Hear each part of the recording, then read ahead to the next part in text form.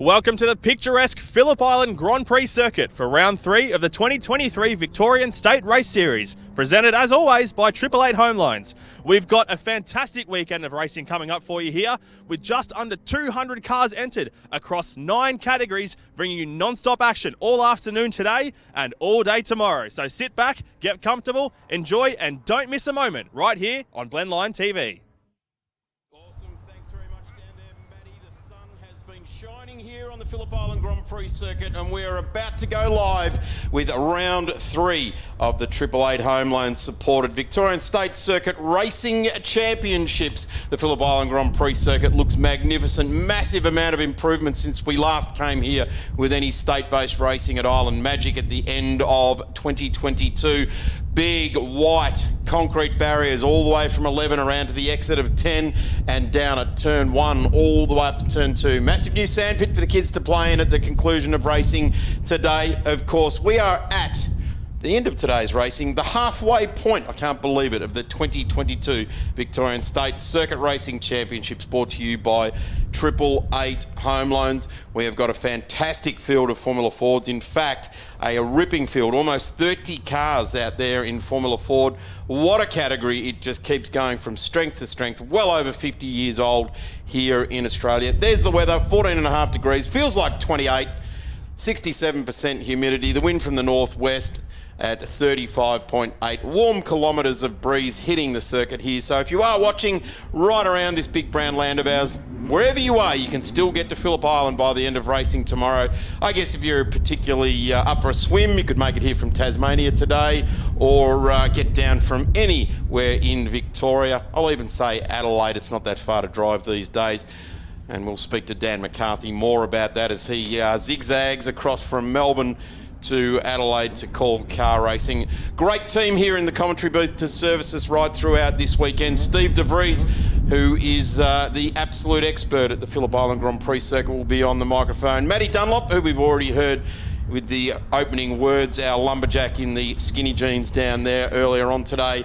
Dan McCarthy, myself, Darren Smith, will be joined tomorrow by Callum Brannigan, who needs very little introduction. So we're looking forward to bringing you all the action. We'd love to see your smiley faces here at the Phillip Island Grand Prix circuit. Formula Ford up first, improved production up next. Great to see on pole position Luke Gretschkambo. Not only is he on pole, but repairing the car after what was nothing short of a Superman feat, and by that I mean literally trying to fly at Winton at the last round. So great to have Luke back. E30 Racing will be joining us as well here this weekend, so looking forward to seeing the garagistic teams out on track. Formula V, always line them up and listen to the Buzz and Hornets around here. They'll be on track at 1:55. The Porsche 944s will also join us. Then we've got Saloon cars, Circuit XLs, Sports Sedans, HQs, and the Toyota 86 Series. A packed program. There it is. 10 categories out there on track, and the Formula Fords have found their way to pit lane. It'll be over to our expert commentators. Dan, how long does it take to get to Adelaide and back? Dan McCarthy and Matt Dunlop for Formula Fords. Yeah, not too much of a trek. Hop, skip and a jump, only 8 hours, I reckon. It's a nice, easy drive, that's for sure. I've done it plenty of times over the years. But looking to this one, these guys, many of these guys have come across from Tasmania, of course, for the round of the Australian series of Formula Ford last weekend. Made the trip over the pond to where we are now, of course, Phillip Island, and car number 13 is not moving at this point. That's Sellers, who is set to start from 5th position. So got to get that machine moving, or else he'll be starting from the back of the grid. Not the way he wants to start his weekend, Matt. No, not at all. It is great to be with you, though, for the broadcast. I'm sure we're all having a great day, except maybe Harrison Sellers down there in the pit lane getting a push. But let's have a look at the grid. Damon Woods will start from pole position for race 1. Next to our current championship leader, Joey Fawcett, in number 23 out of 2nd position. Jake Santaluccia, who swept last round in the number 4, will be starting from P3. Next to Elliot Cleary in 4th position. Harrison Sellers, hopefully he can start from 5th ahead of Harrison Blanchard. Izzy Bezic comes out of number 7, just ahead of Bailey Collins in 8th. We've then got Zach Lobko in the number 7 out of P9, with Matty Holmes next to him in the 41 out of 10th position to round out your top 10 starters. Jack Bussey, who's currently 2nd in the championship by 1 point, has had an uncharacteristically bad qualifying to start from 11th. He'll line up next to Kyle Cotter in P12. starts at the head of the championship as we continue to look through the field. Cody Mains-Roddy comes out of 13 ahead of Nicholas Mendez. Then we've got Fraser Height and Paul Ziddy, who normally joins us up here in the commentary box. He had to have a go here at Phillip Island this weekend. Yeah, the Jill's Pretty Special car is back on the track. Once again, look out for that JPS-themed livery. It's a cracker as we go through the rest of the grid. Leo Scott, Carly Fleming, Craig Arnold and Richard Davison to start off our 1600 class cars is getting us to 20th position. Yeah, Richard Davison won every race in that class so far this year, but starts from second in class in this one ahead of Peter Fitzgerald, Gavin Dumas and Jason McGrath. That rounds out the nearly 30 driver field. As you say, a lot of the guys are making the trek over from Tasmania. You're saying Santa Lucia won all 3 races last round in the Vic State Series. He also won the round over there in Tasmania as well, ahead of Xavier Coco. So looking forward to this one. Many familiar names if you join us in the Vic State Race Series regularly and watch the National Series with Supercars last weekend. We're on the hook for 18 minutes plus 1 lap here for race 1 of Formula Ford action, and we're just coming around that last corner now. You can see, keen eyes will notice a couple of the changes that have been made to this track. They've extended the sand pit out behind turn 11 and 12, parked a nice big concrete wall there with a catch fence, so nice and safe for anyone who dares to go on an adventure out that way. Hopefully not too many drivers do so this weekend though, but it's great to see these safety upgrades that have come through recently. And we've got a barrier there in between the exit of turn 1 and the grass runoff behind it. Yeah, more tarmac runoff down there as well, and a bit of a lip about a metre between the tarmac and then the gravel as well. So many of those changes made for predominantly the bikes, of course, MotoGP, the major category that comes here every single year, and of course World Superbikes as well. But yeah, mainly they're made for the motorbikes, but they also benefit the four-wheeled motorsports as well. Speaking of made for motorbikes, have a look at that shot of the grid. There's so much paint, you don't know where to park your car at this stage if you don't know where you're looking. All the motorbike grids are still on there, but there's plenty of wider slots for the cars to slot into, and they're doing so right now. Geez, this is going to be a good race. I'm really keen for this. The conditions have lined up beautifully. Air is nice and cool. The sun is shining. It's a lot better than it was yesterday. It was bucketing rain during the practice sessions all day yesterday. We had a brief shower this morning, but it is nice and clear. I think we've got a car starting from the pit lane there. That is Harrison Sellers. So that engine is turning, but that is back of the grid instead of P5 for him. So that is not how he wanted to start his weekend. Certainly not. We see the last couple of cars lining up, and we await the green flag at the back of the grid. When we see that green flag, the 5 red lights will come on. When they go off, we will be away for race number 1 of the weekend here at the 888 Home Loans Victorian State Race Series, and we are underway. Great start from the 3rd position car. That was Santa Lucia up the inside, down towards turn number 1. Brilliant start from him, and he swept around very nicely into turn number 1 with a comfortable lead. A cracking start from Jake Santa Lucia. We just saw a couple of Cape Barron geese sitting at the entry of turn 1. Ooh, a couple of drivers going wide there through that gravel we were mentioning earlier. No harm, no foul. That apron doing its job brilliantly. Cody Mains-Roddy comes back on track with no issues whatsoever. He has lost a few spots though, but he's not an offence and he's not getting stuck into another car suspension. So that's the main thing. As they come around the exit of the southern loop into turn 3, Jake Santa Lucia still leads, but he's got hot competition here from around the outside as they go into the now named the Miller Corner, I believe. Yes. Turn 4 is now named. Indeed it is, yes. So we got Stoner Corner, Miller Corner, and of course Gardner Straight as well. So many MotoGP nods around this race circuit as they head out of Siberia and up towards the hay shed for the first time. This part of the track is really important to get a good tow. Obviously the whole field is bunched together, so everyone's going to be benefiting from a little bit of slipstream and dirty air. But once the field starts thinning out, you've really got to tuck in behind the gearbox. As we're seeing Jake Santa Lucia dealing with here, he's putting on a brilliant defensive drive. Damon Woods there in P3 to make it a nice 4-car train with car number 30 of Eddie Bezic behind there, slotting into 3rd position as Jake Santa Lucia loses his spot to Damon Woods in the 56, who has taken the lead. What a start from Eddie Bezic. He came from 7th on the grid, sits P3, and we haven't even concluded lap number 1 yet. Brilliant start from him. that is for sure. He's right in the pack. First 5 have slightly broken away from the chasing field, but in Phillip Island, it's all about the slipstream. We can see already a couple of cars trying to break the toe, swinging towards the pit wall as they come across the line. How close do you like your Formula Ford action? Look at him ducking and weaving. There is no space between Damon Woods and the car he had behind him as they went down the main straight. He's broken the shackles a little bit, but they're side by side as they come through the southern loop, and that spot is going to be taken back once again by Joey Fawcett, who's in the lead with Sedans right behind him. Do not take your eyeballs off this, folks. That was mighty close to contact, and overlapping of the wheels is always awkward in Formula Fords. When you overlap, it normally ends up in an incident. We see Santalucia coming back to the inside into Miller Corner on the number 23 machine, the Pulsar Fawcett. Unable to hold on, so Santalucia makes the position, and he was slightly squeezed on the exit. That leaves him vulnerable now to behind as well. Look at this pack, there's a good few keeping up with the leading trio. This is like a Moto3 race that we're seeing here at Phillip Island. These packs are so tight. Oh, we've got a car with a missing most of its left-hand side. Craig Arnold in car number 99. That'll have to be a yellow flag at the absolute minimum, I'm sure. We're seeing the rest of the field coming over the top of the hill at Lukey Heights. It looks like he's okay. He was moving in the car. He had his hand up to signify, which is really, really good to see. But I would not be shocked if we're going to see racing action neutralised pretty soon, because that car is certainly not going anywhere. Yeah, safety car boards and flags are around the circuit. So yes, we have gone safety car, of course. That was our pole sitter for the second class, the smaller engined class, the Kent class as we call it. So yeah, real shame for him, as we say. He was trying to take the fight to Richard Davison, but it's come to an early end, that's for certain, and certainly some significant contact. Here is a replay around the final corner. No, we're just looking at live shots there as we see the cars slow down and catch the safety car. Catch our breath. That was quite a frenetic start, wasn't it? 2 laps, but we've already had a race worth of action. Yeah, frenetic is a great way to describe it. Everything was happening there and a little bit more, and I think the best thing to see there was Craig Arnold getting out of that car unaided, seeming to be unhurt, which is the best thing you want to see when there's a tangle.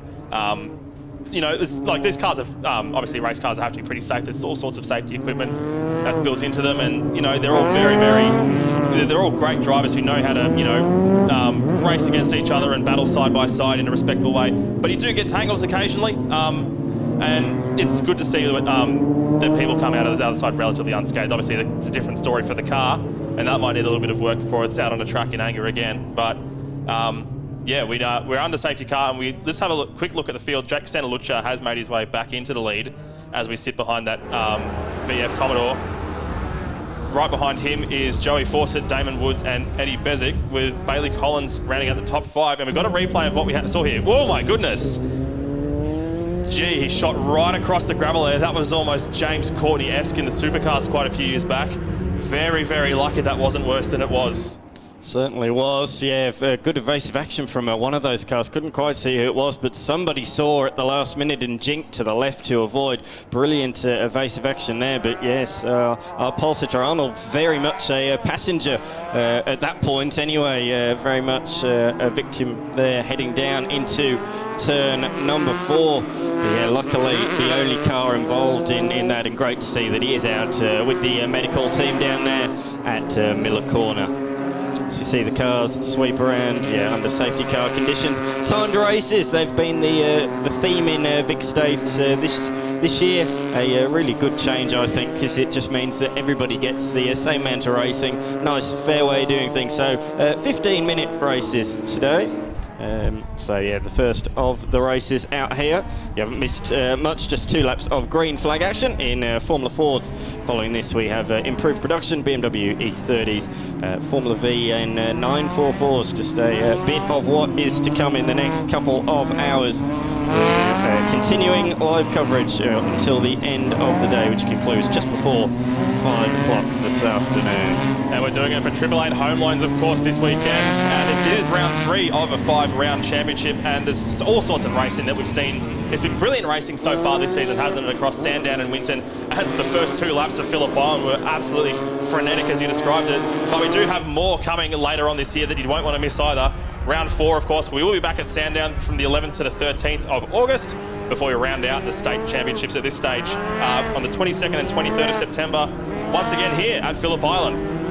Asterix next to Calder Park for the 6th one. That is pending, but things are looking good. Things look like they're coming along quite well at Calder Park. Yeah, I've seen a few positive stories coming out of various news sources in the last few weeks. And yeah, it looks like, fingers crossed anyway, it can go ahead. I believe we've got a Formula Ford interview to play during this safety car period. Joe Fawcett, currently leading the championship, 2 generations racing. Can you tell us how it's been like competing in Formula Ford? Yeah, it's been a good journey so far. This is our 3rd year in the Victorian Championship, and we're leading it this year, so it's a good start. How's the car feeling this weekend? You know, you've been able to take it out for practice. How's that? The weather's been a bit unpredictable at the moment, so we're just trying to keep it on the track at the moment, but the car's felt really good so far. How do these behave under wet conditions? They're super slippery in the wet because they don't have a whole lot of weight or downforce to keep them on the track, so they're just got to keep it nice and controlled. So 3rd year competing in a series, how's it been like for the entire journey? We sort of started off in the mid-pack, sort of just trying to find our feet, get used to the car, and we sort of made our way to the front, kept driving better and better as it would go on. Great. Well, good luck for the weekend. Is there anyone you want to thank? I'd just like to thank the team and Dad for always helping and looking after the car for me. It's been great. I need to get myself one of those Spectrum beanies. They look super cosy, Dan, and especially on a day like today when the wind is quite chilly here at Phillip Island. But great to hear from Joey Fawcett. 2nd on the grid today. He's currently 2nd in this race, and in the championship standings, he's leading the way, albeit only by 1 point. Oh, it's mighty tight. 3 points separating the top 3. So yeah, Fawcett leads championship 144. Jack Bussey in 2nd on 143, and then just a couple of points behind that, Eddie Bezic as well on 141. Then there's a bit of a gap to Mains Roddy.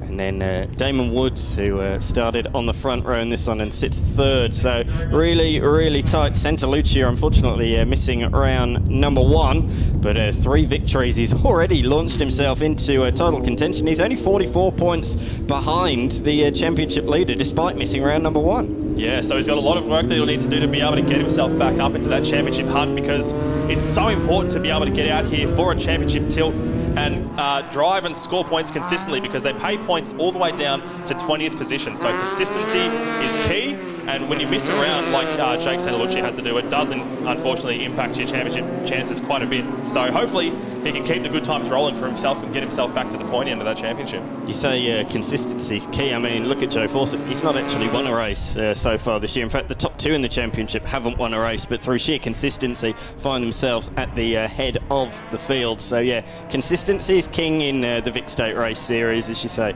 Points awarded down to 20th. So for a few categories, we're just seeing down at the hairpin.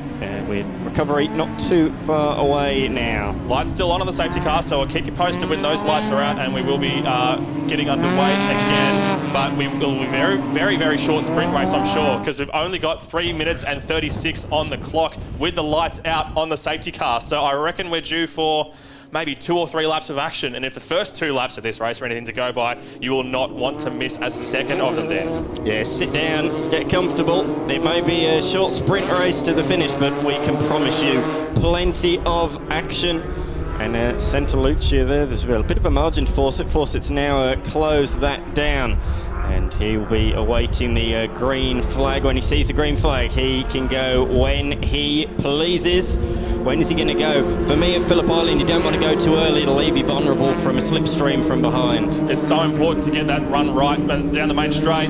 As the green flags are now waving, Jake Santa Lucia has control of the field. He's staying in place and he's going. Bit of ducking and weaving in the field behind them, but we are underway once again for a restart as they cross the line. It is Jake Santa Lucia who leads as his car's just ducked into the dirt there. A little bit of rally crossing, but no harm, no foul. Play on. Santa Lucia holding off at the moment. We're just seeing a move into 2nd place there. That is the number 56, I believe, of Damon Woods, who's moved back up into 2nd, ahead of the number 30 of, that is Eddie Bezic, who's made his way all the way up again. So he's having a great run up there now in 3rd position. Richard Davison nearly ran into the back of Sellers there on the restart, so he dropped off the road in evasive action. So he's lost the lead in the Kent class now to Fitzgerald. So plenty of action further down the field on that restart, that's for certain. A little bit of loose gravel still floating around here on the entrance into the Miller corner here, but the speeds are relatively low, so they shouldn't get too unstuck. Although it's saying that a couple of rear ends are getting a little bit slippery on the way out of that corner as we head into Siberia, seeing a little bit of side-by-side action. Geez, these cars are so good to see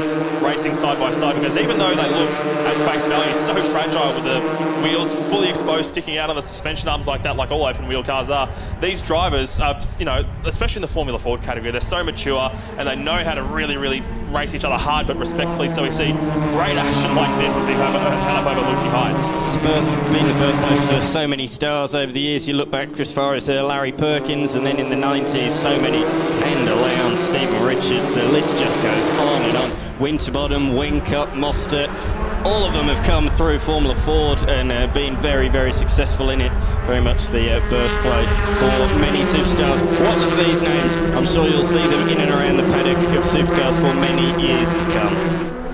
As we see 2x2, the front four across the line, and 2x2 a bit further back. We're going 3 wide down into turn number 1. Who's going to emerge out front? It's hard to see who it is, but Santalucci has been shuffled back to 4th position, I can see. And we're hearing the call. It's the final lap of the race, so very much all to play for now. Damon Woods leads around the Southern Loop for the final time of the first race of of the Formula Fords here this weekend, with Eddie Bezic posting the fastest lap all the way down there in 4th position. So he's having a fantastic run. Got to be the fastest car out there by far. If you look at the pace he's had all day, Jake Santalucci trying to find a gap on the inside there. Very, very dicey spot to try and get a pass done. Thinks the better of it and tucks in right there next to Eddie Bezic for a battle of between 3rd and 4th here. So great battle pack here, and it's really hard to predict who's going to be able to take this one all the way to the line. I thought Fawcett was defending P2, but he was actually trying to take the lead off Woods down there into Miller corner, and he's right up his tail now as they sweep up around through the Hayshed and up over Lukey Heights for the final time. Bit of a twitch on turning there from Woods. Will that compromise his line? It doesn't look like it. He's going to go slightly defensive down into MG, and around the outside comes Bezic. That'll give him the inside for the next corner, but he can't quite hold it there. So Fawcett holds on, but he's lost margin. Woods has got a bit of a gap as he sweeps into the final corner. The following 4, though, are very much line astern. Damon Woods must be feeling pretty comfortable with the gap he's got behind him now. It's going to take a lot of toe to get there. Contact. That was really awkward between Fawcett and I think it... Oh, very tight across the line. Who was that? So it was Woods that took the win from Fawcett, Bezic and Santalucci, but look at the margin between those three. Less than 300ths of a second and 4 thousandths between 2nd and 3rd. My golly gosh, that was close. What a finish. A sensational race once again in the Formula Fords, and the scrapping that we saw all the way around was just incredible, and we can't wait to see. We've got 2 more races of that action coming up tomorrow as well, of course, but we've also got plenty of action across the state series happening for the rest of today as well. But what a finish that was. Couldn't even tell from my eyesight who was crossing the line in 2nd there. It was a brilliant battle there, and what a race. Here we're just having a look at the results in the Kent class. Fitzgerald did hold on, so a costly mistake for Richard Davison there on the restart, and yeah, losing out by less than 0.2 of a second, so it was really, really tight in the Kent class as well, so nicely done there by Fitzgerald. Here are the results. Look at that, top 5 within half a second. Damon Woods taking the victory from Joe Fawcett. Eddie Bezic rounding out the top 3 ahead of Jake Santalucci. Zach Lobko in 5th, ahead of Bailey Collins. Matthew Holmes in 7th. Cody Mainzerotti, who had the fastest lap of the race on that last lap, coming home in 8th, ahead of Kyle Cotter and Harrison Blanchard. Beyond that, Elliot Cleary, Jack Bussey, Nicholas Mendes, Leo Scott, Harrison Sellers recovered to 15th after his pit lane start. Fraser He, Carly Fleming, Paul Ziddy, our usual co-commentator, in 18th, ahead of the Kent class runners, as I highlighted. Fitzgerald ahead of Davison. Brilliant race, brilliant race. Looking forward to seeing them first thing tomorrow morning. They will be on first thing tomorrow morning, 9:10 start tomorrow for a 13-minute race, a lot shorter than this one, but before then, we've got so much more State Series action, and up next, we've got improved production, and that's going to be a cracker, I'm sure of it. Don't go anywhere. We'll see you soon. See you soon.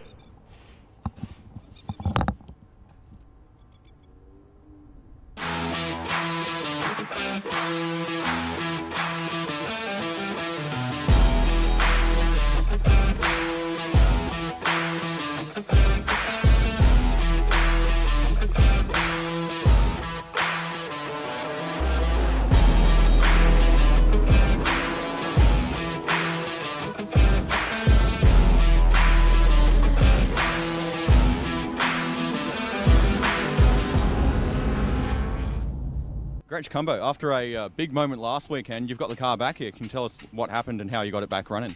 Yeah, thanks, mate. We it broke a hub, and then when the hub's broken, it's obviously something's run out of true. It's levered the brake caliper off the arm, and it's obviously broken the brake that's gone around the inside of the rim, broke the brake line.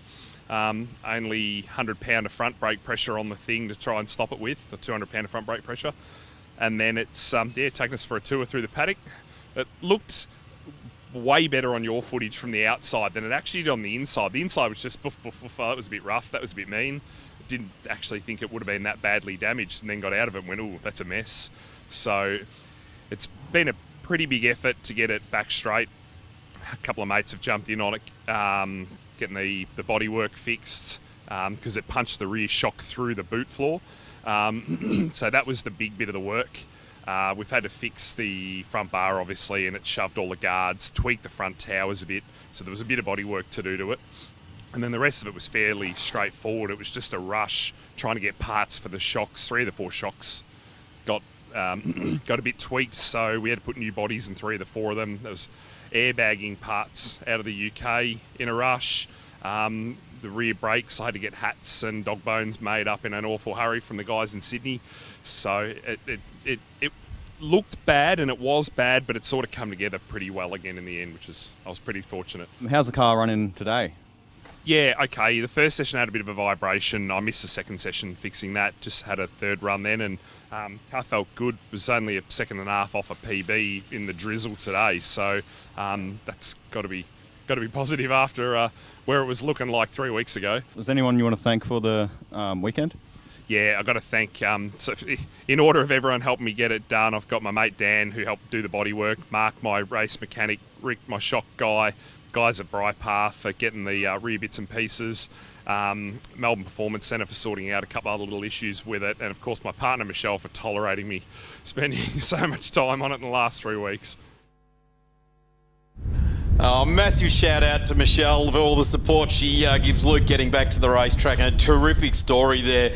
It was one of the more scary moments, and as Luke said, it didn't feel like much from inside the car, but from particularly our vantage point in the commentary booth, Steve DeVries, it was a Superman moment. Like it fell short of having a cape out over the back of the Senator, didn't he? Yeah, I think you're right there, Darren. It was one of those things that it's going to live in the memory banks of a lot of people for a long time as one of those sort of iconic moments in improved production racing. And from looking at the onboard footage after the incident, Luke was as calm as a cucumber inside the car. It's amazing how a driver's instinct actually kicks in when something like that happens. It was first and foremost was keep the car straight. Then the next see his left hand going over for the shut-off to kill the engine when the car goes, through the tour of the paddock. So just absolutely mind-boggling how in a situation like that, you go to, your reserve, essentially. You go to what you're trained to do or what you've done several times before if you've had a similar incident, and be able to pull the car up and thankfully walk away from it unscathed, but the car with a fair bit of work to be done.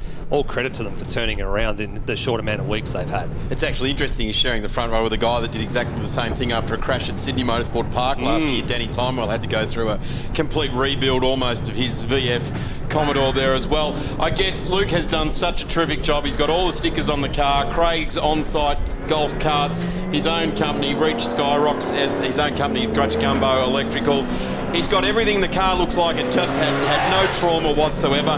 He's forgotten a shave though. He looked pretty rough in that interview. He hasn't had a shave for a week or two in there, Luke. But really cool to see that car back at the track after, really, it's just on a month. Absolutely, about 5 weeks he's had to turn that around. I'm actually surprised that his beard's not as long as it actually was. I was expecting to see him this morning with a full ZZ top chest length beard because of the amount of hours that he's been putting in getting that car turned around in time. Well, there we go. Luke is on pole position and testament to the effort. He's got Rick Kemp in his corner, an absolute legend, and he will be making sure that all of the suspension is hanging in there for Luke this weekend. Off pole, Danny Tom Timewell be right next to him on the front row of the grid. Damien Milano, absolute threat. Great to have him back at the track at Winton. Even better here, he's had a happy hunting ground here. Matty Logan, let's keep our eyes on for Matt there as well. Neil Crow, the wily veteran in the number 90 out of position number 5 with Anthony DeAnna right alongside in the 60. Ian McLennan there in the 15. Great to have the Pro Cut car back here at the racetrack too, Steve. Absolutely good to see Macca's back out. He had the last round off because he was on his honeymoon, so very, very happy returns to Mr. and Mrs. McLennan. So he's going to start there on what was that, the 4th row of the grid. And then you're going to have Richard Opie and Wayne Twist on the 5th row of the grid, 9th and 10th. Good to see the Mazdas representing. Good to see Richard's brought the Mazda down from Bendigo. And directly behind him, you've got Bruce Henley, Rick Hogan, and then the rest of the field with Jinwook Song, Marco Timperio. Peter McLean's the first of the under 2 litre cars here this weekend in the Wandon Engineering BRZ. Returning Paul Clough, great to have the RX-7 for Paul Clough back out in one of the Mazda dealers here in Victoria as well. Stewie Dearden, Stephen Theologiou, Wayne Decker, Peter Bean. Good to see what an old-fashioned Corolla we've got sitting down the back of the grid here, Darren. The old 1600cc Corolla in the hands of Peter Bean, and then 2 XLs off the back with Scott Appledore and Connor McLeod. Really great mix. This is what has been the success of what was the road registered as the class started off, moved on to club cars for right throughout the 90s, and has been improved production ever since. The great part about the improved production era now 23 years on, the Yokohama tyre has seen this category with such stability of a controlled tyre all the way through. They've always managed to bring the controlled tyre in. It goes through a whole tender process, but each time Yokohama just want that business and they want to be involved with the category so much. Here's Luke Gretsch-Gumbo, and we've already sung his praises, and rightfully so. That car was a fair old whacked up mess a few weeks ago, and it looks absolutely resplendent. It looks like it rolled out at Winton only 4 weeks ago, so credit to Luke. Whether the results come his way this weekend, I'm going to be watching right behind him. In fact, the 2 rows behind him, Damien Milano, previous champion, and Neil Crow. This guy knows his way around a racetrack, older style of Commodore, and we have got the back of them there. You're looking down there, it's like a General Motors showroom out there at the moment. The BMW coming into picture. Great to see the BMW in the mix there as well. And here comes the rest of the field. RX-8's there in the mix, though. It will be a car that will start to come on. We've seen the RX-8 Cup run here at Phillip Island with Pyack last season. Of course, Rick Shaw runs a real tight ship with that category as well. So here they all come. Great field, as it has been for a long, long time in improved production. And testament to all of the hard work that the people of the Improved Production Racing Association put in. The Nationals are going to be run at Sydney Motorsport Park. 3 weeks away. Yeah, they're not too far away. And it's going to be interesting to see there. We haven't really had anyone confirmed that we know that's going to be travelling to Sydney Motorsport Park for that. I think Paul Cruz is the only one that springs to mind for me. I think Adam Poole, also off the top of my head, would be going as well. I think they were potentially targeting the Nationals. There's about 3 or 4, maybe 5 Victorians heading up on the 16th to the 18th of June. Of course, it's the same weekend as the Darwin round of supercars, which a lot of the Victorians have gone to in years gone past as well. So loyalties are a little bit torn. Danny Timewell, bit of Michael Schumacher at him. He's angled across the track there. He gets away beautifully. 2 drops the clutch, leaves Gretsch-Gumbo for about half a car length, now a car length. Milano not getting off well at all. The 22, the RX-7 down the back of the field there, gets away very, very nicely indeed. That's Paul Clough, and he covered off about 5 or 6 cars on the grid. Into one, and it's Danny Timewell leading Luke Gretsch-Gumbo as he drifts the big Senator. In behind is the Club Sport of Milano, and he is just hanging on there at the moment. Neil Crow in the mix there. Right in front was the yellow VH as well. There is the returning Pro Cut car of McLennan. Yeah, good start there. You mentioned the yellow VH there of Andrew Tickner started 8th. He's moved himself up to position 5, taking advantage of several drivers that didn't get away from the line all that well.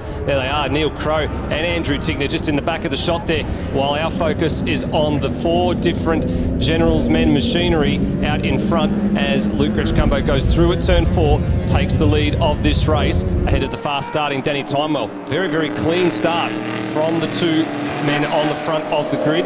Danny had that car angled across and covered it off beautifully and led for the first couple of corners. Now he's got some catching up work to do. Matty Logan making sure the Yokohamas have got plenty of heat in the rears, that's for sure. So the 43, which is Matty Logan, Well, just touched on him. He looked like he was heating up the rear yokis there very well. McLaren now looks like he's got a bit of a traffic banked up behind him. The 67 of Henley, I think that is.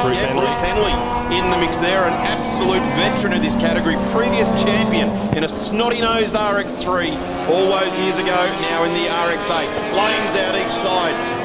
As Dave Stillwell would say, a flaming race car is better than one that doesn't have flames. Keep an eye on that. Great to see the Monaro back on track. The 124 right in the mix here as well. So Rick Hogan in the mix as they stomp down the front straight. Now our leaders. This is a great battle. This is battling around just outside the top 10 at the moment. Yep, so this is the Reach Rock Art Commodore of Rick Hogan, who's been in the category for about 12 months, making his way around Bruce Henley. And then comes the quiet achiever, Jin Wook Song, who has burst onto the scene this year and has been very, very consistent in that black VE Commodore, just sort of tucked in behind Bruce Henley, and he's gone through on the correct racing line there, going with Rick Hogan now. And he's been very, very quick, gotten better every single round as the round has gone on. So starts out slow, learning all the tracks, and then just gets better and better and faster and just makes his way forward. So he's probably in line for Rookie of the Year honours for the improved production field this year already. Been watching Jin Wook Song as well here, Steve. He's certainly pushing on very, very nicely indeed. And what looked like a bit of a handful of a car, I'd say they've done some work on that car now. It's sitting a lot flatter. They've probably just tossed out the old Munro shockers out of the road car, got themselves a bit more control there. Bruce Henley won't hold back here in the stalled cartage RX8 and the RX7 in his mirrors. He's had a few of them in his lifetime as well, so we'll know the strengths and weaknesses of the car moving around in his mirrors at the moment as well. A great protagonist over many, many years. Certainly run in sports sedans in an RX8, which was an old Daytona 24-hour type of car. Still got those in his shed. Loves his Mazdas, and he's always a great bloke to have a chat, and certainly has got stories that reaches back in this category decades, literally. You're not wrong, and on top of that, we had a good chat with him for the club video at Winton Round, and he was just thrilled to be racing so many other Mazda RX-7s in that field. There's 4 of them occupying 5 positions in qualifying, and they were all pretty much line astern for a lot of the race. We had Craig Caspers, we had Robert Baird, we had himself, and we had Shane Williams out there as well at Winton, and it was just great to see so many Mazdas starting to be pulled out of the sheds and coming back up to the racetrack. Danny Timewell, fastest car on track at the moment, a 1:44.1, which is actually faster than what he went in qualifying. So the Timewell Spent race team doing lots of stuff between qualifying and race 1, because you don't just make up 3/10 in the second lap of a race. No, you certainly don't. And Danny actually told me before the first race that he was actually on track to go better than his qualifying lap later on in the qualifying session, but unfortunately encountered a little bit of traffic which he had to back out of. There was no way to safely pass the traffic, but well, he's now showing that that wasn't a little sob story, was it? Or a little excuse for being second on the grid. He is pushing on. Tell you what though, Danny will be well versed with the guy in front and the guy behind. Multiple championships. He's sandwiched in a multiple championship bread roll at the moment is Danny Timewell, and he will be well served to keep an eye in front and behind, because these guys will know exactly where to put these Commodores. And yes, they're different models with different headlights and bumpers on them, but essentially chassis wise from the factory they're pretty much exactly the same, but different eras and different roll cage specs, all that sort of thing in them. But certainly Danny has, I would guess, he's the newer guy on the block. He's not a new guy on the block. He's done sports sedans. He's done a lot of racing in IP over the last couple of years. But the guys either side of him, Steve, they've got the big trophies on their shelves at home. Surrounded by experience, I think is probably the word I would put there. They've just dropped away, kicked away from Milano just a little bit in the last couple of corners there. There was a little mistake for Gretsch Cumbo coming down Lukey Heights. He pinched a brake, ran a little bit wide. That put him offline for the second last corner on the circuit. So Danny's starting to apply the blowtorch here a little bit in the time well spent number 11 with the Prestige Hino backing all over the car. And another moment there at turn 1 for Gretsch Cumbo. Is he starting to feel the heat? A moment, or is he just calling on the speedway skills that he's had for many years and just sliding it through turn 1? Everything about the car will like it except for the tyre. The tyre won't enjoy that. Cold conditions, he's going to be praying that he doesn't get any cold tyre graining. But the car is definitely moving around under him. Maybe this is what Rick Kemp has waved the magic wand with as we look at Milano. Looks up the inside in the 88 there. stays in behind Danny Timewell. He kicks it sideways coming out of turn 4 that time. So all three of these cars giving the tyre an absolute pounding, and on lap 3. Absolutely. Check out, we'll go back and have a look at it. Check out the attitude of the car coming through turn 3 for Luke Gretsch-Cumbo. Just it squatted on the right-hand side of the car so violently as he asked so much of it, turning the steering in for the third corner on the circuit. He's really starting to wring the neck of it. I think he senses the urgency is there, that these two are not going to go away anytime soon. They're all three of them still in the 144s. They were in the 44s in qualifying, separated by about 7 to 8 tenths for the top 3, and you can see why they are still so close to each other on the track, as Timewell had another little bit of a half-hearted look there at Lukey Heights, but I'm just thinking he's just showing the nose, just reminding Luke he's still there at the moment. Great shot in the inside, both the two leading cars there. I couldn't see into Milano's because he was, a metre behind, but the shot the cameraman got there was both drivers checking their mirrors, tipping their head to the side to check their side mirrors. They came down into here, and here's what they're looking for. It's Damien Milano. They're both watching this guy. They know he's rapid. They know he'll take it up to them all the way to the end, and both of them are well aware that the dark blue Commodore is in the mix here. Massive lock up there for Timewell. Grips it up, turns into the left-hander with brake pedal still on, lifts the wheel a bit, locks it up. That will have stripped a good couple of laps off a certain part of that particular tyre on the front of Danny's car. He'll be well aware of it. And now Damien Milano, he's sniffed the blood in the water. He's like a circling shark. He's gone righto. Timewell's locked up that left front. We know he's going to struggle down here at this corner when you load up the left front, and Milano is poised to pounce. Yeah, Timewell covered it off very, very early as well. Mechanical black flag for car number 2, which is Wayne Decker's Audi Quattro. So he's currently down the order in 18th place. Dragging the exhaust is what we're hearing from trackside. So he'll come to the lane for that one. Behind this group of 3, you've got Matt Logan in the 43, who has that 5-second penalty over his head, which will be for a jump start infringement. Actually, there he is, just in the very back of shot there, as these 3 are coming up over Lukey Heights. He's still coming just out of Siberia up to turn 7. So that gives you an idea how far behind he is at the moment. And then you've still got Crow and Tickner, who are very close together. And Anthony D'Arna in the BMW starting to catch the back of Andrew Tickner. There he is. Well, we've had some Mazda dealers running in this category. The guy from Mornington Mazda ran his RX-7 here for quite some time. He's found a merry home in sports sedans and winning that championship. But it's great to welcome Richard Opie back from Bendigo Mazda. And he is currently running 10th. That's a ripping effort in this current field. Here comes the 60 as well. Have a look at this. This is the group just off the podium, essentially, isn't it, Steve? Yeah, these guys are battling over 5th, 6th and 7th. And Dana had a great run off of turn 11, but he couldn't do anything with it because Tickner was himself caught up behind Crow in the number 90 build look Commodore. So here they come to the line, and they'll all be pretty much status quo across the line here. Dana will lose out a little bit in the straight line speed because the V8s ahead of him will just start to pull away. Look at a flame lick coming out from underneath Crowy's number 90, heading down to turn 1. And Milano looks to the outside. He's made a mistake. He's doing a MotoGP long lap penalty. He's actually got past on Danny Timewell, overcooked it down into turn 4. I think easing on the pedal there. He didn't want to do what Danny Timewell did up at turn 2 and lock up there. So he'll fight another day. We've still got 3 minutes left in this race, so a good couple of laps left for these guys. In fact, is Milano okay? He just gave the car a bit of a wiggle coming out of Siberia. You want to be okay through there. He's loaded up and just moving the car around a little bit there. It looked like the rear end was maybe just chasing a little bit there coming through turn number 8. It looks like he's just trying to see if he's got everything underneath him. Maybe felt like he got a bit of garbage on the tyres, taking that long lap penalty, because he did have to go to the left and take that penalty, or essentially that penalty through the long lap box, and did drop the left-hand side rubber on the grass. So maybe just making sure the tyre just didn't have any garbage on it, so when he needed to lean on it again, it was going to respond. News from pit entry is that car 2, Wayne Decker in the Audi, has come into the lane there.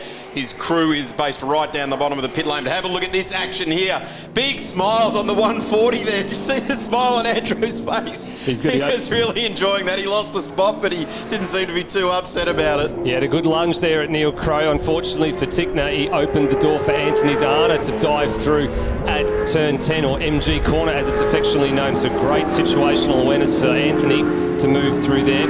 And then behind this group, We just saw Ian McLennan just starting to gather a little bit of steam here, so don't rule him out of potentially nabbing a spot or two inside the last 2 and a bit minutes. So I'll tell you what, this number 140, Andrew Tigner's car, very, very reminiscent of early days in club cars of Mick Hone, who was multiple Superbike champion, did some racing in club cars, and the car looked very, very similar to that 140. Oh, there's that left front again. That left front again for Danny Timewell. It found the flat spot going into Siberia just as they were negotiating the traffic, so that's going to put a bit more of a witness mark on that front left tyre.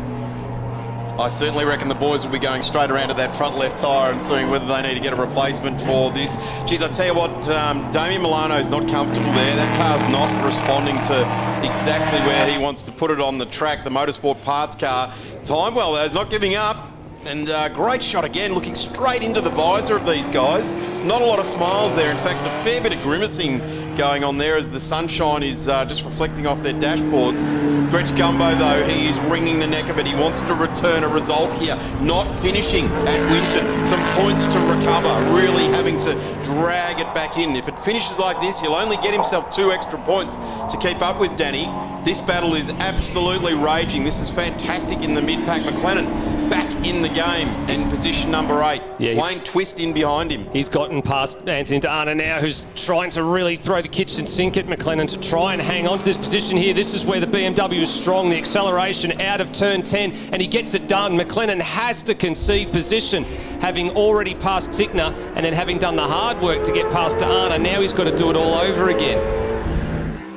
Time running out for McLennan, though. Time also running out here for Timewell to get past Gretsch Gumbo. This may very well be the last lap. We might be lucky to get one more after it, so they've got to think about where they are stronger than their opponent ahead. They've got to think about defending from their opponent behind over the course of the next few minutes. Well, the last lap board hasn't been displayed to the cars this time around. There is only 19 seconds left on the clock, but we will go around again one more time. So Luke Gretsch Gumbo's wanting to see the checkered flag. I can tell you that much. He's going to wipe the sweat off his brow.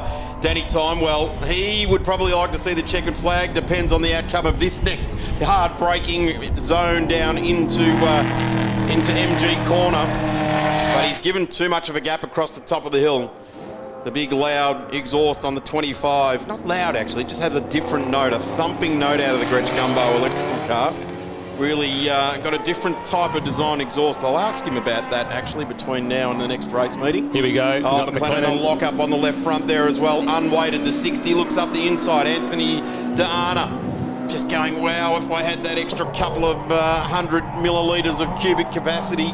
Just a little bit too much out of turn 6, or Siberia as it's affectionately known, and finally McLennan completes the pass on D'Arna. Now he can set his sights on Neil Crow, so this would be for 5th position if he can make this pass happen in the next couple of minutes.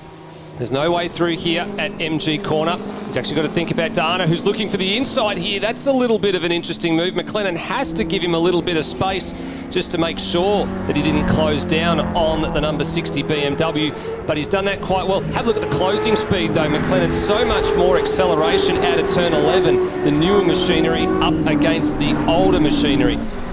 Neil Crow's car's had a bit of a birthday, though, over recent times, and across the line they go. Here we go. So it looks like Timewell might have had a little bit of a look at turn 4 there, as we just caught the picture a bit late. He's definitely still trying to wring the neck of the number 11 VF Commodore against the HSV Senator. There's no way through at turn 6. The only real spot that I can see that this would happen is if you could throw it up the inside or sell a dummy over the top here at Lukey Heights and down into MG corner. It doesn't look like he's quite close enough. He might be prepared to settle for second here, unless he can pull out a miracle through here. He's definitely not close enough, and I think that Luke Gretsch Gumbo will hold on for the remaining couple of corners. I think Luke Gretsch Gumbo holds the miracle card at the moment after getting here to this race meeting, so maybe next race tomorrow morning Danny might be able to get a new hand of to play with before they do. They come onto the straight for the final time around the checkered flag by the kayak officials. Set to wave here, and it's going to be a drag race to the line. Milano hanging on to the line there, but it's Gretsch Gumbo, and a terrific win, Stephen, considering the condition of that car after Winton. Absolutely. Very, very close win, very close in qualifying, and the same in the race. That's a fantastic race with the top three in improved production. It's not over yet here. So we've got Logan's got home for fourth. McLennan well out wide on the new section of the track that they've been laying down. Dana gets them both. So Anthony Deana takes advantage of the little skirmish between McLennan and Crow and sides through to what should be a fifth place finish. And I think he's got enough margin here to insulate himself from McLennan, who's also managed to grab Crow. I think Crow's got an issue. He's slowed across the top of Lukey Heights and under brakes there. I reckon there's a right front or a right rear issue there with that car. What a great move by Anthony Deana. Fifth place in the BMW, taking advantage of others' misfortunes. That's a fantastic bit of opportunistic driving. So Logan has got the 5-second penalty. 5-second penalty. Which he'll be fine with that because he's finished fourth and he was well clear of the battle for fifth. So the race of the Rotary is coming around out of turn 10 now, round through 11. So Paul Clough, who's on the back of Bruce Henley here now. These positions have changed on the last lap as well. So Clough came across the line last time around ahead of Henley, and Bruce has managed to wrestle that position back. It's a good run to the line for these two as well. Richard Opie hangs on to his 10th place in the Bendigo Mazda RX-8 as well to the line.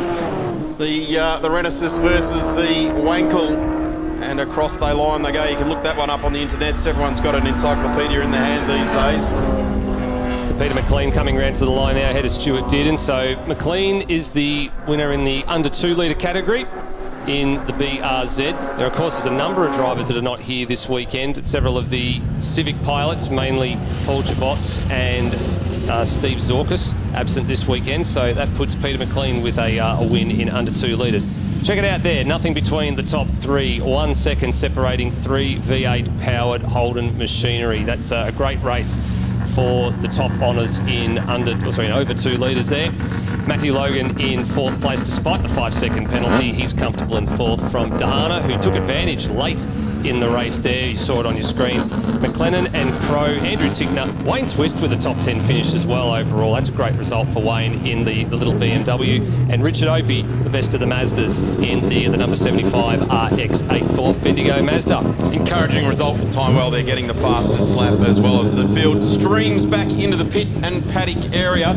We will see the improved production cars on track tomorrow morning at 9:30 for a 13-minute dash. It'll be a shorter race, but certainly they've turned on the entertainment for us as well. Steve, thank you very much. We are about to swing into some BMW E30 racing. You'll be back here trackside with us here at the Victorian State Circuit Racing Championships, brought to us by 888 Home Loans. Back in a moment.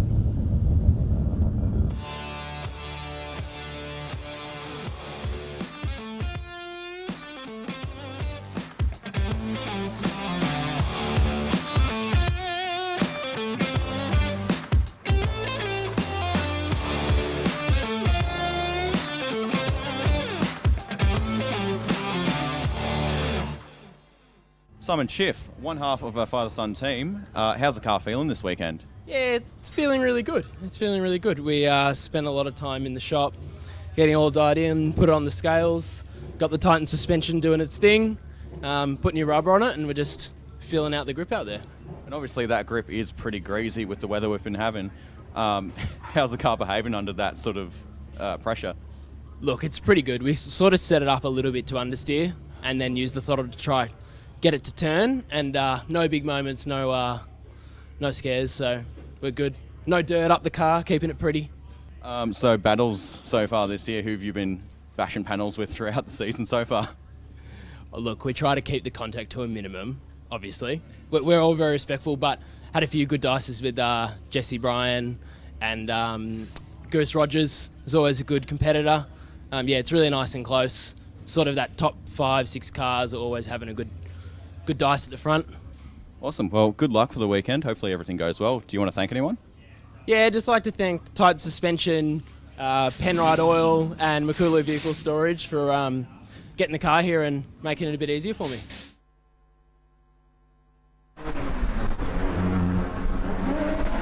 BMW E30s roll out onto track. The garagistic BMW Drivers' Cup. We've had them on track for quite a long time now, being right back Into the 1980s, the inline six-cylinder rear-wheel drive BMW E30 was a must-have car. Sweet chassis, nimble handling and enough power to be very, very entertaining. They continue to do so with their 2.5-litre inline six cylinders to this day. Yokohama controlled tyre, the A050 R-Spec tyres, and of course there is a whole lot of modifications that can and can't be done. In fact, the list of modifications isn't that big at all. I will retort that comment. Darren Smith here with you. Dan McCarthy has jumped on for this call as well. Really interesting to see Royce Line out there as well. Royce moved through from XLs to a rear-driven race car with a whole lot more horsepower than the XLs, and I would say a lot better balanced as well. So Reece Line will be sitting on pole position in car number 4. Ashley Rogers will be in the car number 50 right alongside Jesse Bryan in the number 38 on the second row of the grid to Brian Burke. Keep an eye out for the green car number 27. I say it every time. It's a brave person that runs 27, Alan Jones and Casey Stoner's World Championships numbers. He's laying down the law there every single time. Simon Schiff, who we just heard from, great to see have a chat with the driver of car 55. Then Seth Burkhart's in the 901, big number there. Let's hope he gets a big result out of position number 6. Tim Freeman out of position number 7. Rory Plant, the ever-strong competitor, been doing this for a very, very long time and does a great job of getting the message out there about E30 racing. Paul Schiff, the next of the Schiffs in car number 54. So Simon in the 55, Paul in the 54. Does that mean Paul's one better? I don't know. You be the judge at the end of this race. Well, certainly in qualifying, Simon Schiff is well up the grid there. Michael Whitford back to Shannon Cooper in the number 90, and Shannon's also been around for quite some time as well, done some karting and a little bit of dirt and stuff like that as well. So we'll see how he goes. And Peter Knight in the number 86 down the back of the grid there in position number 13. Pretty compact field there, Dan. Let's see how the racing goes. Racing was very tight at Winton. I was up there for a round of the E30s and E36s a few weeks ago. This is first round for them of the Vic State Race Series, but it was very much the top two. They were in a league of their own, but my gosh, it was tight between them, between Lyon and Rogers all weekend long, jostling, overtaking each other. So I expect the same here at Phillip Island. And then beyond that, it was really tight for third position between Brian Burke, Schiff and Plant, I believe, was in there as well at Winton. So I expect him to move up the field a little bit after qualifying a little further down than where he'd probably like. I guess the wild card amongst that mix then, Dan, is that Jesse Bryan, and Jesse knows how to win races in E30s. As we get away, Brian Burke gets a ripping start in the Transrock car of the second row of the grid, and it looks like Bryant's going to go with him as they go down the big hill. Magnificent landscape here at the Phillip Island Grand Prix circuit, and streaming through turn 1 we go. It will be Royce Line in number 4. We'll show the field through there. Off the track goes the number 50 there as well. That's Rogers. Rogers. So he lost a couple of positions off the start anyway. Both of the guys on the second row jumped him, and then he's running deep and run wide all by himself down there at turn number 1. So a lot of work to do already for the man who started from P number 2. Yeah, exactly. Gone backwards there. You've got Jesse Bryan in front here. Looks to the inside as Jesse there and runs just out of it. There's Brian Burke. He would like to have weighed in on the contest down through turn 1 and 2, but he's been shown a clean set of heels. And here's the mid-pack there, Freeman, Schiff. I love the, let's say it, Benson and Hedges livery on the other side of number 54. One of my all-time favourite BMW racing cars there. So well done to Paul Schiff. Right behind a Martini-looking livery as well. There's several great-looking livery tribute liveries. Yes. That's my favourite. We'll see it a bit better on, but that's got all sorts of them. The number 38 machine, it's got all sorts of different liveries on the side of that machine. There you can see Repsol, Honda, Red Bull and Martini as well. That just looks sensational as he comes down the hill. Jesse, a guest driver in that car as well, so he's got the best kind of deal. Arrive with your helmet and your driving suit, do the driving and pack it up and go home and give it back to someone else to do the maintenance in between races. So good on Jesse for getting on board that one. Great to see Rogers trying to fight back here, but not great to see him lose the margin he had off the start and go back 2 spots. Oh, Schiff Bit of circle work there, a little bit of the Deniliquin Ute muster about that in the Southern BMW outfit, and gets back underway. Car does look $1 million, and I've got to say that all the years the BMW Drivers' Challenge has been on, it's certainly been a very, very clean affair. Here's Brian Burke doing a tremendous job. Yeah, taking having a fantastic lead at the moment, taking the lead back off Royce Line. So you see them exit Southern Loop. It's nice to see that the four are going with each other. As I say, it's a tale of two at Winton. Looks like a quartet at this point in time. They've gapped the rest by 3 seconds, the gap between 4th and 5th. So it is Burke, Line, Bryan and Rogers as they stand at this point in time. But Burke having to go defensive down into the newly renamed Miller Corner. I got to like what he's done there, though. All 3 cars behind him went off the back of the ripple strip onto that hard stand there, but Bryan managed to keep it on the track there, so he has not covered unnecessary real estate. If you're going off the back of the ripple strip, you're sort of going out well past the what is the actual racing surface, and I dare say covering an extra couple of metres of track doesn't come well at the end of the lap. But looks like Royce Line is going to go right round the outside. Does the old switchback, got Burke's attention. In fact, Burke had looked in the mirror and forgot about the road in front, and he's looped it all on his own. Keep it on the grass there, Bryan, and back it up. Oh, keep going, that's it. And just misses out on going in the gravel trap there. But Brian Burke, in the Transrock outfit, Landscape Rock Supplies, continues on his way. This guy knows how to win races. It's going to be really difficult. He's going to be, drop 15 or 16 seconds back to the entire field now, and he has got a dirty set of rear tyres, which he's just trying to clean off. So that's a real shame. I don't actually think I've ever seen Brian make a mistake that's quite so evident as that. Normally a super clean, skilled racer. Shows how slippery it is off circuit, though, doesn't it? He only had 2 wheels in the grass, but he was just spinning and spinning and spinning. That's going to be a telling factor. If cars go off this weekend, even if you're in the grass, not even the gravel, it's going to be difficult to get back on the racetrack as we see a move for position. Number 38, that's Bryan up the inside of line. Great move at turn number 2, holding the shallow line and making it stick as they exit the corner. Brilliant move up into second position. So we've lost one, but there's still a trio of cars up the front of the field. And there we can see our race leader, fastest lap of the race last time through. Watch for Royce Line. He will certainly come right back at Jesse. He will not relent.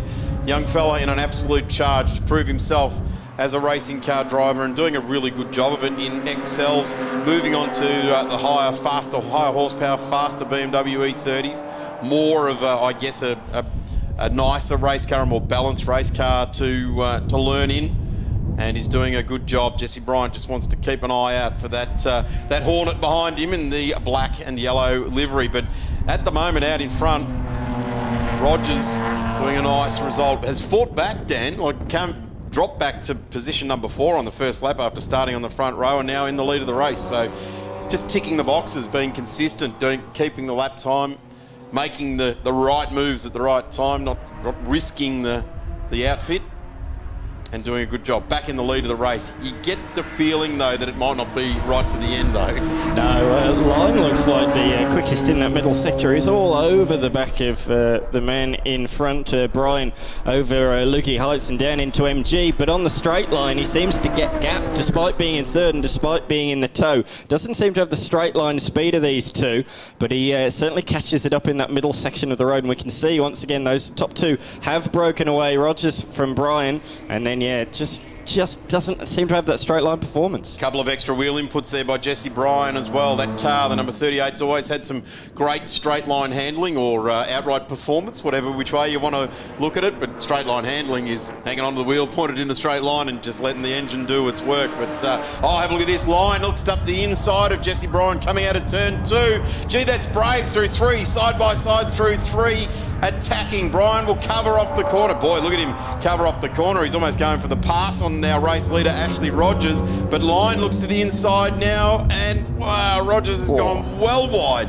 Bryan hangs on, and Royce Line just lives to fight another day. I've got to say, impressive stuff by the driver of car number 4, Royce Line, coming through turn 3 that time around. Maximum pressure.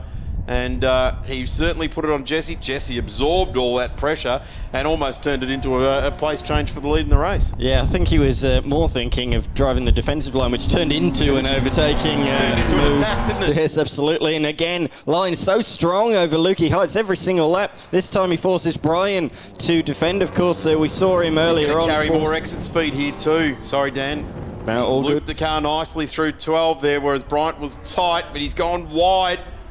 Wow, this is going to be close this time around, but the 38 does have some great straight line speed. Punches it out of here, flows it nicely, does Jesse, and that gives him, carries a little bit more speed onto the straight. Let's see how the Hornet behind him, Royce Line, can hang with him. He's close enough now that there is going to be a slipstream effect, but gee, the number 38 is quick in a straight line. He looks to the inside now of 50, goes for the race lead. Gee, it's a deceiving camera shot, that one there. And again, Jesse Bryant getting all sorts of handfuls of lock coming through turn 1 there, through 2. Royce Line right round the outside. Brave move. Gee, the driver of car number 4 is putting it everywhere. He's leaving no stone unturned. Great drive off the corner. Flowed the car well, had better mid-corner speed. And right back where we were the last lap, he's on the outside now. The inside run to turn 4. Will he try for the race lead over Ashley Rogers? No, he doesn't. He's happy to just put Jesse Bryan and the number 38 back one spot. We've seen, though, lack of straight line speed, so he's got to try and gap Brian now in this middle sector, or else he'll be vulnerable once again down pit straight. So these next few corners for that yellow machine are vital if he wants a chance at winning this race this afternoon. 6 minutes on the clock, so we're over halfway already through this race. Flown by. Just watching these three. Brilliant action at the pointy end of the E30 field. We can see as they swing over Lukey Heights. Line is not able at this point to keep with Rogers, but importantly he is gapping Brian. Royce Line, super impressive young racing car driver. Really looking forward to seeing where his career takes him. Certainly really enjoying his time over the last season and a half here with the garagistic BMW E30 series. And here he is setting himself up again, right in the slipstream. He doesn't want to get too much further back, wants to flow the car nicely. Here's where Jesse Bryan applies the absolute blowtorch to these other two, comes onto the straight, flows the car nicely. You can actually see he even uses more of the track, lets the car take its natural course, so he's carrying exit speed as well. And then this thing just seems to have, it's about a 4 or 5 horsepower, maybe 6 horsepower advantage over the other two in front, but they managed to come onto the straight with a good gap, so Jesse's not been able to use that advantage. As we look back now to Freeman in car number 78. As well, Brian Burke has cleared those guys as he's making his way back through the field, so Brian Burke is up to 8th. This is Whitfield and Schiff we're just having a quick look at as they come storming down the famous Gardner Straight. Now, being it's a car weekend, it's Frank Gardner, a bike weekend, Wayne Gardner. I mean, it's Wayne Gardner Straight, of course it is. So, down into turn 2, they go. Number 78 here, Freeman. You'd pick that tribute livery. Yes. Another Martini tribute livery. Absolutely. Taking a wide sweeping line into that corner. Yeah, not most people take it sort of a bit more shallow in there than what Freeman did, but it seems to be working for him on the last lap through line PB, and we can see he's been keeping that momentum going. They've gapped Brian. It's quickly becoming a 2-horse race in this one, as it was at Winton last round. These two had some brilliant battles all around Winton, and it was very much as it is at the moment. It was Rogers that was really fast in the straight line, but when they got to the twiddly bits at Winton, Line was able to hone in and had some brilliant battles, and this looks like no exception. Was Royce giving a clear signal through the windscreen then? Was he trying to pass a message through the mirror of the car in front there? I'm not sure what was going on there. He was gesticulating something. I might have just been saying thank you to the flaggies for holding the blue flag out, letting him know he's there. I'm sure it was. I'm sure it was, yeah. So Royce Line right in the backer now. Ashley Rogers knows he's right with him. As we look back down to see where Brian Burke is coming through to 8th. Tim Freeman has moved up a spot in this race, and just watching the 901 of Seth Boykarts as well. He's got 2 spots off, started off in 6th and is now up to 4th. So he is actually the next protagonist in this race after our first 3 that will be getting themselves a spot in the podium. Here's Brian Burke holding the tight line. run down the left-hand side of the racetrack to tick off another box, and does a tremendous job with it along the way. Yeah, Burke recovering, of course, from that lap 2 spin. So that's another position, gained up to 6th position now. And here we go, line for the lead around the outside, down into Miller Corner. Decides not to hold it there. He'll maybe have a look at the inside at Siberia. That's very, very rarely an overtaking opportunity. And he's swung it in a little later. He'll look for a nice late apex. He's got it. He'll get a great run now up the hill, through the hay shed and towards Lukey Heights, where we've seen him be so strong in every single lap so far this race. Can he put Rogers under pressure this time? Here he goes. He takes a little bit of a wider line, and again a later apex gives him a nice opportunity for a lunge up the inside down into MG, and that's what he's going for. That's what he's doing. Oh, not quite. Backs out of it at the last minute. Forces Rogers into a bit of an unforced error though. Rogers runs wide. Line with a nice run out of the turn, but can't quite do anything with it at that awkward little left-hander. But he's up the inside here, is he? No. Deceiving camera angle once again as they swing around. Well, Royce Lyon, he's got it all in front of him, hasn't he? Literally, it's all just happening right there, right just in front of his BMW badge. So onto the straight they come here, and the interesting thing is that they've managed to shake the horsepower of Jesse Bryan at the moment. I would say over the last 2 laps, these two have kind of been working together, using the advantage that the 2 cars together will be able to get through the air a bit faster, but got to be closer than that, because at the moment, Royce just out of the real hole shot of a slipstream, trying a different line there. I've got to say, really enjoying watching Royce's attempts at different lines, and it's working. He's done it again. He's going to be on the outside, though, for turn 4. That's the problem with this run. He has to get this run down through turn 3 right. He's done it. He did it against Jesse Bryan, who's arguably one of the great drivers of this category, and he does it. Does it nicely too, just lets the car take its own course. Not drifting, not sliding, just letting the bodywork and the weight of the vehicle work with the suspension. And I think that's the secret to late in the race when the tyres start to get up to just past optimum working temperature. And Royce has done a brilliant job there on Ashley Rogers. And I'm not going to say that Ashley Rogers is over with yet either. No, certainly not with the tank slapper coming out of Siberia there. He's still pushing. He still thinks victory's possible. And as you've seen, the straight line advantage of that car, if he's anywhere near a line when they come onto start-finish straight, it'll be on once more. Speaking of on, here we are, Plant. Up the inside, and the Upflow Brewing number 7 goes up the inside in the 4-door, one of the very few 4-doors racing in this series. So you can have the coupe or you can have the 4-door, but Rory just shows you what you can do with a nicely set up number 7 from Upflow Brewing, doing a lovely non-alcoholic beer. I'm pretty sure we're allowed to talk about the non-alcoholic varieties of beers, and it's one of the real good ones out there. Well worth finding and getting yourself some Upflow as well. The 78 in behind there as well, and doing a ripping job. Working well is Tim Freeman. Coming out of 7th, holding his place in 7th, and we are on our final lap. The last lap board has come back out. And, well, it's been away for about 30 years. We haven't used the last lap board, but with time certain racing, it's only fair to let the drivers know. Have a look at this. It's on at the front. Why would we blink in a garagistic E30 race out in front? This is where Royce has been taking it up to his competitors in this race. Both Jesse Bryan and Ash Rogers have succumbed to the charge of the young Royce Lyon through here, but Rogers uses his own tactic against him. The 50 shows the 4 how to get through turn 3 on our final journey around in the first lap for this weekend for the E30s. We'll see them again at 9:50 tomorrow morning, and then again at 1:30 tomorrow as well. But have a look at this. Ash Rogers sussed it out for a lap and went, well, if the car 4 can do it, I can do it. And he's just done it to done the move that he's perfected.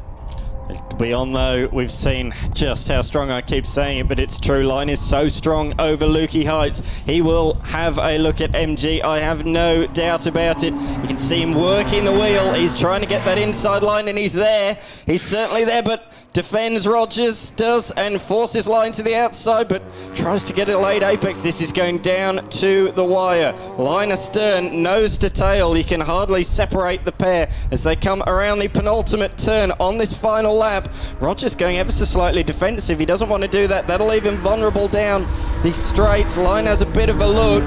There's nothing more than a look, really. Can't overtake there. It's going to be a drag race to the line, but with the straight line speed shown by Rogers all race long, he holds on to take the first victory of the weekend in E30s, and what a race it was. Line coming home with the fastest lap and second position, just 6/10 behind, and Brian rounding out the top three.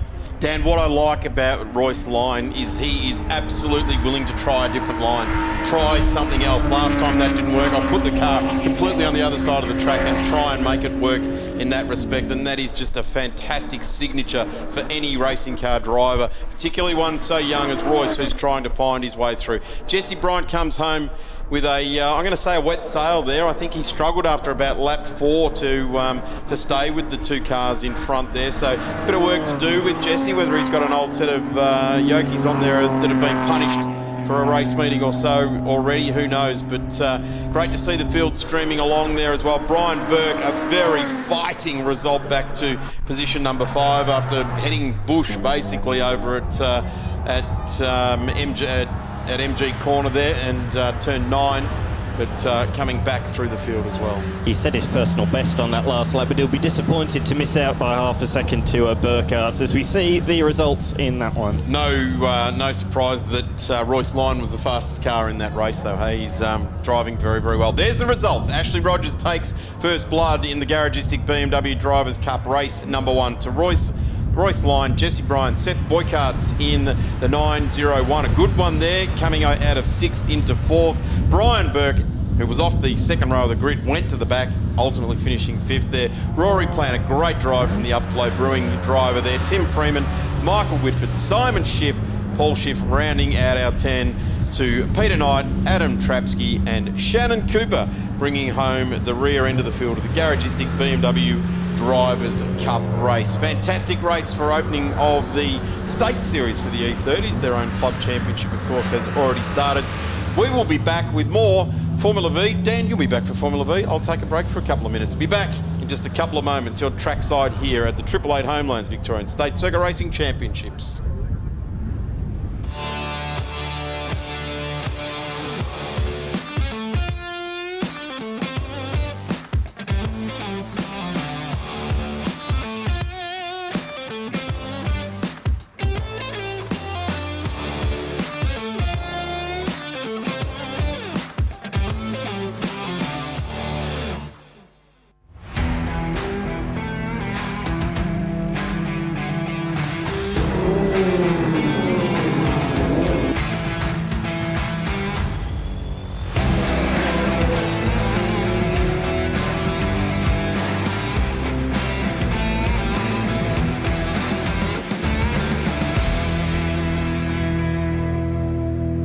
Lucy Sidwell, second time racing in cars and in Formula V.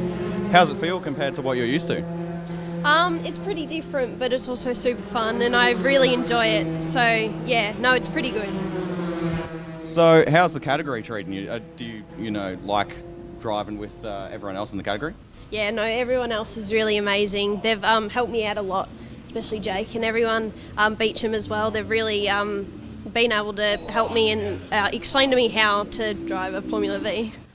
So how's it like steering one of these in the rain? So they're pretty greasy, but no, they're all right. Yeah, it takes a bit of getting used to, but yeah. A little bit sketchy out there with the wet weather? Yeah, especially trying to scrub in new tyres, but yeah, no, it's pretty sketchy going around.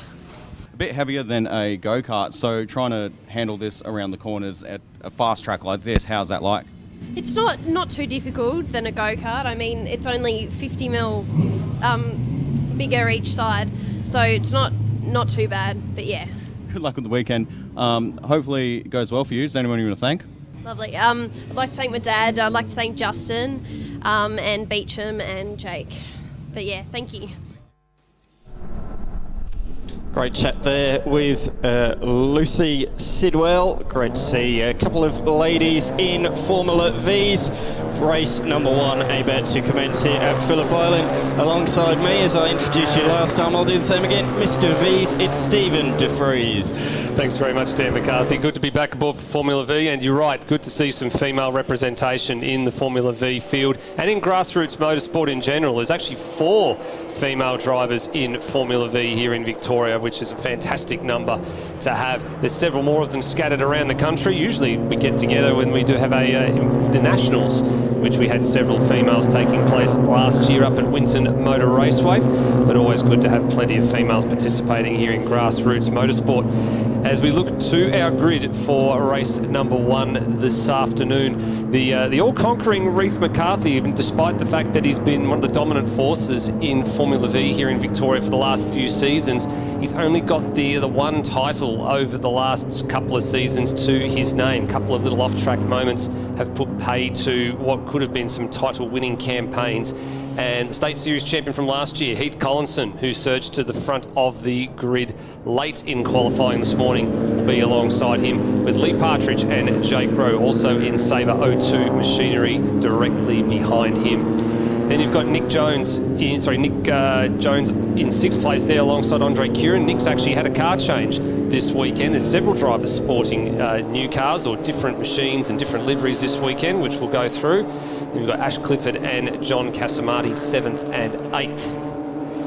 A bit further down the order, get to 9th with Damien Spinello, first of the Acura Motorsport entries, and Brandon Taylor in the Beecham-backed and Gippy Powder Coating Solutions number 29. Samuk Rudrapatna in car number 60, and Rob Vile, who actually had a high-speed moment off the circuit in qualifying. We're not sure if he's out there and got that car repaired in time, but we'll wait and see if that is the case. Doesn't look like he's left the lane, so we'll have to get an update for you there. Then to some of the other ladies in the group, Charlie Richardson out of 13th alongside Mick Fisher, Claudia Lennox out of 15th alongside Zach Barton, who's in the JRD stable. And Kelly Egan, Lucas Kawam, Malachi Windsor, who's had a car change for this round, and Cameron Bell, who's had a couple of false starts through the opening couple of rounds. He's had some mechanical gremlins, and finally good to see him out on the circuit for his first competitive hit-out, ahead of our interviewee from a few moments ago in Lucy Sidwell. Absolutely. Good field of cars once again at Phillip Island. Great track, Phillip Island Formula Vs. When I think of great Formula V action, I think of this place. Look to last year's title, decided by, what was it, 7,000? 7,000 or something of a second. Yes. It was ridiculously close. It was 6 points at the end of the day, but it had the potential to swing God knows how many different ways in that final round here at Phillip Island in September last year. This year, though, our reigning champion Heath Collinson has had what he'd describe probably as a shocking start to the year for his high standards, and it's allowed Reith McCarthy to take 5 out of the first 6 race victories, and he's got a considerable championship lead. It's Collinson playing catch-up at the moment. But at this stage, Mr. Consistency, Partridge, who took the first race win of the year, who sits second in the standings. It's been an exciting season so far, though, in V's, hasn't it? Certainly has. It's great to see Lee Partridge get a win at Sandown. So he's the only man that's been able to hold the candle in terms of wins to Reith McCarthy this year. Just waiting on the green flag at the back. It was a little bit late. We finally got it. There was 1 or 2 cars that were slightly too far forward in their grid box, so they've been reset, and away we go in Formula V. McCarthy drops the clutch, gets a very, very nice launch, leaving Collinson with a very tardy start. He might get swamped here. There was 2 cars that went either side of him heading down the front straight, which would have been the 2 behind in Rowe and Partridge, and they might have got the jump on the Collinson Black Angus number 31, and they have. So they've moved up, Partridge to second, Rowe to third, and now Collinson's got his hands full with Nick Jones for 4th place and 5th place, and here comes Kieran up the inside of Jones. So some very, very early moves being made in the opening couple of corners amongst a few ordinary starts. Here we go, another change for position. It's Rowe looking to the inside of Partridge. It'll give him the outside, though, for Miller Corner. He's got to brake late if he wants to do it.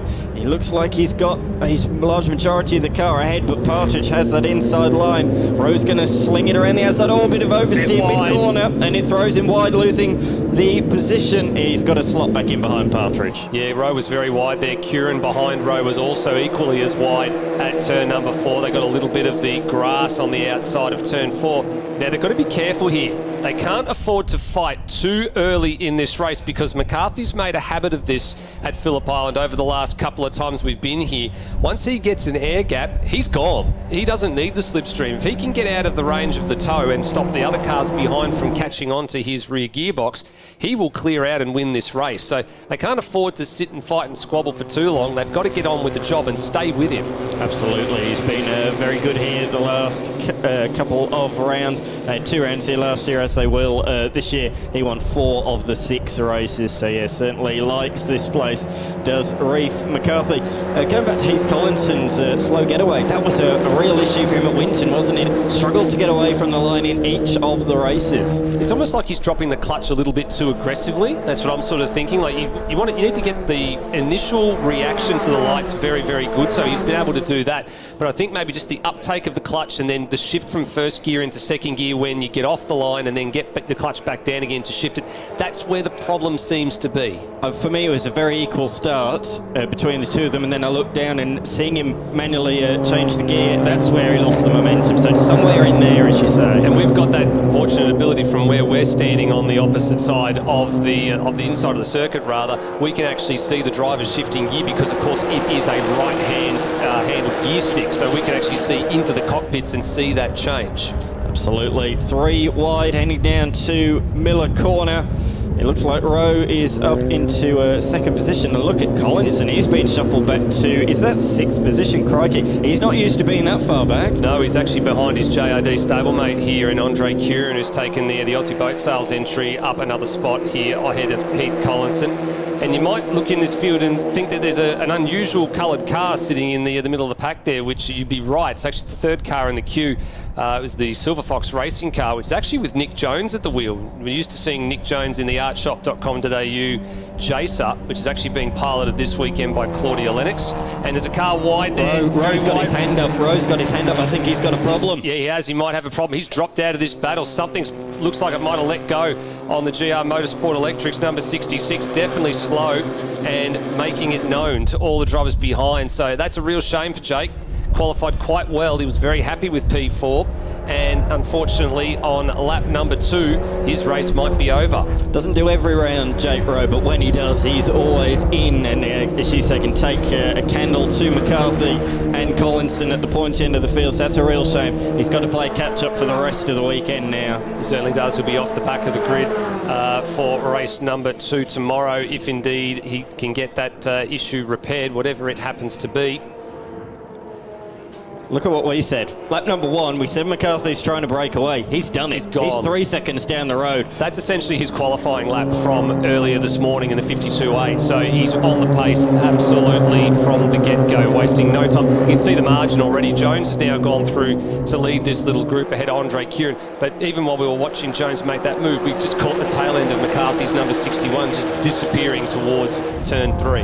That's right, and he's just continuing to extend the margin. He's about 7-8 tenths of a second faster than this group. Here comes Collinson. Can he get 2 for 1 up the inside of both Curran and Partridge? Not quite. He gets Curran though, so that's 1 position gained back up into, well, 4th position, of course, because he inherited another position from Jake Rowe's unfortunate demise on the last lap. Some different lines here through Siberia as well. So Jones opting for the wider approach, then cutting down late, whereas Partridge was opting for the more traditional line, sort of hugging the inside of the turn and then just naturally picking the car up as it flows through the corner. Great run from Collinson up through the hay shed, and he's having a little bit of a look there at Lukey Heights, but to no avail. He's going to force the number 21 machine down into a defensive line. Kurt does make a bit of a mistake, bit of a rear lock-up late on in the corner. And that's going to affect his momentum around turn 11, around turn number 12, and all the way down the straight. He's going to be a bit of a sitting duck now. Yeah, he certainly is. Nick Jones is going to be in a little bit of an awkward situation. We've actually just pointed out that the timing we're looking at does have it says Nick Jones, but on your screen there it says KER, which is normally for Nick Kerr. So we'll have to get that rectified in between races for tomorrow. So it makes a little bit more sense. So fan out 3 wide across the front stripe here with Partridge on the left of your shot there. Jones on the right of your shot, and then in the sucker hole in the middle was Heath Collinson. Yeah, settles into second in the group, third position just behind Partridge. Isn't Partridge having a great season? You know, he's been there or thereabouts for the last few years, but great to see him really up the pointy end once again. Second in the club championship points, second in the Victorian State Series points as well. It's definitely a very, very happy hunting ground for him, and definitely a very happy season. He's probably one of the happiest I've seen in the paddock for a while. Of course, he's been in all sorts of various machinery over the years, but hasn't been to Phillip Island for a couple of years. So he was very much looking forward to getting back to one of his favourite circuits at the beginning of the weekend. And he'll be enjoying being in this battle now. And it looks like Ash Clifford in the Star Res number 17 has joined this group of cars as well. There he is, the black and the yellow car at the rear of the 5-car train. Further down the order, Mick Fisher's heading a little group of cars here. Lucas Kawam's just gone around the outside of Zach Barton, who debuted in that car at Winton about 5 or so weeks ago. It's one of the newer cars in the field. They are the black and red number 91 Jacer there for Lucas Kawam, who's actually had a number change as well. Usually runs number 23. He's now running number 91. There's been a few cars that have changed hands in that stable too. Malachi Windsor moving to a Sabre 01. And the car that's used to have been campaigned by Adam Nicholson, who's just stepped away from Formula V for a little bit, that's now landed in the hands of Samuk Rudrapatna. Still in the same livery, but it's had a number change going to car number 60. Just saw again, fastest lap last time through for McCarthy. He's just bettered that again as he sweeps across the line. He's 1.5 seconds faster every single lap than this group. He's in a league of his own. But these guys are having a great battle. They'll be enjoying themselves, although it is for second. They'd obviously be like to fight for the victory. As we see, that is Curran up to third position now. He's leapt ahead of both Jones and Collinson down the pit straight that time through. So we talked about McCarthy being in the lead of not only the club championship but also the Vic State Series championship as well.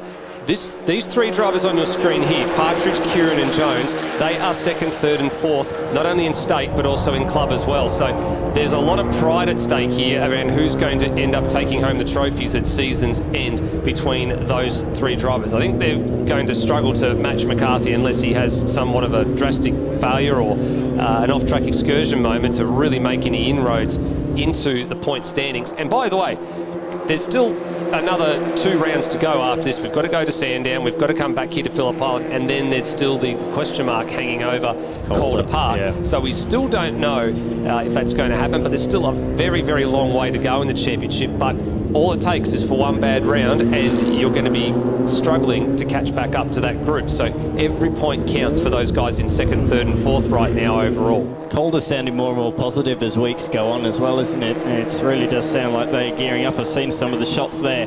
It really does look pristine. So fingers crossed we can get to Calder later on in the year as we see the battling a little bit further down the field. You were talking about the championship points. So McCarthy on 198, behind that Partridge 158, Curran 154, and then Nick Jones on 151, and then a gap to our reigning champion on 107. That's Heath Collinson, who had a shocking round 1 at Sandown. But a good boy, that was a moment. There's Lucas Kawam, had to take a little bit of evasive action there. That's cost him 2 spots. That's cost him 1 to the artshop.com.au entry, which is being driven by Claudia Lennox this weekend, and to Zach Barton. So some evasive action for Kawam, who looked like he was trying to put a passing move on Mick Fisher, who's at the head of this 4-car group.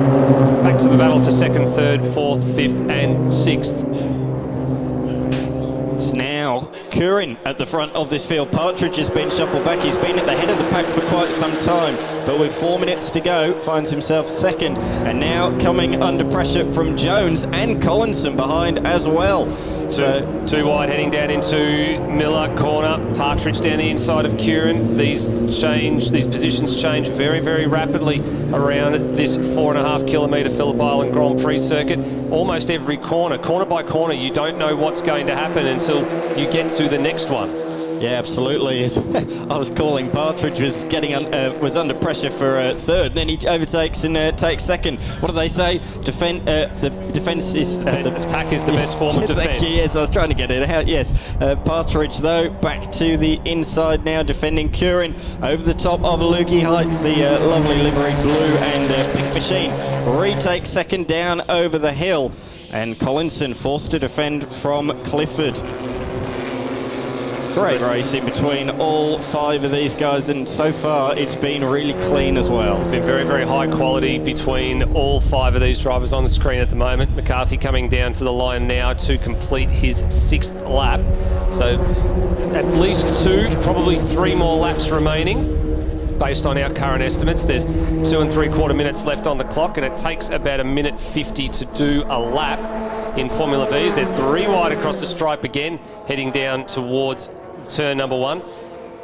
And who's going to pop out with the advantage this time around? It looks like it is that Andre Curran? No, it's Nick Jones. So a bit hard to spot. The sun's actually starting to play a little bit of havoc with the camera down at turn 1, catching the drivers heading down towards turn 1. Collinson up the inside of Curran, who has a snap of oversteer on the exit. That'll affect his run down towards Stoner Corner, but here comes Clifford with the big send, the big run around Collinson. Now he's going to have a look at Curran, but Curran says, no, I'm going to defend this one, but he'll go. Having said that, Clifford's going around the outside in the number 17 Starres machine. He's going to take 4th position, uses all the curb on the outside of the circuit, and it looks like he has taken that position. Nicely done. So 2 swift positions taken there by the number 17 machine of Clifford. He's up to 4th. He is indeed up to 4th. Great couple of moves there, and it might not be over and done with yet, because he's making his charge at precisely the right moment, putting himself in position for a run at the top 3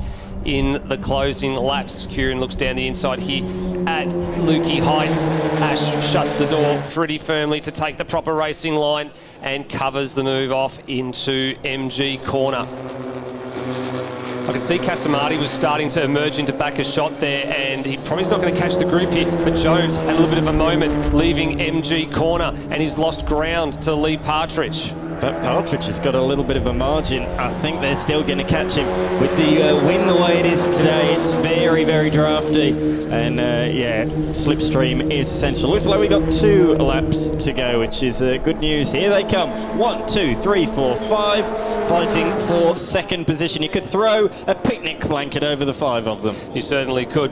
And I was actually talking to Lee Partridge earlier in the day just about what it's been like to drive here at Phillip Island with all the new improvements that have been made. We've spoken about them a couple of times already. His first moment that he mentioned to me was coming down the hill into turn 1, the new fencing down there, the barriers, it catches your attention immediately. He said your eyes just automatically get attracted to it, but you have to put it out of your mind because it's not something that you need to be focusing on, because it's white and it's blue and it's very, very obvious.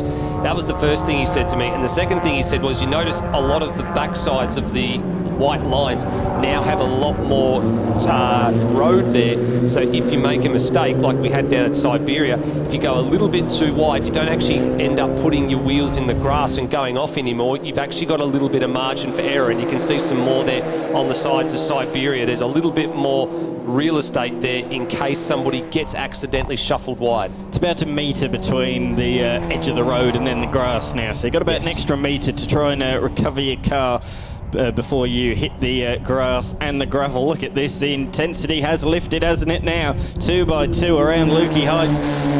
Throughout the race, these guys will have been working out, if I'm behind, can I overtake this person before the start-finish line? And that's what it's going to come down to. All about positioning yourself for that slipstream and being able to leap ahead down. Oh no. Dear, we might have a race called very early here. That's Claudia Lennox, and it looks like she's come unstuck. Possibly down at Southern Loop, that car looked like it had a rear tyre cut down. Yeah, Exeter turn 2. She's had some contact somewhere, and we might be finishing under yellow flag if that car's in a very, very dangerous position. Here we go. Oh, she's had some contact with Zach Barton. So the Zach Barton machine, number 12, the other car involved there, and Lennox up off the ground, and being split every 6 different ways there. It's right on the racing line, isn't it? That couldn't be in a worse position. Double wave yellows out, so this battle here is going to be neutralised at least for the couple of corners here. They've got to fall back into line. They'll come around the corner and it'll be... they'll just be right there. You can see it. Look, wow, there they go. And Partridge has unfortunately come unstuck and copped the worst of it. He went the high line not knowing what was where, and he's lost out as a result of that car being in the firing line. Bad luck for Partridge, good luck for Curran. He's now got a margin. Yeah, Jones really slowed down. Bork got a bit sideways when he saw the stationary machine at the last moment. Curran, with nobody ahead of him, saw exactly where the car was. He could take the perfect line, and as a result, has slightly gapped those 3 behind. So it's really split the pack up in just one moment. Well, it might not be over yet. There's still cars that are in draft position against each other for a possible run down the front straight. So don't play your cards too early just yet, gentlemen, because there might be a position or two that might change in the last 30 seconds or so of this race. I reckon reigning champion Collinson might be in a good position. He's 3rd in the queue, although he doesn't want 3rd. He's having a look up the inside into MG, but miles ahead of the fight for 2nd. No doubt about our race winner. This now his 6th race victory on the bounce and 6 from 7 for the year. Reef McCarthy, a dominant display in race number 1 here at Phillip Island. Great victory from him. And here we go, the fight for 2nd position. Curran down the inside. Jones will pinch this. At this rate, Jones will pinch this. Here he comes down to the line. He's going to get his nose ahead. He wins it by a car length. So he timed that run absolutely perfectly. Nick Jones was in the right position at the right time, out of the last corner. Curran went defensive all the way over to the pit lane fence, as you normally do. Unfortunately for him, he just did not have enough real estate ahead of Jones to insulate him from the last minute lunge. No, I think I'll still be quite pleased with 3rd ahead of Collinson. Here is another replay of that really awkward incident. The way it flicked the car in the air. That's a little bit earlier than the actual contact incident. That's actually the effort to save the car from going off into the kitty litter and the gravel and the grass on the outside of that turn. But yeah, that was in a really awkward position when the pack of 5 came around the corner and it caught them all by surprise. But the double wave yellows were out, and unfortunately Partridge was the one that came worst off out of all of that one. See the cars continuing to stream through. These two look very tight. This is Egan and Phillip, and yeah, it is mighty close as they cross the line. Egan holding on just in the end there. Really good race from the Vees, as it always is here at Phillip Island. So top 10 as they all head back to pit lane. McCarthy by 13.3 seconds, if you don't mind. I don't know how on earth he managed to pull out such a margin. And then it was Jones ahead of Curran and Collinson and Clifford. That was the top 5 across the line there, all very close together. Partridge 6th after, as we said, getting the rough end of the stick with the Claudia Lennox car being stranded on the exit of turn 2. And then you had John Casamati, Damien Spinello and Samuk Rudrapatna out of the Acura stable finishing 8th and 9th, and Brandon Taylor in the number 29 finishing in 10th place. The best of the ladies finishing in 11th place there is Charlie Richardson in the Jacer. So great job by Charlie to just be off the outside of the top 10, but was unfortunately a little bit too far behind Brandon Taylor to really make any meaningful impact there. And everybody getting home aside from Jake Rowe, the big casualty early on in the proceedings, then Claudia Lennox with that contact with Zach Barton late at the end of that race. Yeah, really good race. 9 laps flew by there in Formula V's.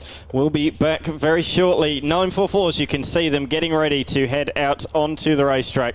They've been brilliant this year. Expect nothing different. They'll be back after this quick break.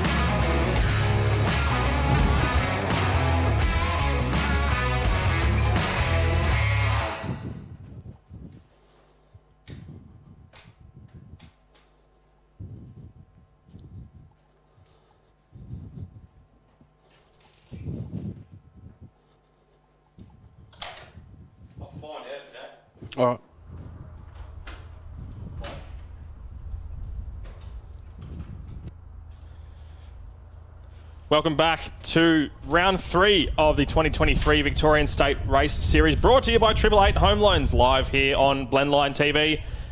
We're getting ready for the first race of the Porsche 944 Challenge here at the glorious Phillip Island circuit. And if the previous couple of rounds of action at Sandown and Winton have been anything to go by, this is going to be a cracker. My name is Matt Dunlop, and joining me alongside in the box is Jack Atley. Jack, it's great to have you with us once again. Thanks, Matty. Great to be here again, mate. Good afternoon. Welcome to everyone. What a sensational looking place. This is arguably the best racetrack in the world, and when the sun's shining, there's no better place to be. Definitely looking forward to this race. There's plenty of news coming out of the 944 Challenge category.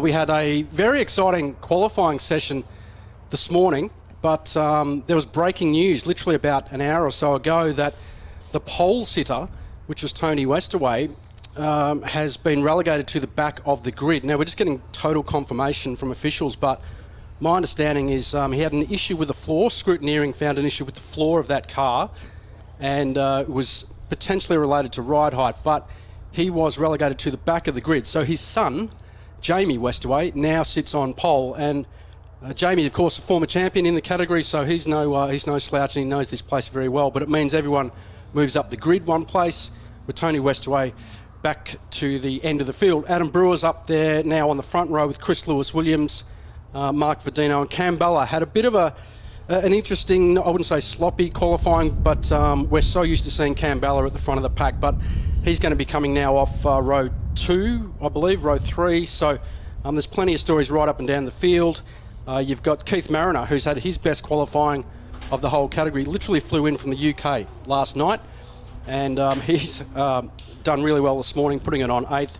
Ryan Woods had a fantastic run at Winton in round 2, so he's mid-pack there. Mid-pack of this race is absolutely going to be sensational. There's some stories up and down the pack, and then of course you've got guys like Timmy Wolf, who's coming off the Porsche Michelin GT3 Challenge round at Tasmania last weekend, so he's no slouch either. He's very used to fast Porsches.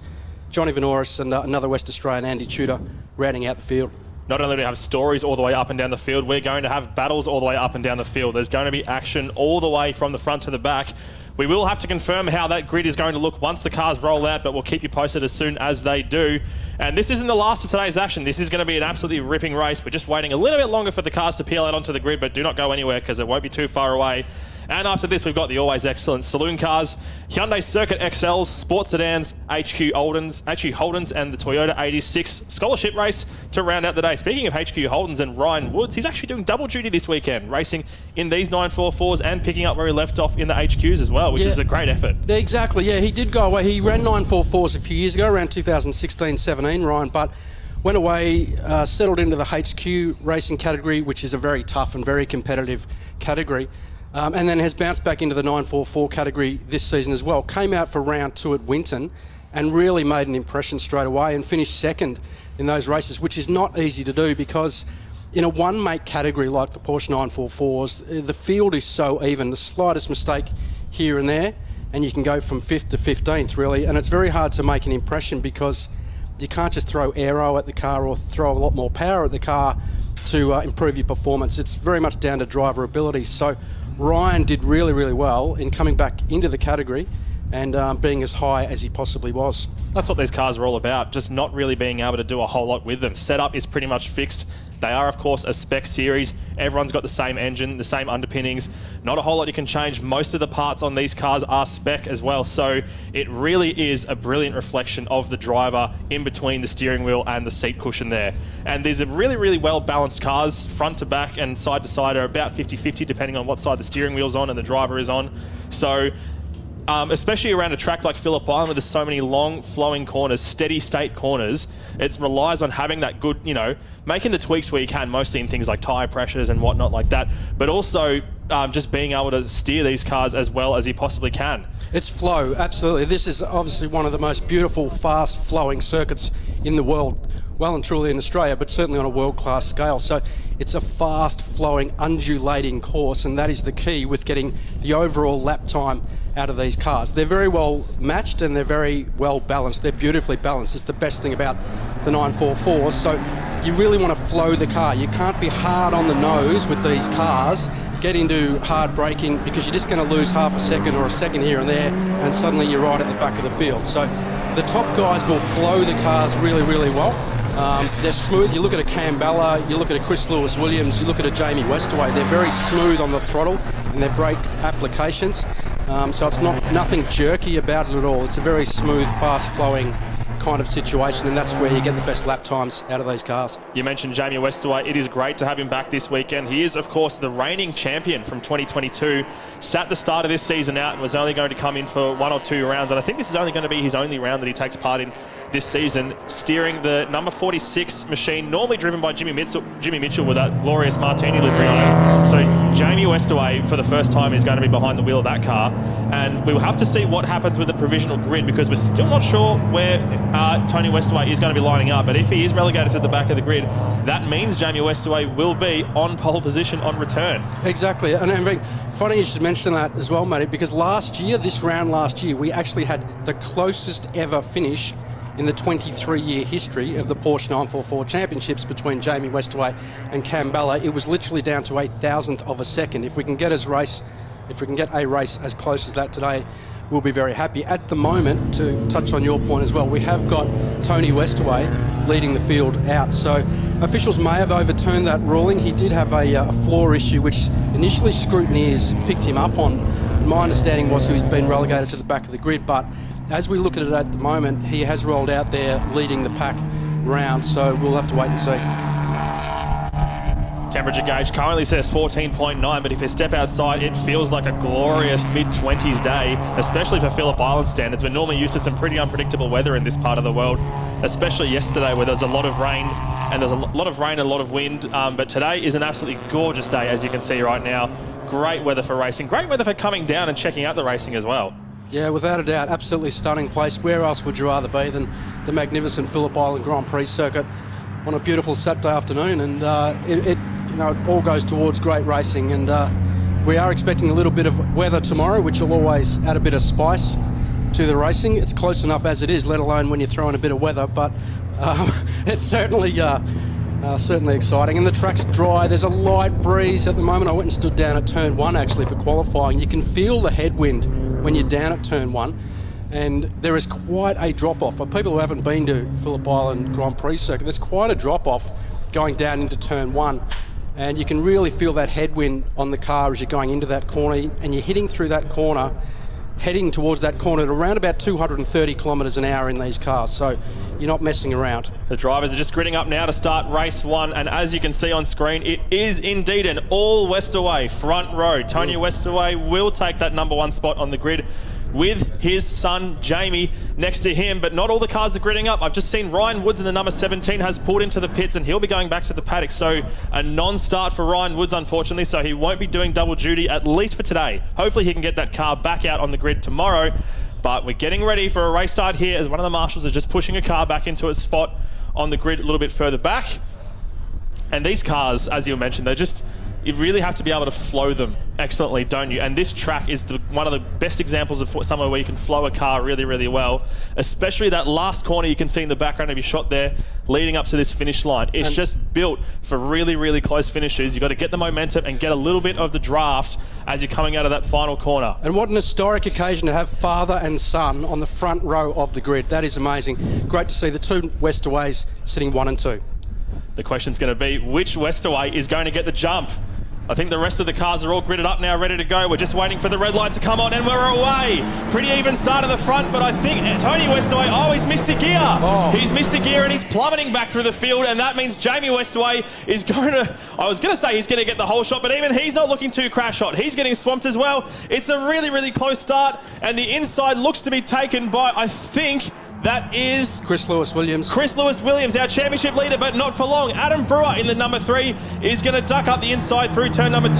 Jamie Westaway resumes his pace in position 3 with his old championship foe, Cameron Bella, behind him in 4th position, and Mark Pedino in the number 44, backing up this lead pack that's just broken out. Yep, Adam Brewer taking the lead through the hard left of turn 3. You threw that around about 180 k's an hour, so this is always going to be tight on turn 1. Chris Lewis-Williams looking for the dive, under brakes into the hairpin, and he does get under. Adam Brewer there as well. Jamie Westaway in close company, and Cam Bella never far away in 4th position, but he knows this track really, really well. He's already looking to move up places there, and Mark Verdino in the blue and white Sidelink car coming in as well. But the Martini livery car there of the champion, the reigning champion, Jamie Westaway, taking to the outside. They're going side by side with Cam Bella as they go through the hay shed. Oh, these two have been duking it out in the 944 Challenge for years and years and years, and it's always great to see them. They've got a great respect for each other off the track, but once the visors are down, it is game on. Cameron Bella leading that pack through Lukey Heights, but he's going to be currently sitting in P3 behind Adam Brewer and Chris Lewis-Williams, who resumes his lead at the front of this race. But look at Jamie Westaway. He's all over him like a cheap suit, trying to find any opportunity he possibly can to get past him. Yeah, and Chris Lewis-Williams is a 3-time former champion, so he's no slouch, that is for sure. He's leading this as we come down through turn 12 for the first time, and down this long straight. Slipstream will play a major factor today, there's no doubt about it. So Chris is out there leading the pack. Adam Brewer slots into number 2, and Cam Bella just biding his time in number 3. Good, clean first lap from all of these drivers here in the 944 Challenge, which is always good to see. That looks like a little bit of smoke coming from one of the cars. Could just be the haze coming up through the sun there, so it's hard to really say for sure. But it's great to see such a size of the field that we've got here as well. Like, I know in years past we've had a couple of smallish fields for the 944 Challenge, but we've got 16 cars on track right now, bar, of course, Ryan Woods, who had to duck back into the pit lane. And when you've got fields this big, it's great because you get to see, obviously, everyone getting good exposure on their, their sponsors and for the category, and it's a great endorsement for, having all these guys coming in here in these relatively affordable racing machines.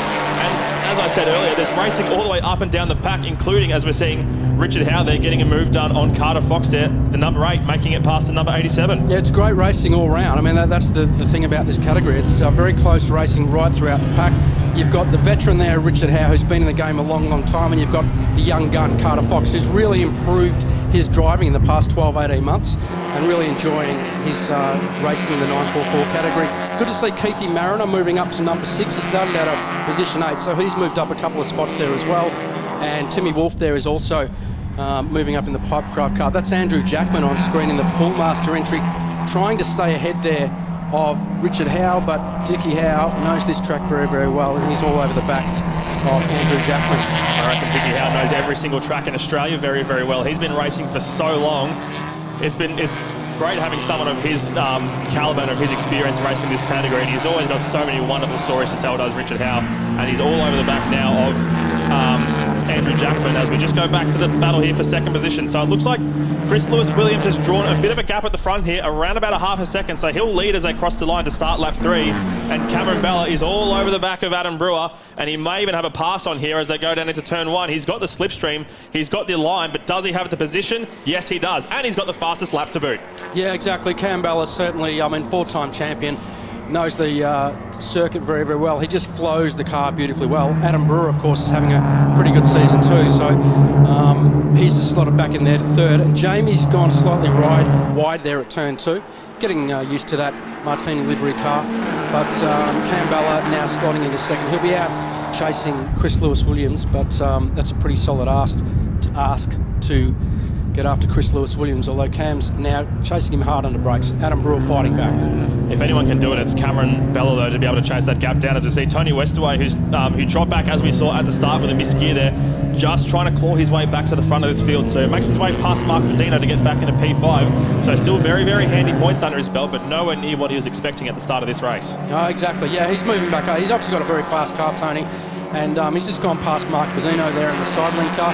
Verdino's having a good season as well, but Tony Westaway, veteran of the game, loves this category and very well used to handling these cars around the Phillip Island circuit. The Westaway family has a long storied history of the 944 Challenge. Tony and Jamie in this race, of course, and Tony's brother Michael having been a seasoned campaigner not too long ago as well. So there was you'd often see 3 Westaways competing hard, racing against each other every single weekend in the 944 Challenge, and they all knew how to put on a great show. So it's really good to see a few of them come out and race here with the rest of the 944 Challenge guys when they get a chance. Oh, very much so. I mean, the Westaways effectively royalty in this category. They've got 3 Western Race Racing, and Jamie's multiple champion as well, so he's currently sitting there in 4th. But yeah, they've been in the category quite some time, and very capable drivers, the lot of them. This will be a good illustration of just what the drafts can do down at this Phillip Island Grand Prix circuit, down this long main straight. Vadino's going to try and have a look around the outside. Won't be able to get anything done here, and in fact, he's going to have to slot back in behind Tony Westaway. If you get a good enough run, you can pull alongside around the outside of turn 1 and set yourself up for a nice move here into 2, but nothing doing this time for Mark Vadino. He's going to have to slot back into P6. Yeah, and they've changed the runoff area down there at turn 1 as well since we were last year. There's obviously been some major developments to the circuit, so whether the guys are pushing harder or in fact easing off now because of the change in the circuit, it's a bit hard to know, but you absolutely can go through 2 wide, but as I said, coming into that point, you're around about 230, just up to 230 k's an hour in these cars, so you're definitely not messing around, and you can sit there, get a major draft all the way down the long straight, down the long Gardner Straight, and try and pick off a couple of guys into turn 1 if capable, but you know, Tony Westaway knows the game pretty well as well there. And this is another classic example where you see Dickie Howe getting under brakes, under Keith Mariner there, coming out of Siberia, and then from here, you're all the way up through the fast section here of Hayshed, so you are flat to the boards in this car. I can tell you through that corner at around about 180 kilometres an hour. You come up to Lukey Heights, it's quite blind as you come up, and it's quite a steep hill. And the car gets very light, and you can get a fair bit of understeer over the top of that hill there. Hard on the brakes, flick it right. Andrew Jackman dives under brakes, just getting under Keith Mariner there. And then from here, which is turn 11, although Mariner's fighting back, from here, you're almost flat to the boards. You are flat from turn 11 all the way through this very fast turn 12. And these guys are going side by side through turn 12. That's a pretty gutsy move there by Jacko. So the Bullmaster engineer of Andrew Jackman has taken Keith Mariner as well, but you're flat to the boards, and then you just want to aim for the traffic lights in the centre of the track and drive it all the way down to Bass Straight. That'll be a great illustration of just how much momentum affects your run down that main straight. As you go back to 4th position now, and Jamie Westaway with what looks to be a little bit of a tyre rub out the back there, a bit of smoke coming out of the back of that car. Hopefully it's not a serious issue there. He still looks like he's got plenty of pace because he's all over the back of Adam Brewer. They're trying to get onto that podium. Brewer seems to have left him a little bit of space, and Jamie's going to try and take it up the inside. They're both going to be side by side, as are the 2 cars in front of them, Cameron Bella and Chris Lewis-Williams. And this is the pass for the lead. Cameron Bella is going to pull alongside. If Chris Lewis-Williams can hold his position on the side, he might be able to take that spot back through Siberia, and that's exactly what he's going to do. So this battle will rage on for at least another lap, but it's really important to see how much momentum they can chain through this series of corners across the top of the hill. Absolutely, it's very, very tight at the front, as it always is in 944 racing. This category never fails to disappoint. It is one of the closest forms of racing we've got here in Victoria and in Australia as well. And you can see Cam Bella is right on the back using the side draft there of Chris Lewis-Williams. So they go over the top of Lukey Heights. I couldn't believe the load. And again, Cam Bella just ducking under brakes there under Chris Lewis-Williams. So he will get him through Lukey Heights. And you've got Brewer in there as well, and now Jamie Westaway joins the party. In fact, it's 4-way fight. This is incredible. How close is this racing? These guys are literally an inch off each other, and through turn 12 there, you're around 180, 190 k's an hour. So it's no place for the faint-hearted when you're this close. This is unbelievable racing. Watching Cameron Bella go side by side around the outside of Chris Lewis-Williams all the way through Lukey Heights of all corners is just incredible. It's a testament to how good these drivers are, and now we're going to see what they can do with the slipstream. I think Chris Lewis-Williams is going to have a bit of a defensive chance here through turn 1, so not a whole lot of movement's going to be happening here, but this is a great battle pack, and any one of these 4 drivers can, will, and has won plenty of races in the past. Absolutely, multiple champions all racing together, and less than a second covering the top 4. So, Jamie very wide coming out of turn 2. Whoa, he's almost in the grass there as well. I could not believe, I went down and stood there at qualifying. The amount of load going through that front right tyre as you come through that corner is very, very impressive. So it's not easy to keep these cars together, but perhaps he's struggling with a little bit of understeer through he that corner. Might have been, exactly, yeah. He was saying that. He said it had a very loose rear end on that car. I spoke to him earlier, so I know he's still getting used to that car. But if you look at the top 3, just a little bit of a gap now as well, and it can only be a tiny little mistake and suddenly you can drop back half a second, and around this place that can really bite. Well, these cars, it's fair to say they don't have a massive amount of power, only about, 160 horsepower, 120 kilowatts or so, but they're really, really light. They're only about 1,200 kilos, so they still are really, really quick around a track, and it just goes to amplify how important it is to maintain momentum and not make those slip-ups. Yeah. Because you can't rely on your right foot to get you back in the game straight away. You have to be able to chain these corners, get your racing lines right, get your braking markers absolutely spot on, and your turn-in points as well. Yeah, exactly. I wouldn't say that they're that low on power. They're certainly, I mean, they're quick enough. This is probably the fastest one-mate tin-top category we've got here in the States. So there's definitely, it's a power and weight balance transfer that you're looking to achieve the whole way around the track. You're just really trying to balance the car, but it's not a matter of point and shoot. It's more because you don't have the power to get out of a corner, but if you keep flowing the car, that's where you'll get the best lap times out of the car. Just over 2.5 minutes left to go in this race 1 of the 944 challenge, and it's still anyone's game at the front here. Chris Lewis-Williams, our championship leader, is still leading the way in that tyre power machine with Cameron Bella right behind him. Bella, having won the last 5 races on the trot, finds himself second in the championship purely because of a DNF in the first race, and that just goes to show how important it is to be consistent in the state series with our point system that we have. Yeah, it's really, really tight at the top, and it's very close racing. You can see how close this is. All 3 of them. Adam Brewer now diving under brakes into Honda corner, gets Cameron Bella. Wow, great move by Adam Brewer. This is so tight for the top 3. This is incredible. They're literally a couple of seconds away, and wow, reigning champion Jamie Westaway has called it a day. He's pulled over there. It looks like coming out of turn 2 into turn 3. So he's had an issue with the car. So he is out of the top 4. So he's going to drop back. But meanwhile, the top 3 continue on with Lewis Williams still out in front, ahead of Brewer, who's now got Cam Bella. What a shame that is for Jamie Westaway. We were looking forward to seeing a great race with him at the front, but it won't be today. Hopefully he can get that thing right to go tomorrow for some more scrapping, but there's plenty of great drivers leading the front of this field to pick up where he leaves off.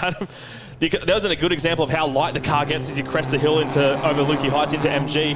Adam Brewer just fighting with the steering there, trying to keep it pointing in the right direction as you're loading up the front brakes, as the front wheels under braking there, because you have to make sure the car is like rock steady into that corner. If you get a little bit sideways, you've got no braking strength, you're going to, really, really struggle to pull up in time. This will be a good test of how much momentum Cameron Bella has out of that last corner though.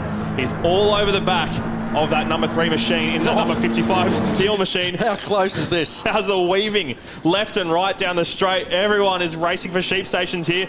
Brewer's going to have a look around the outside. Unbelievable. Into turn number 1. Oh, he's holding it. Oh, that's so close. There's got to be millimetres in that. 3 wide, Brewer. Cameron Bella's going to try to capitalise as well. So if he can hold this line, that's going to mean that Chris Lewis-Williams drops from 1st to 3rd in a matter of 2 corners, and our number 3 driver, Adam Brewer, is going to head into the lead of this race. He hasn't won a race all season, but he has been metronomically consistent. He's got 4 podiums, Adam Brewer, the man in 1st place at the moment, and hasn't finished any lower than 4th. He's on track for a brilliant result if he can win this race. What a sensational final lap. Chris Lewis-Williams now dives under Cam Bella, but it's still Adam Brewer out in front. He's gone a little wide coming out of turn 4 at Honda. So he really wants to make sure he gets the drive out of Siberia and all the way up that far section of Hayshed, because he knows that he's got a 3-time champion in Chris Lewis-Williams sitting behind him, and behind him is a 4-time champion in Cam Bella. So those guys are not going to mess around. And Adam Brewer doesn't exactly have this thing locked away either. He's got, relatively speaking to what you're seeing there, he does have 8 gap, but Chris Lewis-Williams is going to have a run into this corner, and it's going to be a 3-car train as they head towards the end of this race, I'm sure. Let's see what Cameron Bella can do. Nothing much. Chris Lewis-Williams parks his car in the middle of the track to make sure a move can't be done there. So Bella's going to have to be really smart if he's going to try and set up a move in these last 2 corners and heading down the main straight. We've still got 1 lap to go, I believe, after this. I believe the guys are going to see a last lap board this time round. So Cam Bella knows that he is going to really try to take advantage of this slipstream. Chris Lewis-Williams just sitting there calmly watching Adam Brewer going through into turn 1. I cannot believe how close these guys. Chris Lewis-Williams moves out of the slipstream there, wants to go around the outside of turn 1, and Cam Bella watching the 2 of them in front. Chris Lewis-Williams does grab Ads Brewer going into turn 1. That's a hell of a gutsy move going in there, and Bella, very, very close as well. He's trying to get the inside there. Brewer's gone slightly wide at turn 2. It's a double apex corner. So Cam Bella knows that and is trying to duck through the inside to get the inside line down into turn 3, but Adam Brewer holds his line coming out of turn 2. Adam Brewer getting almost a taste of his own medicine there that he dished out to Lewis Williams on the lap beforehand, but is able to hold on to his second position. But look at Lewis Williams. He's making that 944 as wide as he possibly can, leaving it to the very last minute to jump on the anchors. A little tiny puff of blue smoke there. You cannot leave it any later than that. Chris Lewis Williams has timed his braking market to perfection, and this is a great defensive drive from him in the front of this race. But it's far from over yet, folks. Cameron Bella, we know that he can pull a race win out of a hat sometimes if he needs to. And Adam Brewer, we know he can do anything here as well. So this is going to be a sensational race to finish. Less than half a second covering the top 3, and Cam Bella is all over the back of Adam Brewer, who's trying his darndest to get past Chris Lewis Williams. They're going up the top and over the rise at Lukey Heights for the final time. This will be one of the spots, if you're looking for a pass, where you can try to make it happen, but he couldn't do it. He can't do it. Chris Lewis Williams is too solid under brakes coming out of the bottom of Lukey Heights, and he'll get that drive out of turn 11. And will now head towards the finish line. Watch Cameron Bella. He's going to have a great run through this section, though. He took a racing line through MG, and now he's side by side with Adam Brewer for second position. But at the front, it's going to be Chris Lewis Williams as they roar down the main straight. Lights ablaze. He is loving it. Chris Lewis Williams takes out race 1. Adam Brewer holds off Cameron Bella for positions 2 and 3. What a fantastic finish to race 1 of the Porsche 944 Challenge. Sensational racing from all 3 guys there. Shame to see Jamie fall off that back, but Dickie Howe there on screen coming through now as well. And Tony Westaway started off pole, dropped back a little bit through the field, but also had a pretty good run as well. Joey Kellock's had a fantastic race as well. He's come home there in 6th, so good to see 1800 Lasagna on screen there as well, as does Andrew Jackman coming through. Carter Fox coming through, completes the top 9. And Jamie Westaway qualified as 10th in that race. So Richard Howe coming across the line now. Oh, for 11th position. No, he's been pipped to the line.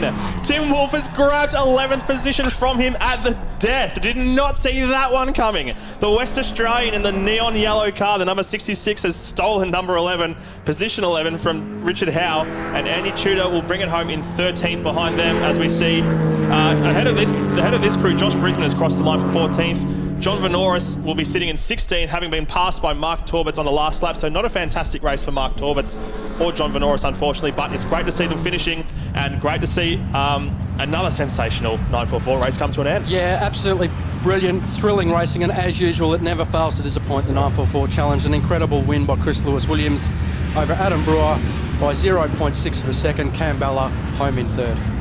So that extends Chris Lewis Williams' championship lead out to 10 points over Cameron Bella. Cameron Bella trying his best to make his way back up to the front, but this is the first race he's finished all year that he hasn't won.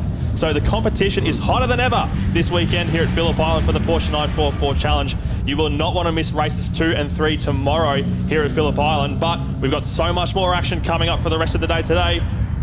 Starting with the Saloon Car Series. That's going to be an absolute cracker as well. If you like low-cost racing, you will love Saloon Cars. Don't go anywhere. You're live on Blendline TV for the 888 Home Loans Victorian State Race Series.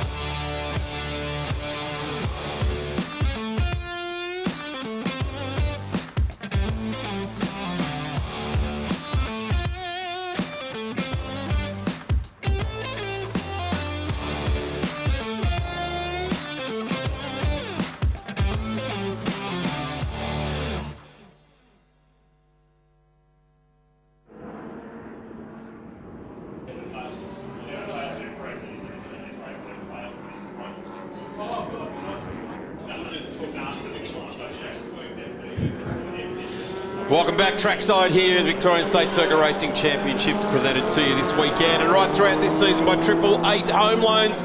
In this current environment with home loans and interest rates, why don't you check out 888 Home Loans and see all that they have to offer. A really poignant time in history to get a bit of a health check on your home loan. Give 888 Home Loans a try. Tell them you were at the Victorian State Circuit Racing Championships watching the live coverage, indeed on Blendline TV or even here at the track. Great to see some fans brave the, in the cooler months here at Phillip Island, but it's been a glorious day. I'm Darren Smith, right alongside for this being the Saloon cars is going to be Dan McCarthy. And Dan, you've been following these guys quite closely right throughout this year. Great to see 21 cars front the starter for the start of this weekend, isn't it?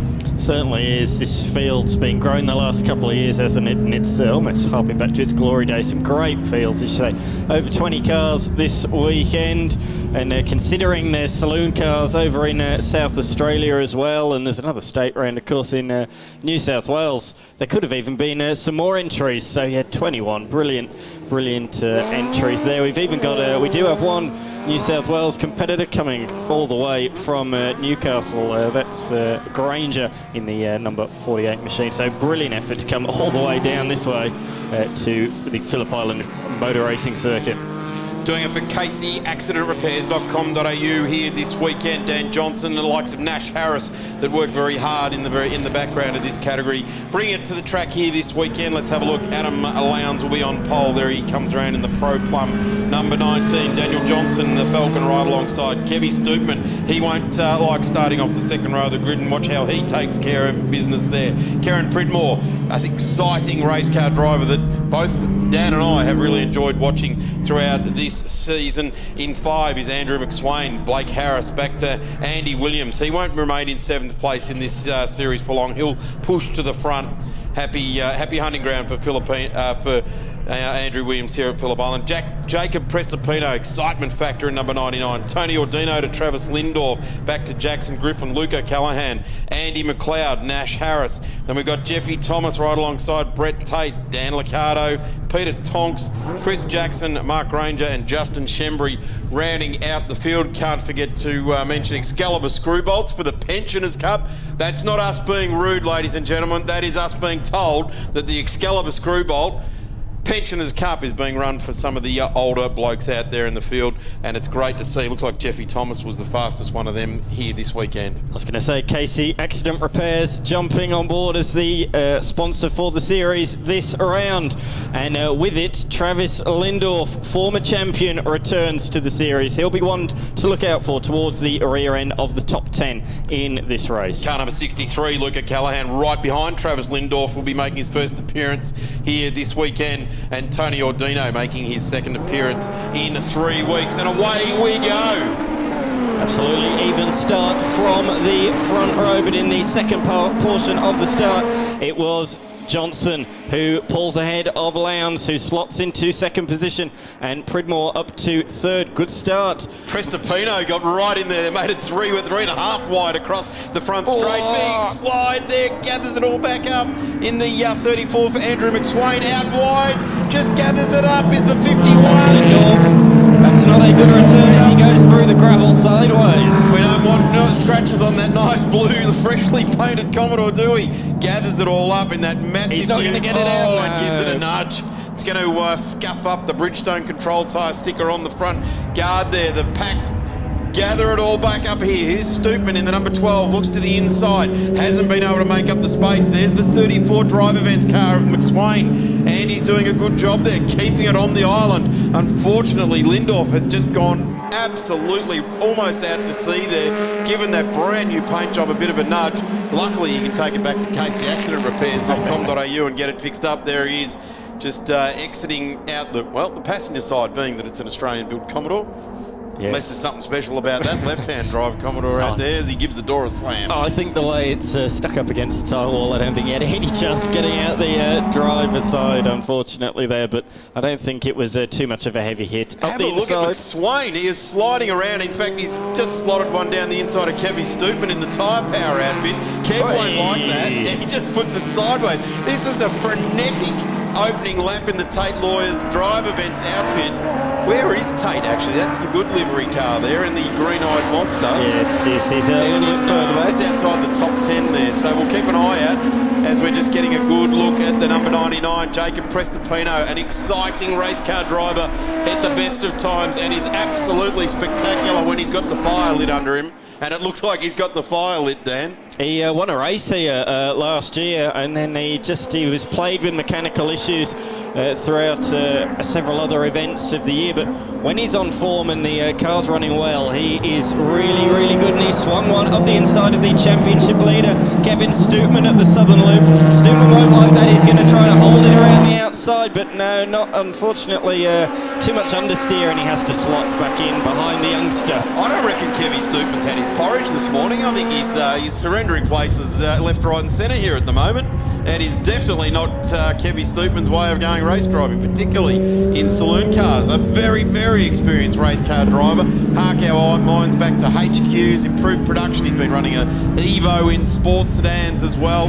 And here in saloon cars, got himself this Falcon, and I think he's got another one tucked away as well as a spare, but he's right up behind the number 99 now, Jacob Prestopino.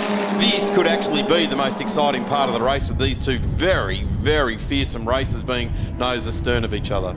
Yeah, both aggressive drivers, aren't they? And entertaining. Yes. Yeah, an aggressive driver is entertaining by nature, aren't they?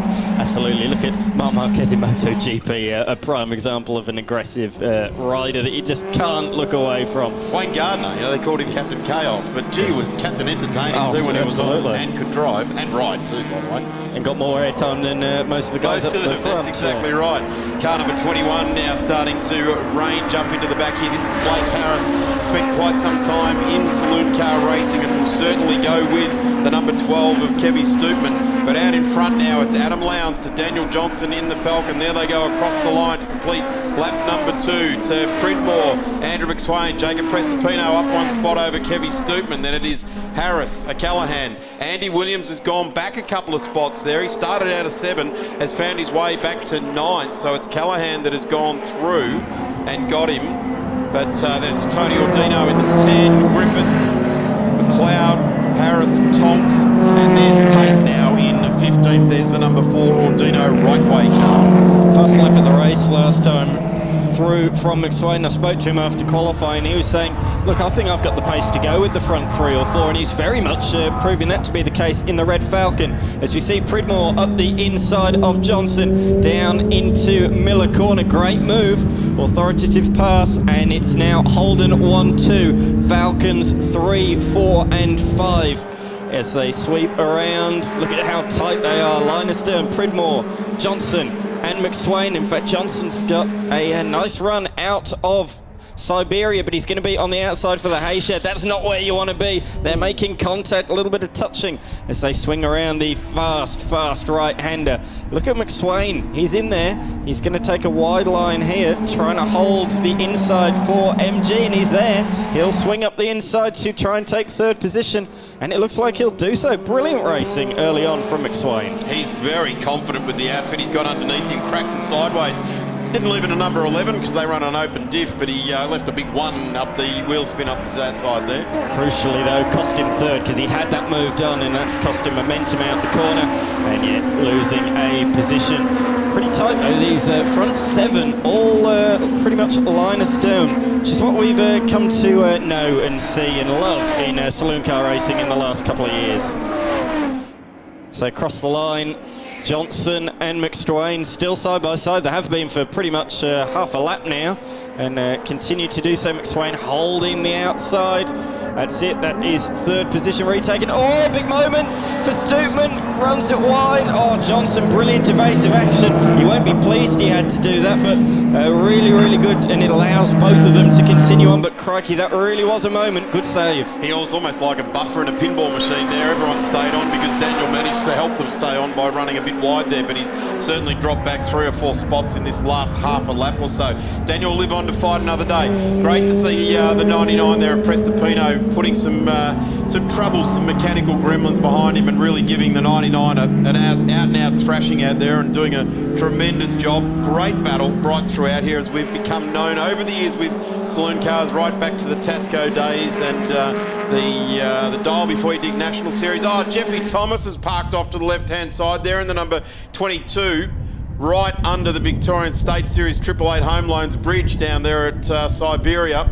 So Jeffrey Thomas parked up the number 22, won't take any further part in the Excalibur Screwbolt Pensioners Cup for race 1 for the weekend. He'll be back tomorrow, whatever it is, he will burn the midnight oil and rejoin. Here we go. Goes out, off onto the dirt, gets it all muddled up, spins around. Whole lot of brakes. I reckon he's ripped the exhaust off there. That exhaust hit the ground as he came back onto the track. So, gee, I did mention with full respect about the Pensioners Cup, but those guys just got pretty willing for the Excalibur Through-Bolts trophy, didn't they? Certainly did, and I think it's just a case that he's got bogged on the grass, as we say. It's just so wet on the grass, you really do struggle to make it back on the circuit. We saw that, of course, with Lindorf. He got through the gravel, but got stuck out there on the grass and slid into the wall. You just can't make any inroads back onto the race circuit after going off, and here we go. It's on for the lead between Lowndes and Pridmore.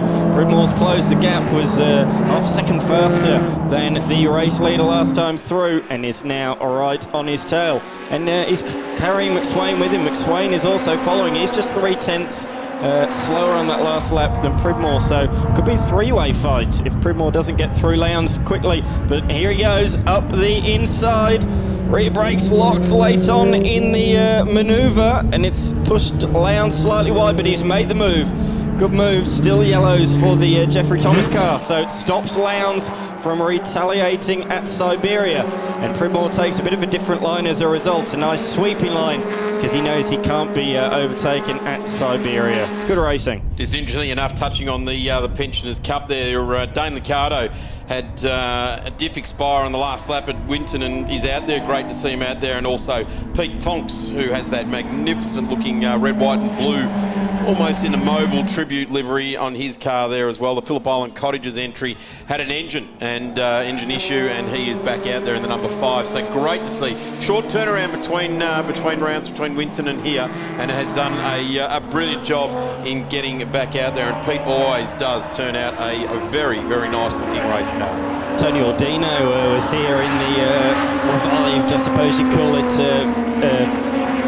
Touring Car Series. The V8 Touring Car Series was here as part of the Speed Series a couple of weeks ago, and then he'll be racing that again at Winton in just a couple of weeks' time, so he's going to be very busy in the back half of this year doing 2 championships. Yes, certainly, and I think many drivers would like to drive every weekend they possibly can. If they're having a serious tilt at a particular championship, you're best to be in a race car as often as you possibly can. You can just switch it on and off when you need to. You don't have to do as many laps in qualifying, save some tyres in those categories that only have an allocation of a small amount of tyres over a weekend. The less amount of laps that you actually go racing, the better. As he put it, making up for the COVID years. Yeah, well, that's true too. Even better. That explains it better than I did, doesn't it? Absolutely. We're all making up for the COVID years. The kids that were in grade prep in that first year are making it up in grade 3 now. So under brakes now. The 21 for Harris goes through on Kevin Stoopman. And I reckon Kev needs to get a bit of work done tonight, or he needs to have a little bit of extra honey on his porridge this morning, as we are on our last journey for this first race for the weekend for the saloon cars. We'll see them again twice tomorrow at 10:50 and then again at 2:50 if the Aussie muscle, the V8, not the V8, the 6-cylinder versions of the Falcons and Commodores, and we've got an expiring Ordino car there, right front. Yes, right front. Flat tyre, left of screen. Yes, unfortunate on the final lap as well that he couldn't limp it back around, so no points from race number 1 for Ordino. Oh, sideways Stoopman. We said he's aggressive, he's showing it there. He's got a spot back too, he's put Harris back behind him. Certainly has, but Harris is not going to take no for an answer as we see these 3 Falcons all line astern. I tell you what, he's going to take a no for the answer. It's the rear Bridgestones on Kev's car over the last lap or so. It's been more time spinning the rear wheels than anything else. Have a look at this for a run to the line. A great drive here by Pridmore. Lowndes left to wonder what would be. McSwain's off at the last corner. Is 2, just keeping it off the wall nicely, gets the number 34 car going, and also flat tyre on that car, it looks like. right front as well. So people are asking a fair bit of that right front. That's 2 cars now we've seen with flat right fronts. Just crawls it to the line. So bringing some points in, just disappearing down the screen now as McSwain 9, 10. Eventually got across the line in 10th place. Yeah, 500ths behind Harris, so what a shame. But it is 12 points, and at the end of the day, you've better to have 12 than nothing. Indeed, as we saw coming in a lap early was Ordino, so she said it's 12 points more than what Ordino got, for example. We see the cars continue to come through. The Tate Loy's machine, driven by Tate in 11th ahead of Tonks. And Liccardo should be next on the screen, and indeed he is. You see the cars funnel into the lane. They enter down at Miller Corner, come in the back way. So, Dan, one of the more frustrating things a race driver ever sees is the checkered flag that's in the shadow of a yellow flag. If you're running to the line for a victory there, you get to pass under yellows by about 2 metres. The line there, really frustrating if you see that. And you manage to get someone on the line, you're probably more than likely going to go to the steward. Please explain why you did that in the last 2 metres of the race. So always confused me, that one, a yellow flag just in front of a checkered flag. But there we see McSwain parked up after a great drive, a really forceful drive in that particular race. At least he'll start from 10th tomorrow as well. He's not starting from the back, so he's got less of a recovery as well tomorrow. So I expect to see him fighting in and around the top 5 in race number 2. This is the problem Jeffy Thomas had. Started out of 16th, now he'll start out of 21. He's parked it up over there underneath the 888 Home Loans Bridge, exiting Siberia. And unfortunately for Jeff, who is a great colleague of ours here in the commentary booth, and, well, it seems like we barrack for him a little bit. Yeah, sometimes we do. He's a great fella and competing in the Excalibur Through-Bolt Pensioners Cup. They do a tremendous job. Love watching the Saloon cars. We've got plenty of action still coming your way right through day number 1 of round 3 of the Victorian State Circuit Racing Championships by 888 Home Loans. Cars on track next will be the Circuit XLs. Confirmation of the Saloon cars for Kieran Pridmore takes the win over Adam Lowndes to Kevin Stoopman, Blake Harris, Daniel Johnson, Andrew Williams, Jackson Griffith, Jackson Leach, Nash Harris and Andy McSwain rounding out our 10. Adam Lowndes with the fastest lap. That's encouraging when you come home second place with a 150.56. To Bretty Tate in the 84, Peter Tonks in the 5, Dan Liccardo after diff troubles at the previous round, to Justin Shembry, Chris Jackson and Tony Ordino. Jacob Prestopino not bringing it to the line. Granger, O'Callaghan or Jeffy Thomas, as we previously mentioned. Dan, thank you very much. You'll stay on, mate, for the XLs up on track next. We've got, as I touched on, XLs, Sports Sedans, HQs and Toyota 86 Scholarship Series still to come on track today. We'll be back with more from the Phillip Island Grand Prix circuit.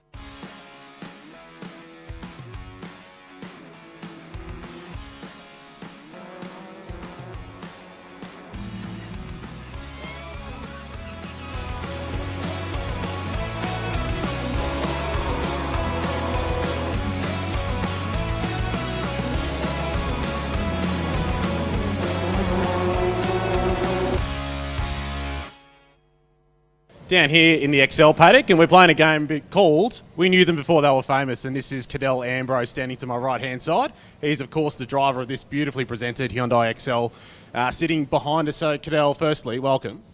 Oh yeah, thank you. So as I understand, you've actually spun spanners and worked a lot on this car with a bit of help from your dad, Rowan. You've spent a lot of time working on this car yourself. Could you tell us a little bit about your journey, about how you came to be so gifted mechanically?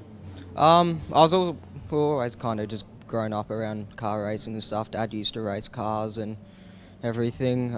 Stepped out of karts and into this, and just thought, why not? It was during lockdown a bit and school holidays when I got into it, so got bored, so thought I might as well just help a bit, learn, might as well. So your dad is was a regular competitor in the Vic State Series, and you're following him in his footsteps. How helpful is he behind the scenes when you're trying to get your race car ready, both at home and at a racetrack? Is he getting in the way, or is he actually giving you a big hand? Nah, he's big hand. Him and Mark, they help heaps. It wouldn't be possible without either of them or Mum. So. And how about your success? You're getting to the pointy end of the field, and you've enjoyed a lot of success this weekend here at Winton. What's next for you? Where do you see yourself in a couple of years' time when you're racing behind the wheel of a certain race car? What would that be? There's a few options, but might end up going to the RX-8 Cup or improved production or sports sedans. Formula Ford's maybe an option, but we'll see about that. It's sort of a bit expensive for our budget, but... Very exciting. We look forward to looking out for Cadell Ambrose behind the wheel, whatever that race car might be at some point. We should point out he's 15 years old and he's exceeding expectations, doing a brilliant job. Big thank you to Cadell, and we look out for him in season 2023. Thank you very much, Callum Brannigan. We'll be seeing more of Callum tomorrow, I'm sure of that, but hard to believe. 15 years old and leading the Hyundai XL Championship, winning all 3 races last round and taking pole position for this afternoon's race as well. So yeah, very young kid, very, very good prospects going forwards. Alongside me, as always, for the Hyundai XLs is Stephen DeFries. As you say, Cadell Ambrose is the star of our last round, wasn't he? Yeah, he certainly was. We called it the breakout weekend, I think, for him, didn't we? Because he'd sort of been there or thereabouts for most of the season so far, and that was really the icing on the cake to stamp his authority and say, I am here, look out for me. And he's done it again. He's on the pole alongside James Lodge, who himself is quite a very credentialed and fancied XL racer in the number 39 machine. Then we've got a couple of visitors throughout this week as well. We've got George Wood, who's in 3rd place. He's out here from Queensland, alongside Harry Tompkins, another one of the Victorian quick pedalers in the battery stop machine. Antonio Meluso and Jason Kay, 5th and 6th on your screen there. Blake Tracy and Peter Faulkner. So this is getting into the heart of the Victorian regulars here throughout most of season 2023. Kay was actually in the thick of the battle as well at Winton, so he's someone to be watching out for, especially after having that rollover early on in the year at Sandown and then going to the backup car. So that's a massive big tick for them to just sort of get back into another car and just get on with the job. So that's a great job for Jason Kay, qualifying 6th here after a pretty impressive showing at Winton. Then you got 9th place, you got Cisco Morales in the number 87 machine. Lachlan Harvey will start out at 10th in car 25. Matthew Tortani from South Australia in 11th, and William Sala in 12th place in the number 36 machine, the roadworthy shop red machine there. Stuart Bruckner and Connor McLeod. Connor's actually doing double duty with improved production in much the same way that Scott Appledore does in his little Hyundai XL. So they're starting out at 13th and 14th.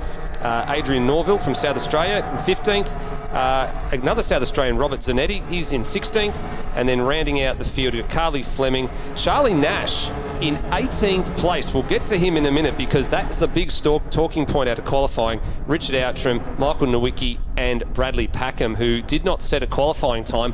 But we were watching XL qualifying this morning, Dan McCarthy, and Nash, we don't know what happened, but he was in the pits at one stage, and then when he went out to have his flying lap, he left it too late. The session was called short.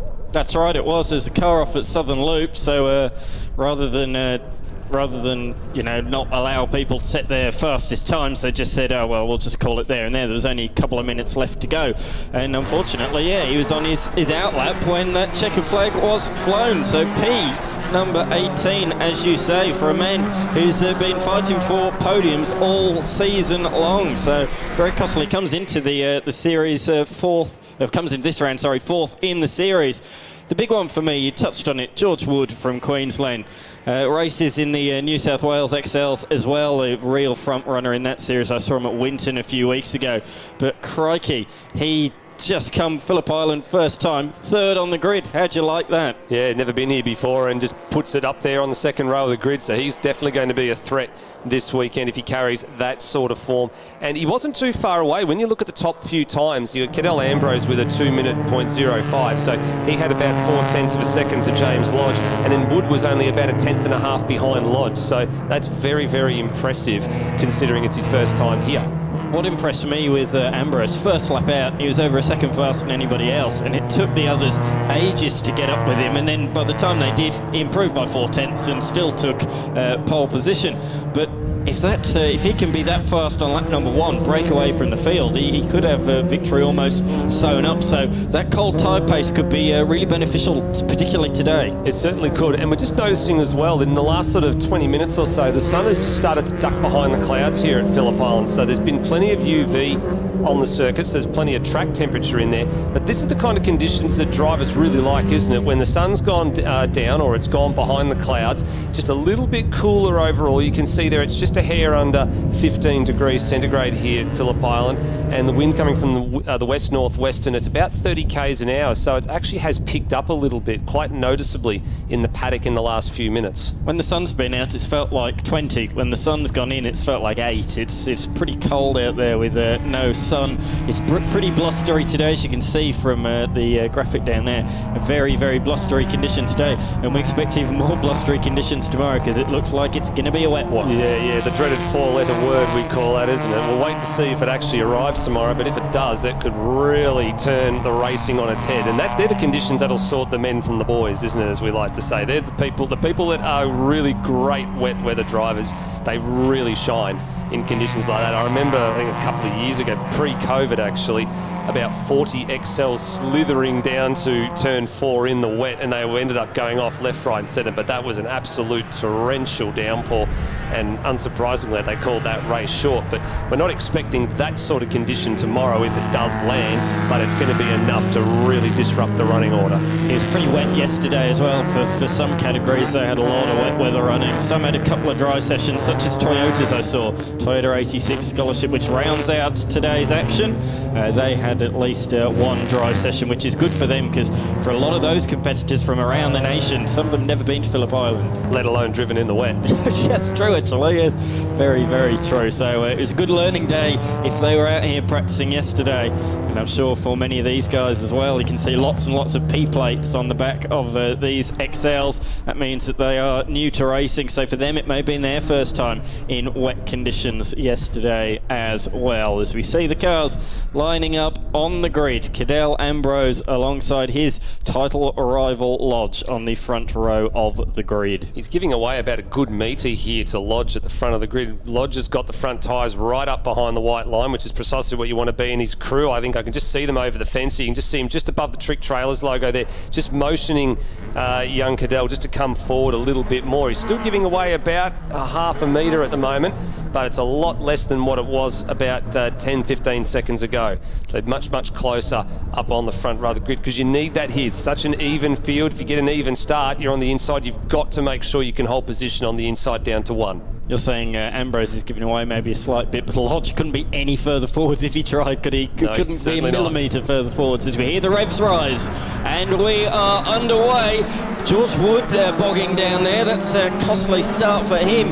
But on the front row of the grid, it was pretty tight away from the line. Certainly was pretty tight away from the line. Ambrose now has a better phase, or secondary phase rather, of the start, and manages to get ahead of Lodge to take the preferred line into turn number 1, because you don't want to be on the inside for too long there. You really want to be on the left and sweep in for the right-hander at turn 1, and he's done that well. Okay, loses the rear end, but there's a little bit of more real estate there, but he's used it and more sideways, left and right, soaring away at the wheel. He's going to sink all the way to the back of the field just about, after having a monumental save going into turn 2.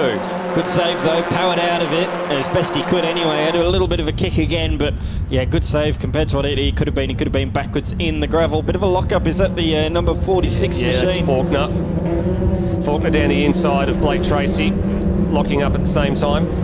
Manages to hold position there, but you're right, that was an absolute hell of a save from Jason Kay at turn 2. There's a little bit of real estate that's just been afforded on the outsides of some of the white lines. We talked about it a bit earlier in the Formula Vee race, and he used it all, and then he even used the grass again and kicked up a little bit, but managed to keep it on the black stuff and just put the foot down, the front wheel drive car, and just power out of it. Look at Nash. I think he's inside the top 10 already, isn't he? He's there or thereabouts anyway. I'm trying to do the math at the moment. He's sitting in behind Matthew Tortani from South Australia, who started in 11th place, but we know that Kay's gone backwards one spot already, so this may very well be on the fringes of the top 10 already for Charlie Nash, and he's picked his way through the field very, very nicely so far to date, tucked in here behind the 64 of Connor McLeod as they go through turn 11.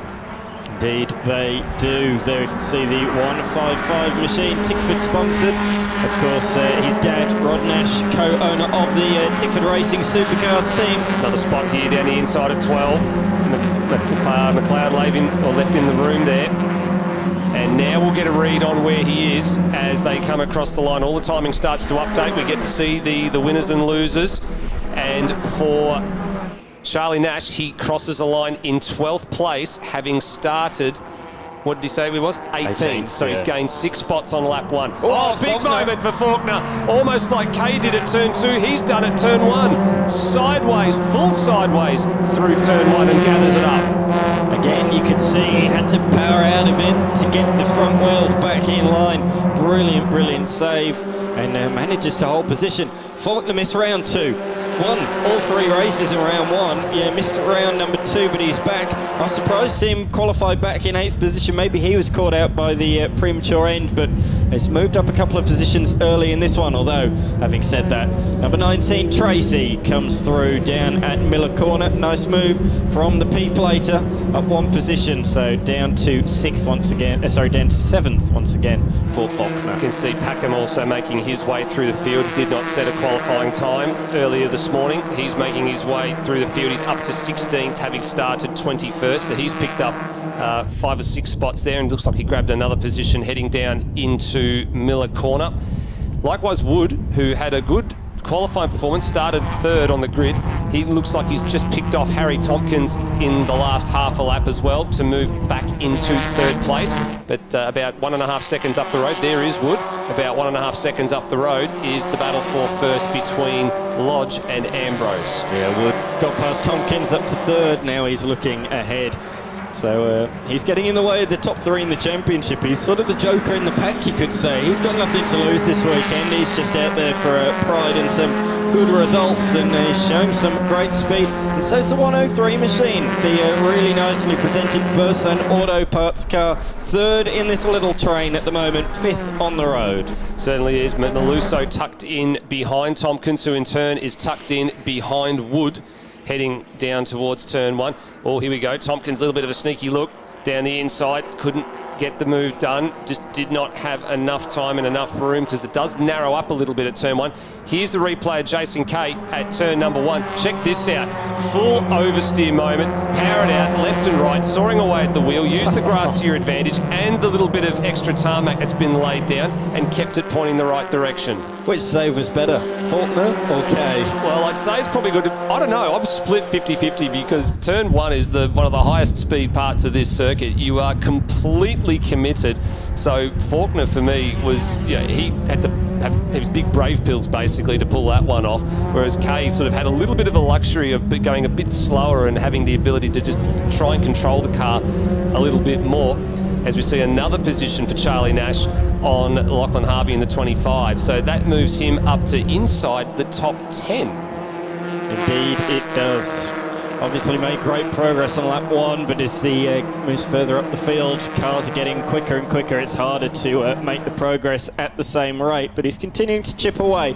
I imagine he'd like to be just behind the top 5, see if he can catch up to Tracy, that black machine that leads this 5-car battle. Up the inside he goes now of Bruckner. Yes, just Bruckner, yes. Yeah, I think that's a reasonable target. I like your thinking, Dan. If he can get to where Blake Tracy is at the moment by the end of this race, that will be a pretty successful race 1 for him. It'll put him in good stead.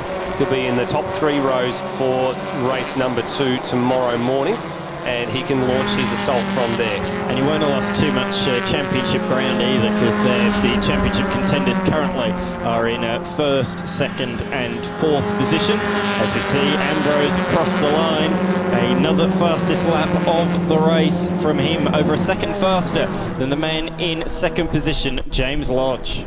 Here we go, looking at Charlie Nash. Looks like he's going to try and size up a move here on Will Sala, heading down the front straight. I actually noticed that the Sala cars had a colour change in between rounds. It was red the last time I saw it at Winton. It's now a pink and white. A couple of different colour schemes appearing in several categories this weekend. It's taken a little bit of time for some of us to get used to who's driving what car, and they look a little bit different compared to the last time we saw them only 5 weeks ago. Sala did the New South Wales XL round at Winton the following weekend. Yes, you did hear me right, New South Wales in Winton. We'll get onto that later, but yeah, he was leading the race in race number 1, retired with a mechanical issue, and never came out for the rest of the weekend. So I don't know if they've been unable to fix that car potentially, and that's why he's in the other machine this weekend. We've seen Nash on the tail of Faulkner. Here is a replay. Oh, Ambrose, he's pushing. He might be at the head of the field, but he pushed very, very hard there and used all the little bit of extra tarmac that they've been laying down over the course of the last couple of months in preparation for all things MotoGP later on this year. It's always a case of, if you give them tarmac, they'll use it. Yeah, we've seen that too, haven't we, when we get to places like Sandown, using the back of turn 7, which of course is a little bit of a no-no. The stewards don't take too kindly to if you gain an advantage through that part of the circuit. But look, there's realistically, there's no advantage to be gained by what we saw with Ambrose there. He's just run a bit too deep. He would have had to clear the throttle and put a bit more brake on to stop the car from going too far off the circuit anyway. So they'll look at that and go, that's a genuine mistake, play on. Yeah, indeed. Nash making his ways now up to 6th position. Said he wanted to target 5th. He's almost there already. And there's still 6 minutes left on the clock. Front 2 have broken away. 1, then a couple of seconds to 2, another couple of seconds to Wood, who's trying his best to catch up to Lodge. But it's a battle for 4th as well at the moment between Tompkins and Meluso. But then this is a battle for 6th. Here we go. So Faulkner and Charlie Nash have both cleared Blake Tracy at the moment. So that was the target that we were talking about for Charlie Nash to move up to the 3rd row of the grid. So here they come. Nash now clears Tracy, and Faulkner's actually been cleared by Tracy as well. So Nash has done it precisely what we expected him to do, but with 5 minutes on the clock, can he get any closer to the back of Antonio Meluso? It's a fair effort to ask. It's about 6 seconds up the road. I don't like the odds. The lap times that I'm seeing at the moment, there's probably about a second difference. Oh, who's that? Is that Lodge? It is Lodge. Lodge is slow. What's happened to the men in 2nd position and the men 3rd in the series? He would be right up there, but a retirement in round number 1 saw him lose a few points, and it's happened again. Just keeping an eye to see what he does. Does he peel in at the pit entry or the runoff entry at turn number 4? Does he go straight on? Yes, he does. So he is done and dusted for race number 1. What has happened to the machine that started on the front row of the grid? What a shame. As I say, he would be right in the title fight. He's only a couple of points back, really, 24 points off the championship leader. But all of those points were lost in race number 3 at Sandown with a retirement, and this is going to cost him potentially, he'll lose another 25, 30 points to a series leader, Ambrose. So really, really costly at this stage. The championship spin, that's Wood, I believe, backwards down at MG. Yeah, there'll be yellow flags out at MG. They're just coming out right now. There is Wood, precisely as you called it, Dan McCarthy, on the outside of turn number 10, and through goes the freight train. There goes Bruckner, there goes Sala, Tracy went through, so did Nash, Faulkner, Meluso, Tompkins. They all went through and picked up an extra spot. So Wood, pushing maybe a little bit too hard, has caught himself out and has had a spin at the bottom of the hill. Meluso and Tompkins, who were fighting for 4th 1 lap ago, now find themselves fighting for 2nd position. And the margin at the end of the day now, from Ambrose to the 2nd place man Meluso, the better part of 7.8 seconds. So he has got money in his pocket effectively now. He has got an insurance policy and he can afford to coast at home from here. He's got no need to be pushing super hard anymore or do anything silly. This race is his to lose. Tompkins sits 2nd in the championship, and he was looking at a 5th place finish at one point, but with 2 cars having issues on the last lap, finds himself 3rd and might only finish 1 point behind his title rival Ambrose. So very much damage limitation. Here comes Wood, lost the rear on the turn-in, and around she goes. I reckon he got the painted curb there on the outside. I think he might have been a little bit too far to the left, caught a little bit of the curb, and that's what sent the machine around for George Wood. So that's sunk him back to 9th place overall. Still latched onto the back of Stuart Bruckner and Will Sala, so he can still retain a couple of spots, but he's not going to be getting up to the highs of what he was at position 3 anytime soon, with just 2 minutes and change left on the clock. So what does that do for this field? So it leaves Maluso and Tompkins to fight over second and third. It leaves Tracy, Nash, Faulkner, possibly Sala and Bruckner and Wood to argue over these few spots here. So there's a group of 3 and then another group of 3, with Wood now picking his way past Bruckner and now Sala up to Lukey Heights, and he's got to get onto the back of the next group of 3 cars, Nash, Tracy and Faulkner. Can't quite get used to Sala in that pink and white machine. It's going to take a fair bit of getting used to. These two fighting away. These two were battling wheel to wheel in race number 1 of the New South Wales XLs at Winton, so they know each other quite well. But yeah, as I say, Sala's weekend came to an abrupt halt after midway through race 1. There's some defence there. That was a sign of defensive intent from Will Sala. He moved over very, very early after turn 11. He knew that Wood was coming and he did not want to let him through. And it might be a bit early to go defensive though, I think, but for Sala, I think he realises that Wood has definitely got a head of speed on him. Now Wood's got some inside running heading down the front straight. You can see in the back there, he's got that move done, so he can now move over and take the normal line for turn 1 as we get the signal that there are 2 laps remaining in this race. 9.6 seconds out front now, Ambrose. Oh, Tracy with a big moment. Going to keep it on. Yes, he can. Very good. Quite relieved there, because if you have a moment there, you quite often find yourself in the grass, through the gravel and out the other side. So although he lost 1 position, I think he'll be relatively relieved there. Wipe the sweat off the brow and continue to fight for 4th position. Brilliant damage limitation from Nash, up 14 to be in 4th. Certainly is, and that was a sign of intent from Tracy there as well, because Tracy was definitely fighting with Nash and Nash was ahead, so Tracy had managed to push his way back forward again, just made that little mistake at turn 2 by overcommitting by a little bit too much speed and allowed Nash back through. But for Tracy, I think that's a bit of a confidence booster. That's just a growing sign of confidence in a driver, that there's somebody there that's quicker than you, but now you realise you can actually match their pace and stay with them. So don't discount Tracy for another last-minute lunge in the last few minutes of this race, if indeed he can get back to the rear bumper of Nash. And then again tomorrow. We don't know what tomorrow holds just yet in such a close run series. And with the weather we expect as well, throw another curveball. Yeah, curveball, exactly right. Down into MG for the penultimate time, or the Cool Drive inspired livery, or the colours of a Cool Drive car running a little bit wide there. But this is the fight up the pointy end, the fight for 2nd position between Blusso and Tompkins. Tompkins, as we say, 2nd in the championship. He wants 2nd on the road. Certainly does. Margin continuing to stretch out here. It is 11.3 seconds to the advantage of Ambrose, so he's pressing on. He's the only man to have dipped into the 1:59 throughout the races. Here goes Tompkins up the inside of Maluso at turn 1. Job done. Can he now hang on for the remainder of the 4 kilometres that go in this final lap around Phillip Island? Fully committed move, wasn't it? He was sliding under brakes and got it stopped, turned in, and yet takes 2nd position. Really good pass.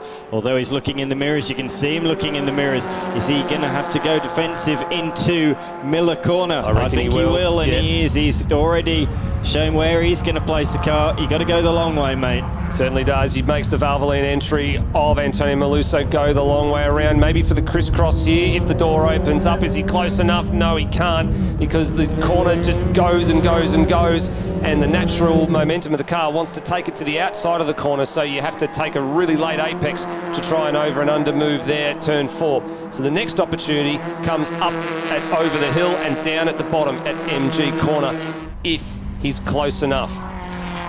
If is a big word, isn't it?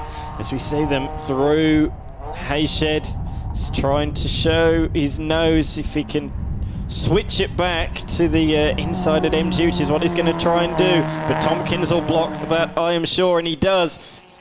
Sort of half block. He doesn't want to compromise his line too much out the corner. If he went too far to the right, that's what he would have done. So he's got a good run through there. But we look to the men out front. What a win this is. carrying on the form from Winton from one venue that's a very, very different beast to another. From a stop-start circuit to a high-speed circuit, it's now 4 wins in a row for Cadel Ambrose, and he cruises to the line in what is another one of those statement wins. And here come the next 2 pair, and it's a very close run thing here. Tompkins, is he just going to edge out Maluso? He does. He edges him by a fraction of a second. Nash looks like he's gotten home for 4th place, ahead of Tracy, who just held off the advances of Wood for 5th and 6th. And then down the rest of the order, Peter Faulkner, Will Sala, Totani in the number 17 entry has actually managed to get a 9th place out of all of that, ahead of Lachlan Harvey. So some very, very close finishing positions at the end of this race. Yes, she described 2nd and 3rd as a fraction of a second. The official definition of a fraction is 68 thousandths of a second. As we see, it really was on further back, wasn't it? That's a squeeze job, isn't it? That is threading the needle down the inside at MG corner, and that's how Totani managed to get position 9, wrestled it away with a brilliant move. The gap was there, it was just over a car width, and he said, thank you, I'll have that. Absolutely, he did. We see the cars come into the lane.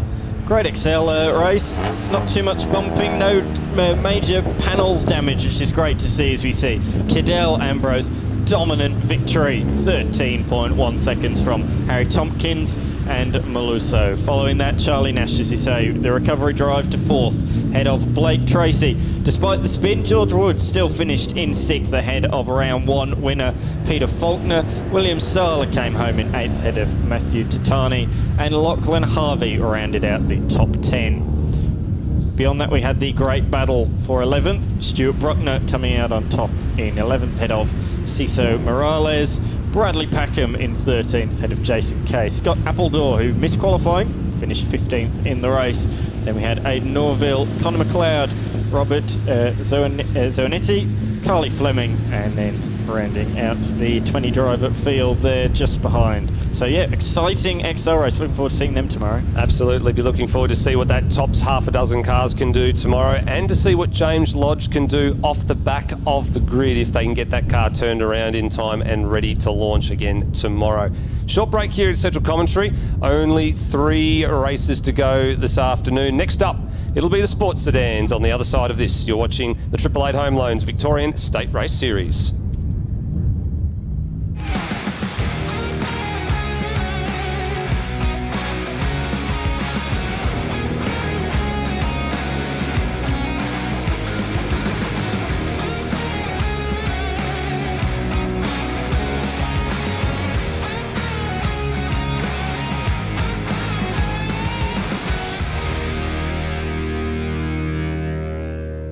Brett Dickey, here in your Prelude for the first time this year. How's it feel like to be back in sports sedans for Vic State Race? Yeah, it's cool. I love racing Victorian sports sedans, and with all the family around and getting our family to come down to the track, and the atmosphere with the sports sedan guys is incredible, and that's what keeps us coming back, and that's why we love the class so much. How's the car been running? You've had a few chances to give it a go. Yeah, look, we've done a few laps today, so just making sure that all the fixes that we've done since last time we ran here last year have been sorted. But like anything, we had the car completely stripped out at home, and trying to find that little needle in a haystack. So there's little things now that we're putting back to where they used to be, and making sure there's no oil leaks or anything like that to go into the rest of the weekend. Are you planning on continuing this season? Yeah, look, obviously I head off back to America on Tuesday, so we'll fit it in around the schedule that we've got over there, but hoping to do a couple more rounds of the Victorian Championship this year, and I would love to go back to Calder at the end of the year. It's been a while since anyone's been there, so we'll see if it all fits in, and at the end of the day, I travel so much for racing, I've got to make sure I've got time for the family as well. Can you tell us a little bit about why you're travelling to America? Yeah, so this year I'm heading back for my second attempt at the Pikes Peak Hill Climb, so looking forward to that. We were there early in the year doing some testing at Circuit of the Americas, and looking forward to getting back with the Project Import team in the S2000 and heading back up that insane mountain again. Great. Well, good luck with the weekend. Is there anyone you want to thank? Yeah, look, we got Hazchem on board this weekend, and those guys have been a long-time supporter of mine, and to have them on our family prelude's always a good thing, and everyone from M-Tron and Quick Bits and Dandy Engines and everyone involved, G&G Engineering do do a lot of behind the scenes helping me both here and in America. So I don't think there's enough time in the day for me to list everyone that helps me go racing. But yeah, it's a credit, and obviously to all the volunteers, to the people at Blendline, everyone at Vic State to allow us to come here and allow us to keep racing. It's been amazing and making me feel welcome when I do turn up every now and then. Fantastic to have Brett Dickey at the wheel and not here in the commentary booth with me. The HasChem G&G Engineering Prelude leading the field around him. Darren Smith right beside me, Dan McCarthy. Must be a bit nervous, Dan, your first sports sedans gig, mate. This is the big time. This is the big fast cars now. That's right, absolutely, yes. Normally watching you two commentate together, but great to see him on the racetrack and even better to see him on pole position. Great guy, isn't he? I'll tell you what, and a pole position lap like no other. He's 3 seconds up on the guy that sits next to him here in the Groove Train Eastland. A great restaurant to have a feed at. Ben Stenter, who is a racer with us in his GTR Nissan. In fact, I think he's doing a bit of driver standards in race control this weekend. The Groove Train Eastland is a full-service restaurant, cafe and bar, offering a wide range of catering to many tastes and a relaxed atmosphere, providing all the flavour and authenticity that comes with wood-fired cuisine. Shop 24, third floor, next to the Hoyt Cinemas at Eastland Shopping Centre in Ringwood. A big thanks to QP Lube's been on board with the Sports Sedans for a long time. And National Blind Supplies, well, that car, the guy that owns that, is on second on the grid for the Sports Sedans. Let's have a look at the grid. Greg Lynch will start out of P3 with Brett Dickey and Francois Habib blocking out the front row. Nathan Baines, second time in a Sports Sedan, has put it on the second row of the grid. A big welcome to Nathan. Mark Tracy down from New South Wales, and that is a fantastic race car. Really cool to see that BMW with the big V8 in it thumping around. The number 72, Ben McLeod, is also with us here this weekend. Let's hope he continues to improve. Andrew Parker in the number 14 outfit as well. Cam McKee in the 6-cylinder turbocharged number 44 Falcon there. Then it's Terry Hamilton in the 59 Commodore. He rolls into his spot. Mark Durbin in that menacing green headlighted green Falcon out there. It's a massive car. It has its own postcode out there on the racetrack. Then it's Gordon Lovegrove in the Dado down from New South Wales as well. Normally runs the New South Wales Championship. David Shaw,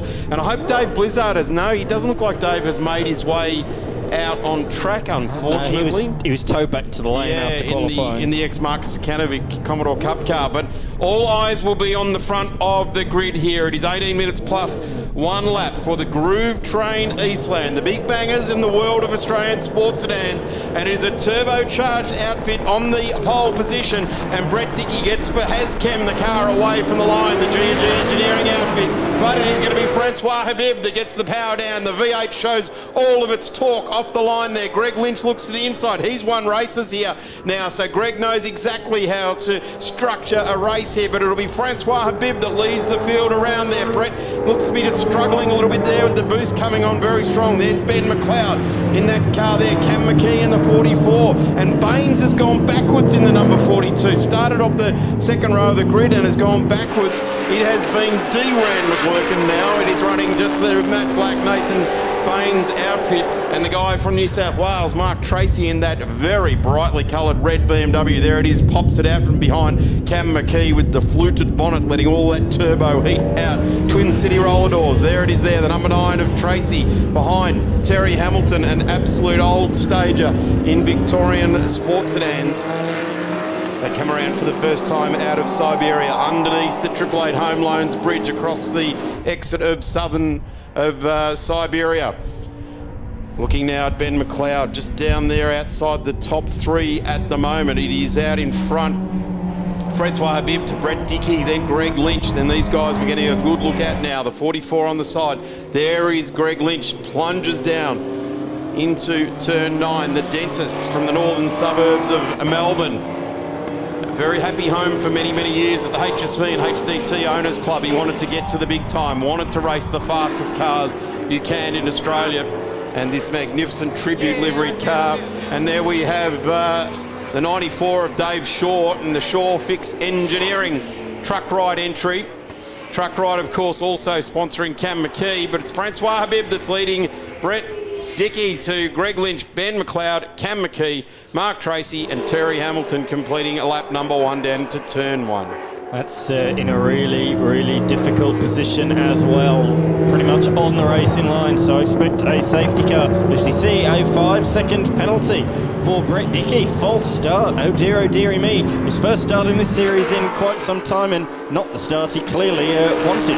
Tricky car to get off the line there. That has got a lot of boost that he's got to bring on, and bring it on nicely. The Hazchem car, he's not having it all his own way like he did in qualifying. In qualifying, of course, did a 136.54. Francois Habib a 139.2, so it was a 2.5 second gap. Shaw's moved the car. He's parked it over around the corner, so we are able to continue. We should not have a safety car now. That car is completely off the racetrack down one of the service roads around past MG. So great news. We're going to continue under green flag conditions. Ben McLeod continues on there. We've got the slippery surface flag out there as well. So the red and yellow striped flag there. Deteriorating surface flag is what it literally means. Often means that it's there is either gravel or oil or coolant or something on the track there. There is now our race lead. There's a swap. Brett Dickey has gone through in the prelude. The menacing Fast R race team. It's an international conglomerate. And they've been on board with Brett for a little while now with the prelude. And of course, he mentioned before this, he is off to Pikes Peak for the second time, where bears climb up pine trees in the paddock area. One of the best photos he sent me from Pikes Peak was a shot of a bear up a tree in the paddock area. But he's looking to be the bear up the tree and chasing the fastest run up the hill. It's one of those iconic events, isn't it? We've got one on this weekend, or two on Monaco Grand Prix, and then the Indy 500, of course. Yes. Oh, and the third one, the Victorian State Circuit Racing Championship, as we see. Oh, it's a proper fire underneath the belly of that Ford Falcon. So nicely done to get that out of harm's way, and I can see the recovery team all over that, putting the fire out off the racetrack. So that's good news. And yeah, as we say, no injuries, nothing there, so we're able to continue. Green flag, which is great news, as we see the number 52 machine, is that? Up the inside 42 machine, sorry, of Baines looking at Hamilton, who's been around the Vic State Sports Sedan series for quite some time as Hamilton. Probably should take this opportunity as well to send our condolences to Jim Smith's family, the guy who was the second president of the Victorian Sports Sedan Association, passed away a couple of weeks ago. His funeral was held this week. Jim was a very big sports sedan competitor.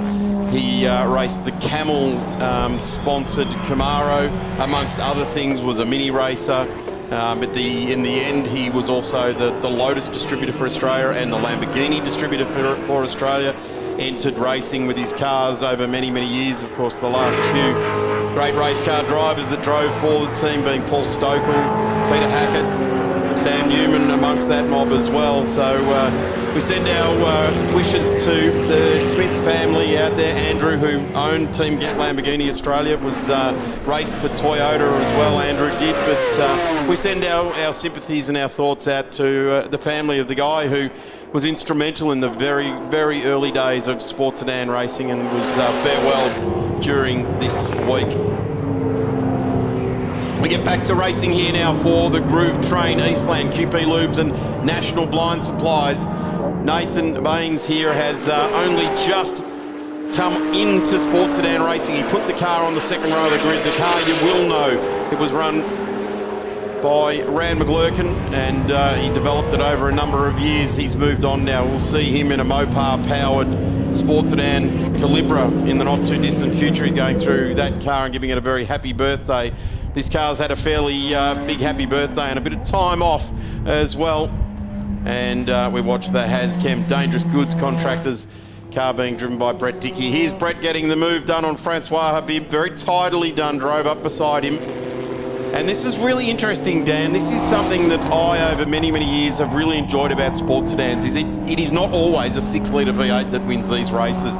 You're more often than not, yes, that is where the horsepower and the reliability will come from. But every now and again, someone like Rand McGlurkin, now Nathan Baines, will throw a cat amongst the pigeons. And Brett Dickey's been developing the Honda Prelude for some time now. But it's not always a bent 8 that it has the success here. And I really do cheer on Brett out in front at the moment because he's doing something different. I sort of hark back to one of my early memories with Dom Beninka in that Alpha, running against the likes of Bob Jolly and Des Wall and Kerry Bailey in his magnificent turbocharged Alpha. They're sometimes like hand grenades. Sometimes they go off in your hand. Sometimes they get you across the line and explode. But, gee, they're spectacular when they run well. Well, it's not just that, but of course you got the variety. Yes, you got the Holdens and the Fours, but you know you got the Alpha that Tony Ricciardello has driven for so many years. You got the Randall's Saab, of course, as well. So it's just got a great variety of cars. Oh, Dickie, if we put the commentator's curse on him, coming out very slowly of Southern Loop, and I think it is a race over, game, set and match. Pulls over to the side. What a shame. It's a real shame there. Magnificent looking racing car, just slowed coming out of turn 2. No damage to the car. It's one of those damaging things. It's going to be between your ears and the front of your head and your back of your head where you have to nut that one out. And by that I mean use your brain, and that's what Sports Sedan teams and drivers, engineers and crew and family do so very well. They'll have to nut that one out. There's no smoke, there's no flames, there's no nothing. It'll be a technical issue, and let me tell you, that family team will be back as we have a really good look now at Mark Tracy. This is a magnificent looking BMW Sports Sedan that runs very well for Twin City Roller Doors. I believe out of Albury Wodonga. Will normally run some of the different series that they run at Winton and places like that, but certainly runs at Sydney Motorsport Park. And great to see Mark has come to join the Victorian State Circuit Racing Championships in the Groove Train Eastland Sports Sedans. And the car has been very reliable race car. It's turned many laps. And look at it going down the straight today. It's got passed through on Cam McKee in that magnificent turbocharged. Don't be mistaken, yes, it's a Falcon, but the badge on the back says XR6, and it's exactly what it is, a Barra-powered number 44 XR6. Nathan Baines looks to go around the outside, and I'm thinking just at the way Cam's going there, he's got a problem as well. So the two turbocharged cars out there are just having a bit of an issue at the moment with Brett parked up now in the Prelude, and he's now sitting forlornly on the side of the track there. Nathan Baines is coming through. That's a turbocharged car as well, so they've both gone through on Cam, and that's a real shame. Problem or not, to go around the outside of a Southern Loop is something else. That was an awesome move, and not the first time we've seen it today. We saw it in one of the earlier races as well. Not usually something you see, maybe on a MotoGP bike or something like that, but very rarely do you see a move around the outside. And at work. Yeah, and it works. It works. Right. It will often be tried, but often doesn't work. Have a look at this. Nathan Baines now up onto the back of Mark Tracy. V8 powered BMW, turbocharged Nissan 180ZX. Doesn't look like a lot like a 180 anymore, but it was. Slides it down, soaring away at the wheel. Massive diffuser out the back of the black number 42. And he is absolutely charging, driving this car absolutely brilliantly. Putting it on the second row of the grid. I think that's probably the first time it's been that far up the grid. Ran will wring my neck if I've got that wrong, I'm sure. Big shout out. Ran will be watching whilst working on the car in the shed back in Melbourne. Have a look at Nathan now, looks to the inside, got the wick turned up there. And he is pushing very hard. Telltale plume of smoke out of the back of the turbo car on overrun. And the 42 looks like it wants to make up another place. Trying to grab that spot, just trying there as well. Some sort of overrun fuel-y smoke, I would suggest, out of that car. Giving the, trying to keep a bit of engine temperature down, giving a nice burst of fuel through the turbo just to cool things down a bit on the overrun.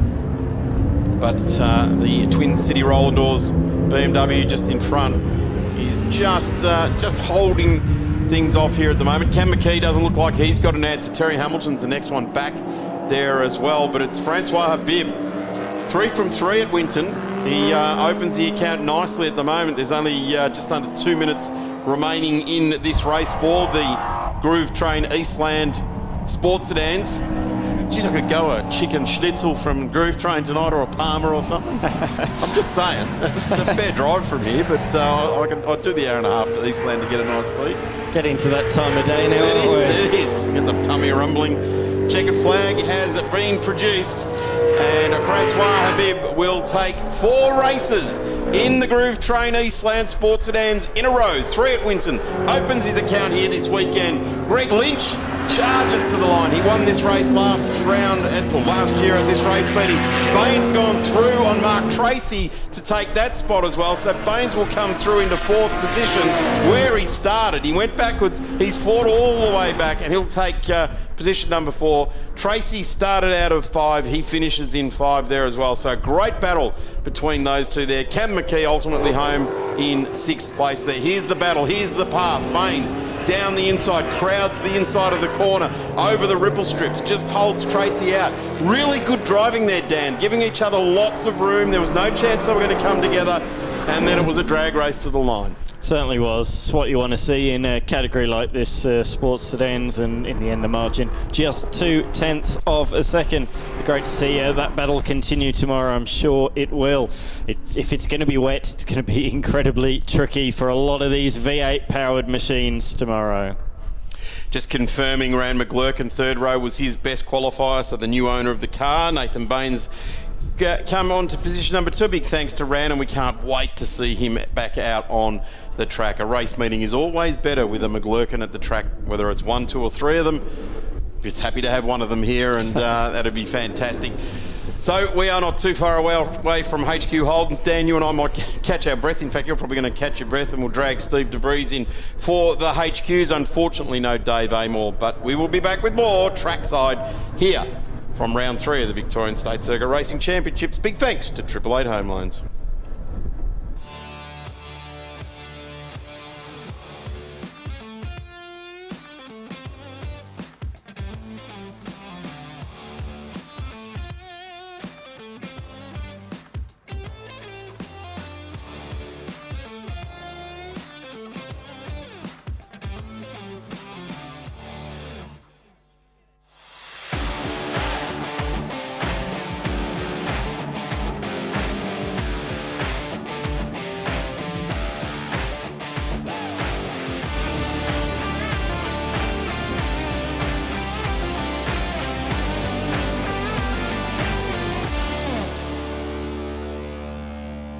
Steve Banks, second round in HQs. How's it feeling with the greasiness of the track today? Yeah, not overly happy with the weather today. Much prefer the dry conditions, but we're getting through it. Car seems good, so try and make a few little tweaks now and have it ready for qualifying. Hopefully we get a dry race tomorrow. So how do HQs handle on a track like Phillip Island, such a fast track? In the dry, they're really good. For a Kenda tyre, a radial tyre that's buffed down, their handling is exceptional. Drum brakes on the rear and disc on the front, so it's a bit of a surprise when you get in and actually have a driver one to see how they do handle for something that's 50 years old. Are they affected really heavily by sort of changes in conditions? Yeah, I think so. Obviously the wet, no one's running on the racing line. We're all sticking to the outside, big heavy car and the radial tyre. So again, it is tricky conditions. Some just manage it better than others. How are you liking the series, racing with HQs? Yeah, look, I've been doing it for 6 years now, and I love the series. So I've got this car, I've got another one, and a young bloke wants to get into it eventually, so we'll have to build that up. Well, good luck for the weekend. Hopefully everything goes well. Is there anyone you want to thank? Well, obviously thanks to my sponsors, Complete Asphalt, Universal Plumbing. Dad comes down, gives me a hand, so yeah, that's it. Thank you. Awesome, great to see Steve Banks having a chat there. 6 years in HQs. Gee, time flies when you are having fun. I remember his first race meeting.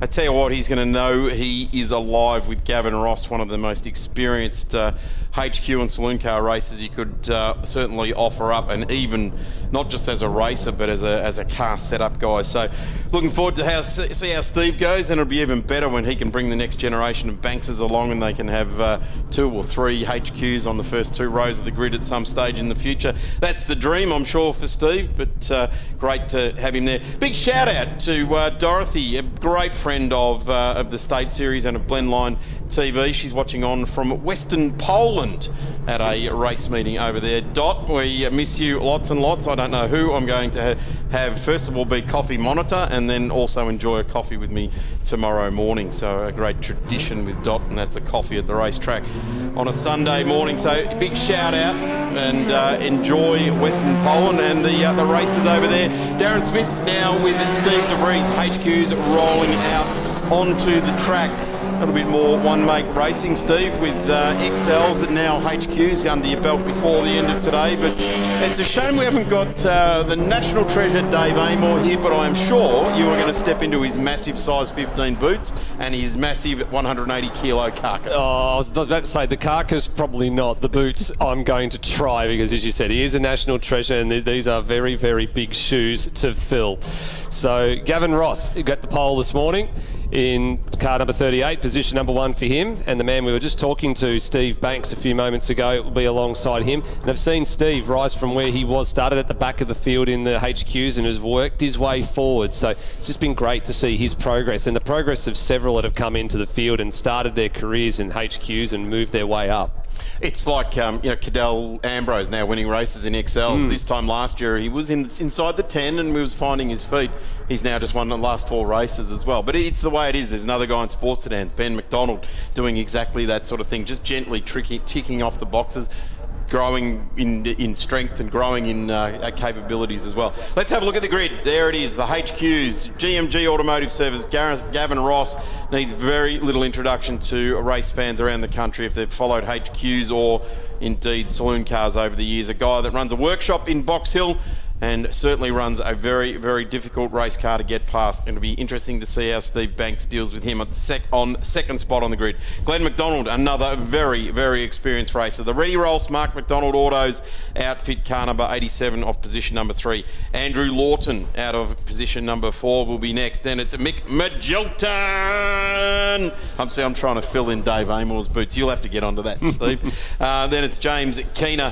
And then, ladies and gentlemen, it'll be Graham Crawford in number 68 out of position number 7. Michael Ling back to John Maloney. Warren Truen in car number 77, a guy we know who enjoys his HQ coupe-style TCM car as well. Ryan Woods, and let me tell you, Rocket Rogers out of position number 12. He will be the one to watch from the rear of the field. He has in winning form.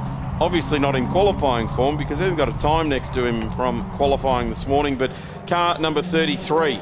Let's keep an eye on Rocket Rod charging from the back of the grid. Compact field of 12 cars with us here this weekend for the HQs, but a class field, let me tell you. Gavin Ross, there he is, car number 38. Ladies and gentlemen, squash your noses up against the fences. There's plenty of new ones around here today. And ladies and gentlemen, this will be the car to watch off the start line. And there'll be a one right back down the field, ladies and gentlemen, and that will be a Rocket Rod Rogers. And I've got the ladies and gentlemen count up high enough to keep Dave Waymore proud. Yeah, I was about to say, we walked into the paddock this morning and we didn't see the truck and we thought, Jesus, who's going to fill the shoes of the national treasure? And you've already started doing it, Darren. Well, it's going to be a team effort here, Steve. I can't do it by myself. You certainly cannot.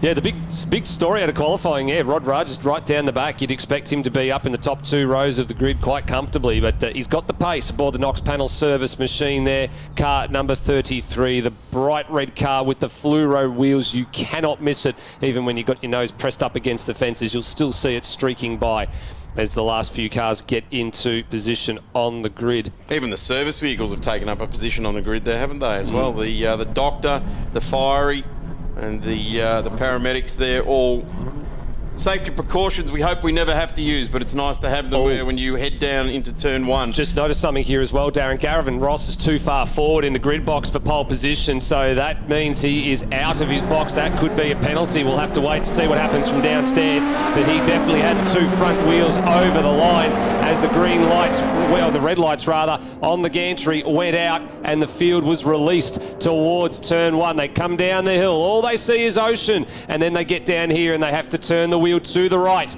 to make their way through turn 1, and already Rocket Rod has had a rocket of a start. He's halfway up the field before they got to turn 1. The 76 weighs in very heavily there. Steve Banks, he was talking about making it a second generation race team. He is certainly in second place, but they went 3 wide down down into turn 1. Rocket Rod for Knox Panels. He's going to dragging with him Ryan Woods. He come through the field there. There's the 76 again. Steve Banks. Gavin Ross leads the field away. And then it's the Red Ready Rooster of Glenn McDonald in the Ready Roast outfit.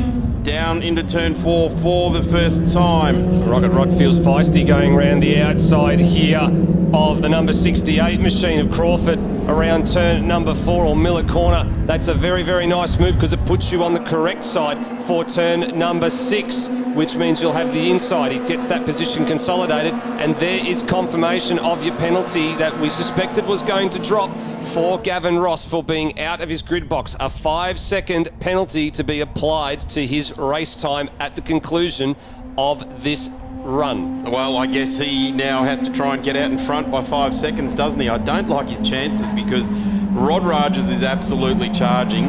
Ryan Woods is not quite there with it yet, but you know he's going to come charging on through. Glenn McDonald would love to hang on to a spot in the podium and stay within distance there. Just watching the number 25, there he comes. Woods. That's Ryan Woods, the You Pull It South Australian sponsorship across the front window there. Of course, we'll be over in South Australia with Blendline in a couple of weeks' time for the Super Trofeo racing over there, the Australian Prototype Championship joining in. So the Lamborghinis coming in from all over the world over at the Bend in a couple of weeks' time. We'll be able to see it on Blendline TV. That's going to be a fantastic event to see so many Lamborghinis turning up to the Bend and Prototype Series. John Paul Drake and all those special prototype cars that we've seen just absolutely fanging it around some of these circuits in this country. Some of the high-speed circuits, they're so well suited to those prototype cars, but this place is very, very well suited to the HQ Holdens right now. I do love your choice of adjective, fanging it. That is exactly right. That's what they all say nowadays, isn't it? It is.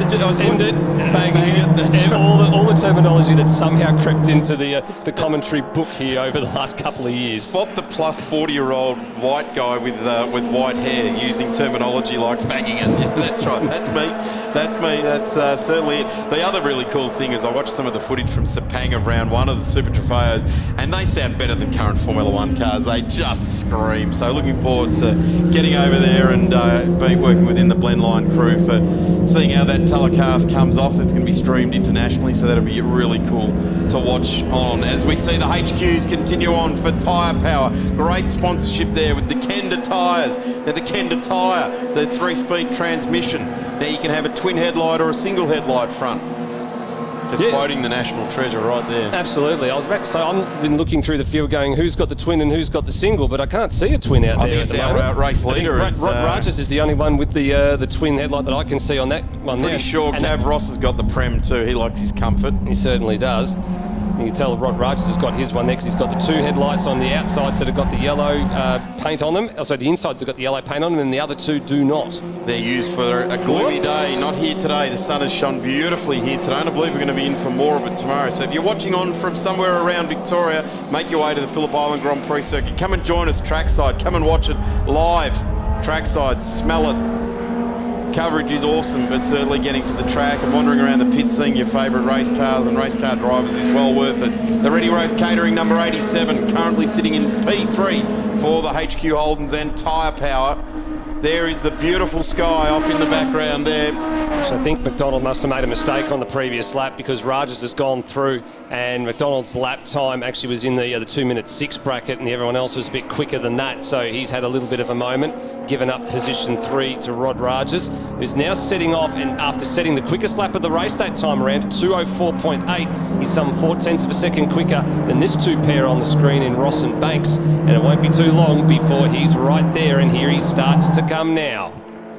Gav Ross needs to run away and hide. He needs to be 6 seconds up the road. No, in fact, he needs to be 5.01 to hang on to the lead. At the moment, Gav Ross will end up being relegated to position number 6, where Andy Lawton currently is. So everyone else will be elevated 1 position. And there is Andy Lawton just coming into view now in the 35, with Andy Williams just looking up the inside there as well. Warren Truan car, I just noticed as well, was disappearing out of the front of shot just as the leaders were emerging. So did he start from the pit lane, or is he's not got a time that's being registered at the moment on our timing screen? He was on the grid. Said he didn't make it out onto the grid, but he's on the grid sheet. So he qualified in car number 77, but hasn't made it out. Didn't take the startup. I'm just actually looking for the Williams car now too. In fact, I'm probably confused. It's probably Graham Crawford at the wheel of the number 68. Yeah, Indeed it is. I called it wrong. Two or three different names on the side of the window from when they run the Enduros. I apologise, Graham, that I've been calling you as Andy, or Andy, vice versa. I apologise to whoever I've offended. I was about to say there's 3 names on the side of Crawford's number 68 machine here. You see when it comes in round turns to the right, you've got Beckers, Crawford and then Williams on there, Crawford being at the top of the queue. And as we just said, that's from usually when they run the HQ Enduros. And I think I could see there, one of the other cars there had a couple of extra names on the window as well. So a little bit of housekeeping still to be done. And I guess that means that they probably don't need to worry about making those sticker changes when they get to the Enduro this year. Have a look at the race at the lead now. Rocket Rod Rogers looks to have an iteration for the lead in this race as they plunge down into turn 1. He looks to the inside. He's ticked off position 3, so number 76 goes back a spot. That'll be Banks. Started off on P2. The car in front of him now started off on P nowhere and has now made his position felt that he wants to win this race. Fastest lap of 203.98 there for Rocket Rod, charging from the rear of the field, and he has absolutely got eyes for nothing other than the race lead at the moment. Gavin Ross at the moment is just praying to get 5 seconds up the road. In fact, I know Gav Ross pretty well, and he's like, I want to race Rod Rogers. I don't care about the actual result as long as I receive the checkered flag first. Well, from his point of view, as long as he receives the checkered flag first, it'll be the tick box for him. But if the 3 of them can manage to get 5 seconds up the road from the chasing Glenn McDonald, then at least the worst that Gavin Ross will finish will be 3rd out of the queue. But as you said, he's going to try and sit there and fight with the Flying Dutchman, Rod Rogers, as long as he possibly can. But it might all be in vain here, because despite having the traffic on the last lap for Rocket Rod to get past Steve Banks, he still set the fastest lap of the race. So he's definitely got some pace to burn at the moment.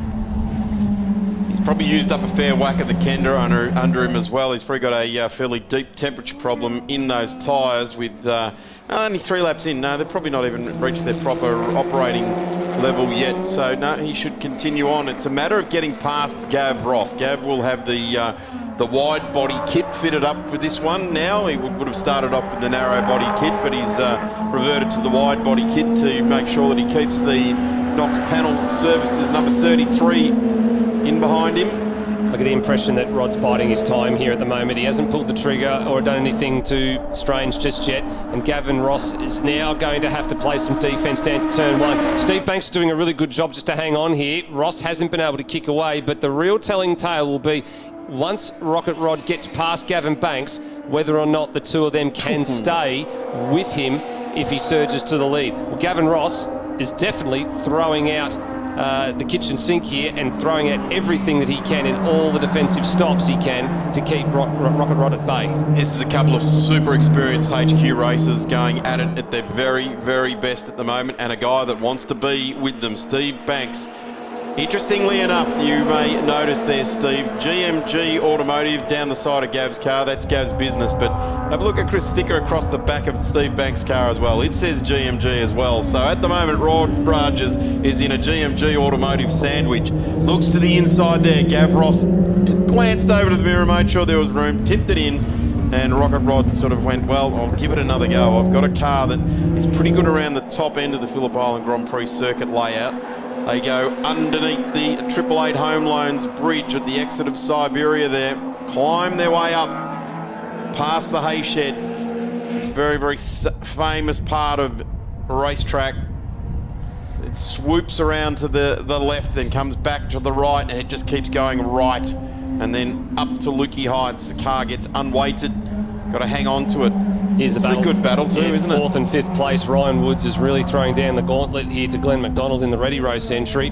Heading out of Siberia, right around the outside, up over the top of Lukey Heights. You don't see that very often, but there's plenty of room given there. This will give Ryan Woods the inside running for turn number 10, and he gets that done. So very, very good pass. Great pass right around the outside over the top. Here's something else that stands out, and that is the head stud development stickers on the front of the Ready Roast car and on the rear of Ryan Wood's car there as well. So they're line astern with each other. In fact, they can match stickers only about a metre apart from each other very, very close at the moment. So this is a good battle. Ryan Woods has followed through, not quite as rapidly as Rocket Rod has, but Rod looks to the inside now and Gav Ross. Gav just gives him the room and says, yeah, right, I think you wanted a little bit more than me, but I will hang on because I'm on the inside running at turn 2.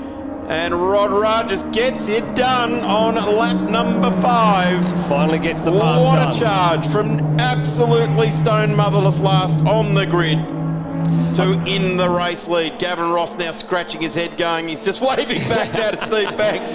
Go on, mate, have a go. Let's see if we can go with this. I think he's telling him to give him a push. I think it wasn't a wave goodbye or anything, it was wave forward. Let's go. Let's go, get Rocket Rod together. Oh, down the inside. Here comes Ross down the inside of Steve Banks. I thought he was going to have a 2-for-1 special. He was going to go right down the middle and then try and challenge around the outside of Rod Rogers, but it was very, very close heading down there into turn number 4.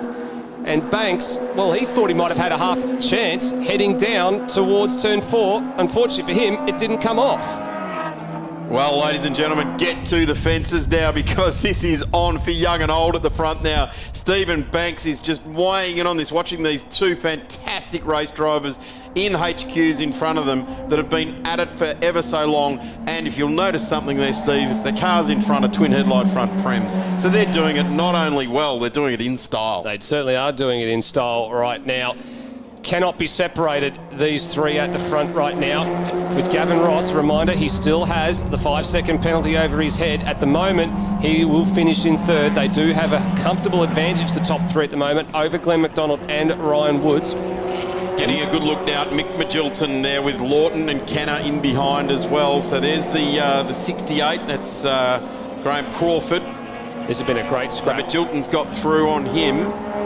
These guys have been glued together for the last 2 or 3 laps at the moment. Magilton having been able to fend off the advances of Andrew Lawton for a little while, and he's actually just managed to pass Graham Crawford in the last half a dozen corners or so. There's the next group of cars ahead of them. We've got the Ready Roast car of Glenn McDonald. He's all over the back of Ryan Woods heading down towards turn number 1. Well, it looks like the third place timing potentially might have been a bit upset there. No, it looks like Gavin Ross has lost a spot. He has. Car's got a misfire. We're getting some word through that Gavin Ross has got some issues. That might have been the reason why he had the hand up and telling Steve Banks to go through, because the car's got a problem. Checkered flag being readied down on the rostrum there. We're being told 2 laps still to go there, so whatever issue Gav Ross has got, he has passed it off now because Banks is challenging Rocket Rod Rogers for the race lead. Steve Banks goes out wide. He's still got iterations for the lead. He's got the inside running into Siberia. Who will get to the 888 Home Loans Bridge first? It looks like number 76 leads the race for the first time and does it nicely. Does a really good job there. He narrowed up his exit off of turn number 6 as well, because he didn't want Rocket Rod to sneak back up the inside with an over and under treatment, but now they've got to run side by side up past where the hay shed used to be. Of course, it's been gone for several years now, but the corner's still affectionately known as the hay shed, and Rocket Rod back up the inside at turn number 9. But Steve Banks isn't going to go quietly here. It's just a storage shed now, I think, over there. So hay shed as it was traditionally, and that's what it has been dubbed. Out a bit wide there, Steve Banks. He's really trying to wrestle the Universal Plumbing machine around turn number 10. He's just given up a little bit of real estate now to Rocket Rod. He's got some breathing room. He can't apply the blowtorch like he has over the last couple of minutes. And the checkered flag still in hand, but the last lap board is out. So last 4.5 kilometres around Phillip Island here on Saturday afternoon for the HQ Holdens. 7 laps complete, 1 to go. What a beautiful day too. Have a look at that lovely sky there. Just a little bit of smattering cloud, clear blue skies. In fact, out over Bass Strait now, it is beautiful blue skies all the way over there. We'd advise everyone to make their way to the Grand Prix circuit tomorrow to check out round 3 of the Victorian State Circuit Racing Championships. Steve Banks will be back. If he doesn't get this over the next 3.5 kilometres now, he'll certainly be back and try and take it up to Rocket Rod Raj to start off the front row of the grid again. Here's a couple that haven't come together, but it looks like they could if it gets too much more feisty here. The 25 now, he has come all the way from the rear of the grid. This is Ryan Woods, and he's got Glenn McDonald in the Ready Roast car there as well. Gavin Ross is still hanging in there out there. In fact, I think he would be almost about to fall into the clutches of these guys. He's going to. He's going to. Off. Yeah, there is Gavin Ross going through turn 4, so that 5-second advantage that he had to insulate him from the penalty to be applied is going to be evaporated. Whoa. And these two on screen are losing time to Magilton behind. There is Magilton with Crawford chasing. If they continue to fight much more, they might be in a position where they could lose a spot here, but it's going to take an almighty effort from Magilton, who's actually just been having the gauntlet thrown down to him at Siberia by Crawford. Was there contact? There was. Magilton's around.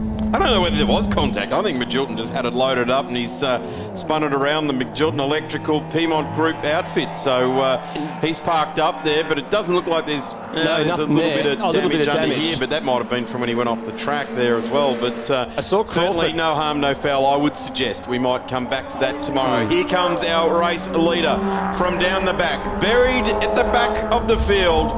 He rises and continues to rise, looks at the checkered flag, takes in a big deep breath and drives the Knox Panel Services Red HQ to another race win in this illustrious HQ racing career. Great drive there by Steve Banks to bring it home in second place. Gavin Ross, where is he? Here he comes, limping it in. Is he going to have enough? Gets it to the line and brings it home for P3. But this is the battle that has been raging all along. It's Glenn McDonald, and he will bring home Ryan Woods right in his rear view mirror. Then we've got Mick Magilton, who won't bring it home in the finish there. And actually, yes, thank you very much for that. He hangs on to position number 3, Gav Ross, because the gap back to him is more than 5 seconds. So the penalty is still applied, but he still hangs on to P3 on the road. And that was all down to the fact that McDonald and Woods were fighting through that last lap all the way to the line, because they were gaining on him through Stoner Corner, heading down into turn 4, and he was going to lose that 5 seconds, but it was the fighting and arguing between McDonald and Ross between McDonald and Woods that gave Ross just enough to stay in position number 3 overall from where it sits for us. So I'm pretty sure those results we're looking at on screen are incorrect. No. Ross certainly didn't get home in P1, but it's Rogers to Banks, Gavin Ross, McDonald, Woods, Crawford, Lawton, Kenner, Ling, Magilton and Mahoney. Unfortunately, Warren Trewin didn't join us for this race. One more race to go today, ladies and gentlemen, a new one on the Victorian State Circuit racing scene. It will be the Toyota 86 Scholarship Series, Toyota Gazoo Racing Scholarship Series for their second event of the year. And we can't wait to get them on a track. A little bit more one-make racing. Let's see how they turn it on for the last race of the day. We'll be back, catch our breath, and we'll be back with the 86s.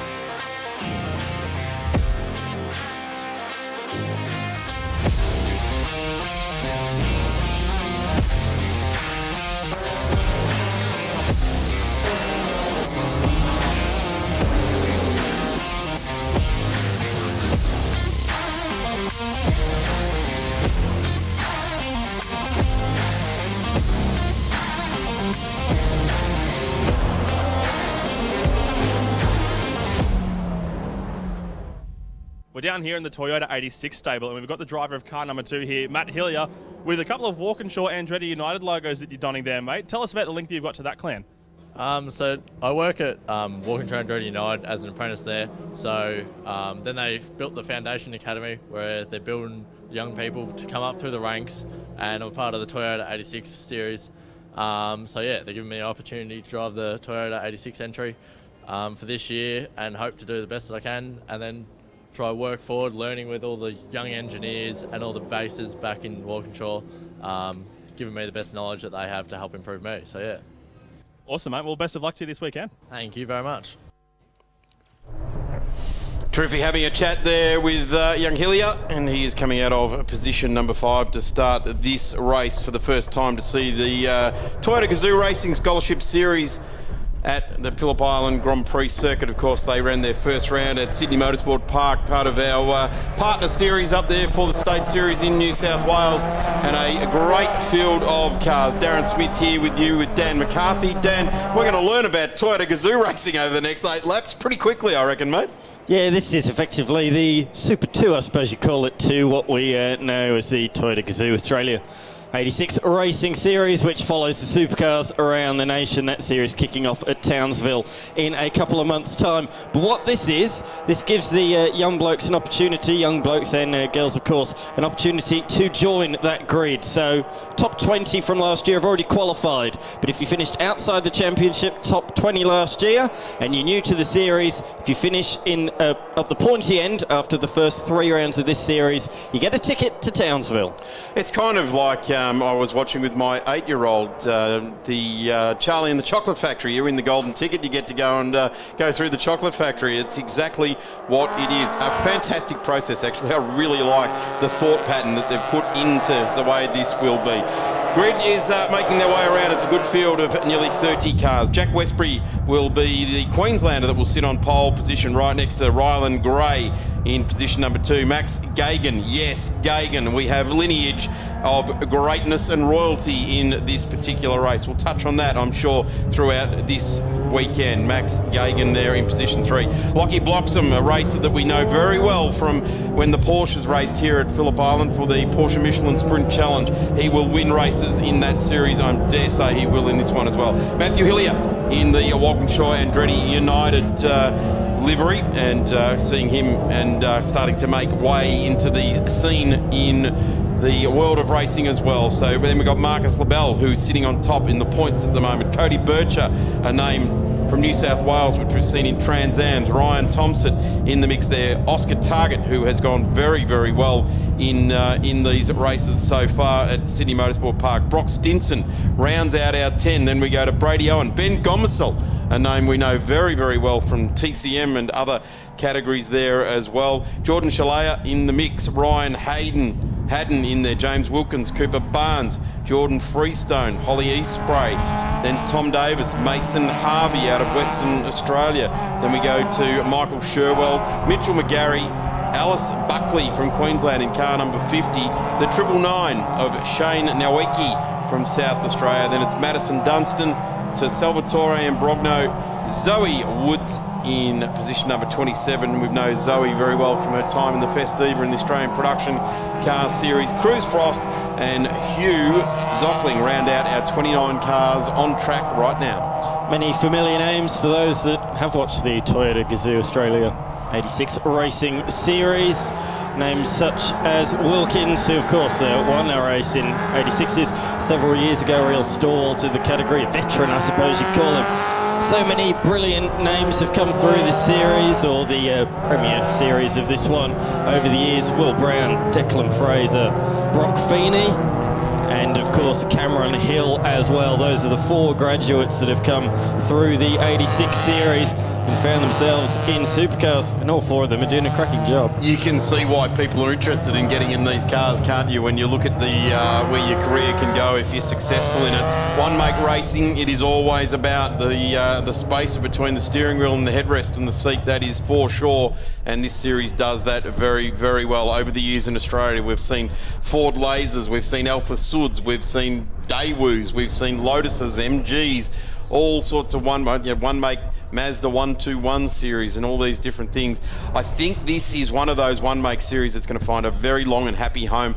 A sleek aerodynamic body, a great 2-litre power plant in the Toyota, and boy oh boy, one of the best manufacturers in the world, one of the greatest automotive manufacturers, throwing their weight behind it. The Toyota Gazoo Racing Scholarship Series, ladies and gentlemen, is about to get underway. We are about to see the excitement that has been around supercar racing now for many, many years come alive and well here in the Victorian State Circuit Racing Championships. For 888 Home Loans, let's see how we go with Toyota 86's Scholarship Series. The number 4 not getting away from the line very well at all. That's Westbury. The 53 of Max Gagan charges into the lead of this race down into turn number 1. And they all line up to have a crack at it. But it's Lockie Bloxham that will lead Gagan, Hillier, Gray into turn 1. Hillier's holding it around the outside, trying to get the inside of Gagan into turn number 2 for position number 2, and does so. Hillier, the only Victorian in the field this weekend, doing his bid for the Victorians and takes second position out of the second turn. Gagan slots into third ahead of Gray. Championship leader Liddell looking to the inside. They would say sweep round Stoner for the first time. Great to see some of these bigger team names that are starting to throw their own scholarship series or their own academies at these as well. Grove's in there as well with Oscar Target, and they are just plunging down into turn 4, the oohs and ahs. There's the unit clothing car number 35 of Ben Gomersell in the mix there as well. Needs very little introduction, a little bit of coming together, but I tell you what, Dan, I reckon they've done pretty well to get through to this far around to the 888 Home Loans bridge without any contact. As I say that, there's an inner guard that's come out, and I dare say some door panels rubbing there as well. A car went sideways, and there it is. Alice so it's the Buckley. wholesale paint group number 3 and the number 50. Alice Buckley is the 50 machine, so she's got herself stuck out there in the gravel. Quite a bit of panel damage, that's for sure, down at Siberia, as Gagan's coming under pressure from the fast-charging Liddell. Liddell coming out of position number 6 in the 99 there as well, keeping it clean. We got all the way to turn 6 before we had any coming together, and I've got to say I expected it a little bit earlier than that, but it's 3 cars and they have managed to keep going again as well. The medical car has continued on its way around. There is the guy that started on pole position there, Jack Westbury, going back to P5 at the moment, but looks to fight well. Have a look at this. This looks like a Formula V or a Formula Ford race, the way they're snaking down the straight, all looking for a slipstream. If you're left out of the stream, you're going to go backwards. Is it Days of Thunder we're watching here? Liddell to the inside, big bold move, pulls it off. In fact, Gagan's out wide. He's using that extra bit of tarmac that's been laid there since the last fixed state round here last year. And Gray firing around the outside. I don't think he's going to have any luck there. Crikey, it's been a frantic start. We're only a lap and a couple of corners in. Gagan hanging on there, started out of the second row of the grid, currently sitting in P3, so essentially holding on to that position. There's Gray looking outside as well. Ryland Gray started on the front row, has gone back 5 spots as well, so the front row of the grid, a bit of a mozza. There they are. They're both back in 5th and 6th at the moment, but still together. So it's the second row and the third row of the grid that charged on through. This mid-pack are in absolute raging battle at the moment. Massive competition. Look at that gravel all over the road from that first lap incident. Here we go. It's all alone spin there by, was it the 50? The 8 got tangled up in there as well, so it looked to be like the 50 did have an off there, and that was Alice Buckley from Queensland. So looked like everyone else sort of got tangled up in her going sideways a bit. There's our pole sitter, goes to the dirt, bit of rallycross. Here in Australia, Toyota have done a lot of rallying, and Neil Bates is in the thoroughbred of these particular cars. He built all of them. Absolutely, and will continue to do so for several years as we move to the new spec 86 car in the Premier Series next year. We'll talk a bit more about that, because at the moment Liddell and Gagan are side by side coming on to the pit straight. Room given there by Liddell, which is good racecraft between the pair.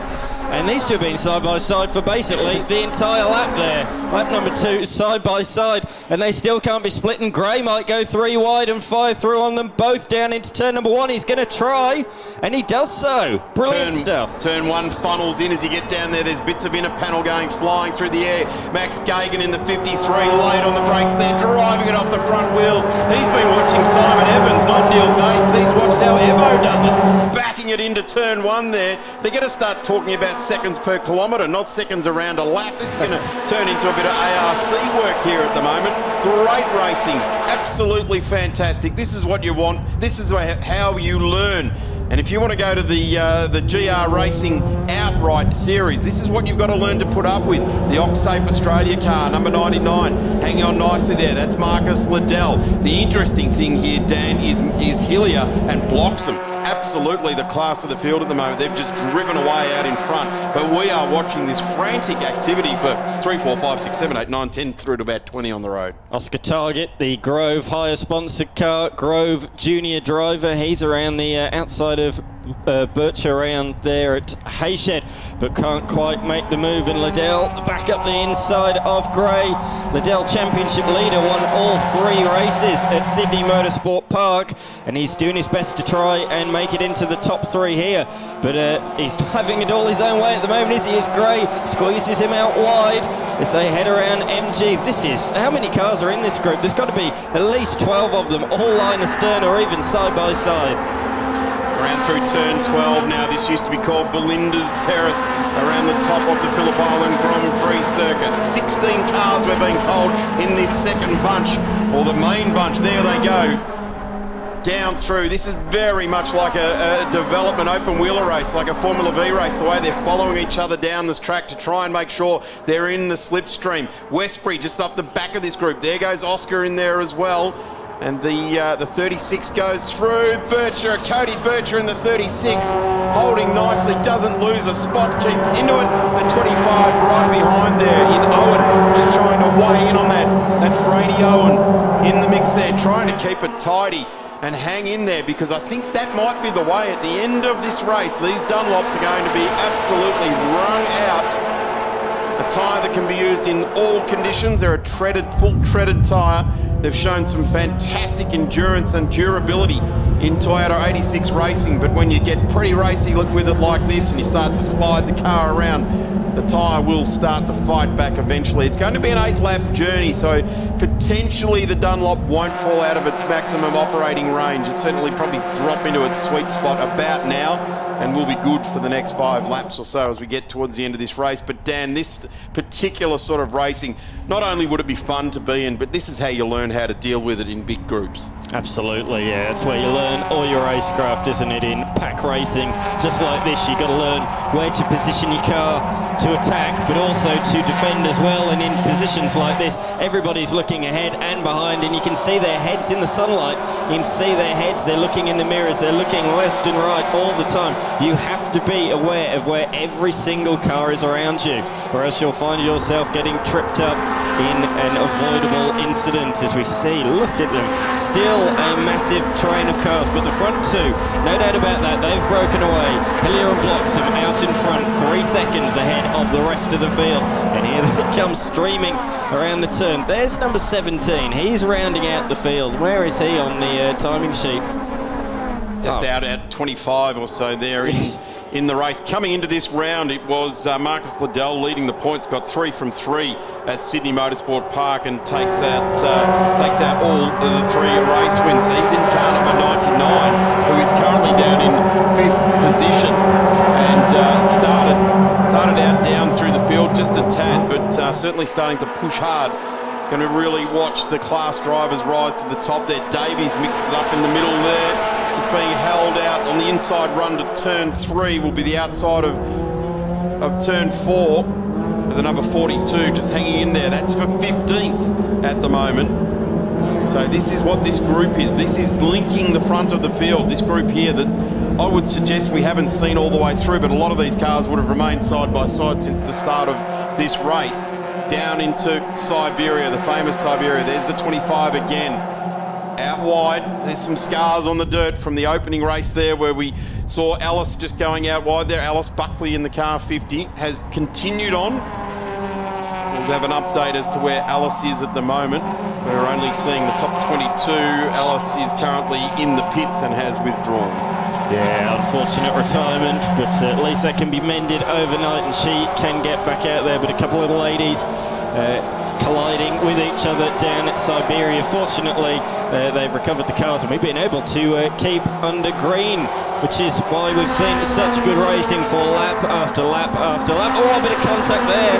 Ryan Haddon in the Alien Tech car there, just getting a little bit lively with Davies. Then it's Harvey pushing in through as well, the Western Australian. So this is definite mid-pack sort of racing. It's getting pretty willing. And the beautiful sky in the background. Great day to be at the Phillip Island Grand Prix circuit, albeit that it's only about 14 degrees now, but absolutely perfect conditions for the Toyota 86s. The flat 4 2-litre engine enjoying the cool, dense sea level air, producing the bulk horsepower that they can. And this racing is signature series Gazoo Toyota 86 stuff, isn't it? Certainly is. They've had some cracking races, the Premier Gazoo Racing Series here over the years. So many good races. As we see, great jolt to the inside to try and make the move, but in fact I think he was more defending from Liddell, who's sent it around the long way. Some of these cars, you can see the lights, it's getting pretty dark here at Phillip Island, and the lights are certainly glistening on the tail of some of these cars. Certainly the warmth that the UV was producing earlier has well and truly gone. It is proper nippy out there now. In the last couple of hours, temperatures have plummeted. You don't get a more picturesque racetrack than that shot though, do you? And have a look at this. Not only are they drawing our eyes to the racetrack, but they are doing it. It's Liddell and Westbury, the guy that brained them at round one there in the number 99, the black, gold and white featured car. There it is, 13.4 degrees, 67% humidity, the wind from the northwest, and it's 36 kilometres an hour. Still fantastic conditions to be a race car driver. You're not going to get too hot and sweaty unless you're these two, who have seemed to be side by side since turn one of this race. Westbury just getting the nose in front now, and it is going to be Stinson in the 31. Brock Stinson just holding off the back of this group in the AGM engineering outfit.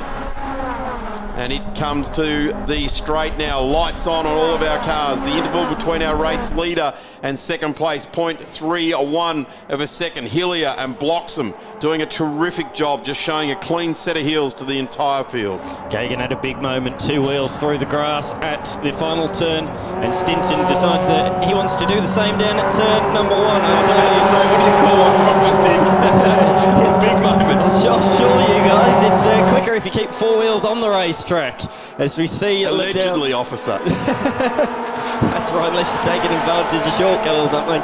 As we see Liddell sweep around the outside. Liddell spent most of the race side by side with somebody, whether it's Gray or Gagan. Now he's alongside with Stinson, so he's certainly had a battle, that is for sure. A lot more than he did at round number 1. Oh, Shalala getting touched up from front and rear there, pushing the number 31 AGM engineering car wide as well there. So Shalala just getting quite busy with it in the TGR Star car there, and just getting a little bit of contact at the run out of turn 4 up to Siberia, and there's a little bit of a gap now as well. So gone back just a bit of room there. So Shalala goes back now.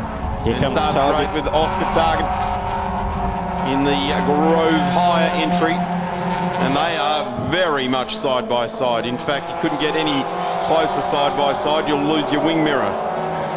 Shalala, a fair bit of understeer on turning there to MG, but managed to get it into the apex, which is good, or else it'd have been in the side of Target's car. So nicely slowed down and got the car into the apex as we are heading on to the final lap of the race. Shalala has quickly got back hold of the machine. Pretty frenetic lap for him, but back on the tail of the Target car as they complete lap number 7 to begin the final lap of the race. The lead margin, Hillier to Bloxham, 4/10, and here they are. Matty Hillier out of position number 5 in car number 2 has led the last lap of this race very, very nicely as well. The Optine car also in the mix here. Lockie Bloxham started out of position number 4, so these two, 4 and 5 on the grid, jumped away very, very early in this race, established themselves a nice lead.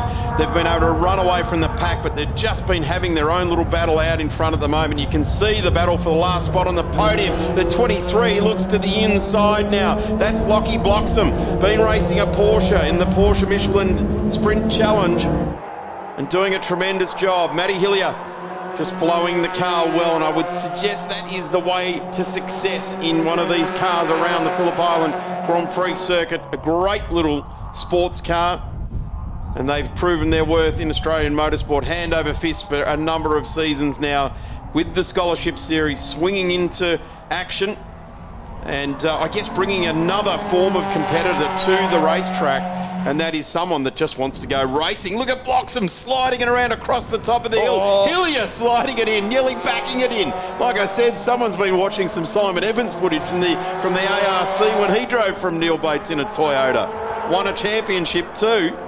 That's the way to do it. These Toyotas, great car, the Toyota 86. And this is the run to the line. Matty Hillier, you'd have to suggest with a 2 or 3 car length lead. There's the checkered flag. Jags right over to the wall. It's not going to change as they come to the line. The red car will get to the line, and Matty Hillier wins a race. His first win in the Toyota Gazoo Racing Scholarship Series. Race number 1 here. And Dan, let's have a look at the way the rest of them come down. It's Lockie Bloxham and Max Gagan in the 53 that'll round out the podium.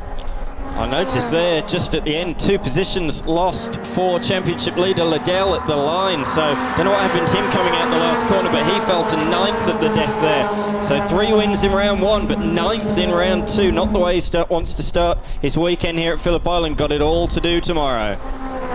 As you see, the cars continue to stream across the finish line. That was the fight for 25th and 26th position, and they're within 25 seconds of the race winner. Quite remarkable. You can get 25 cars within 25 seconds. So close is the 86 series. I tell you what, Dan, the guys that sat on the front row, Jack Westbury and Ryland Gray, didn't get themselves on the podium. They're home in 4th and 5th.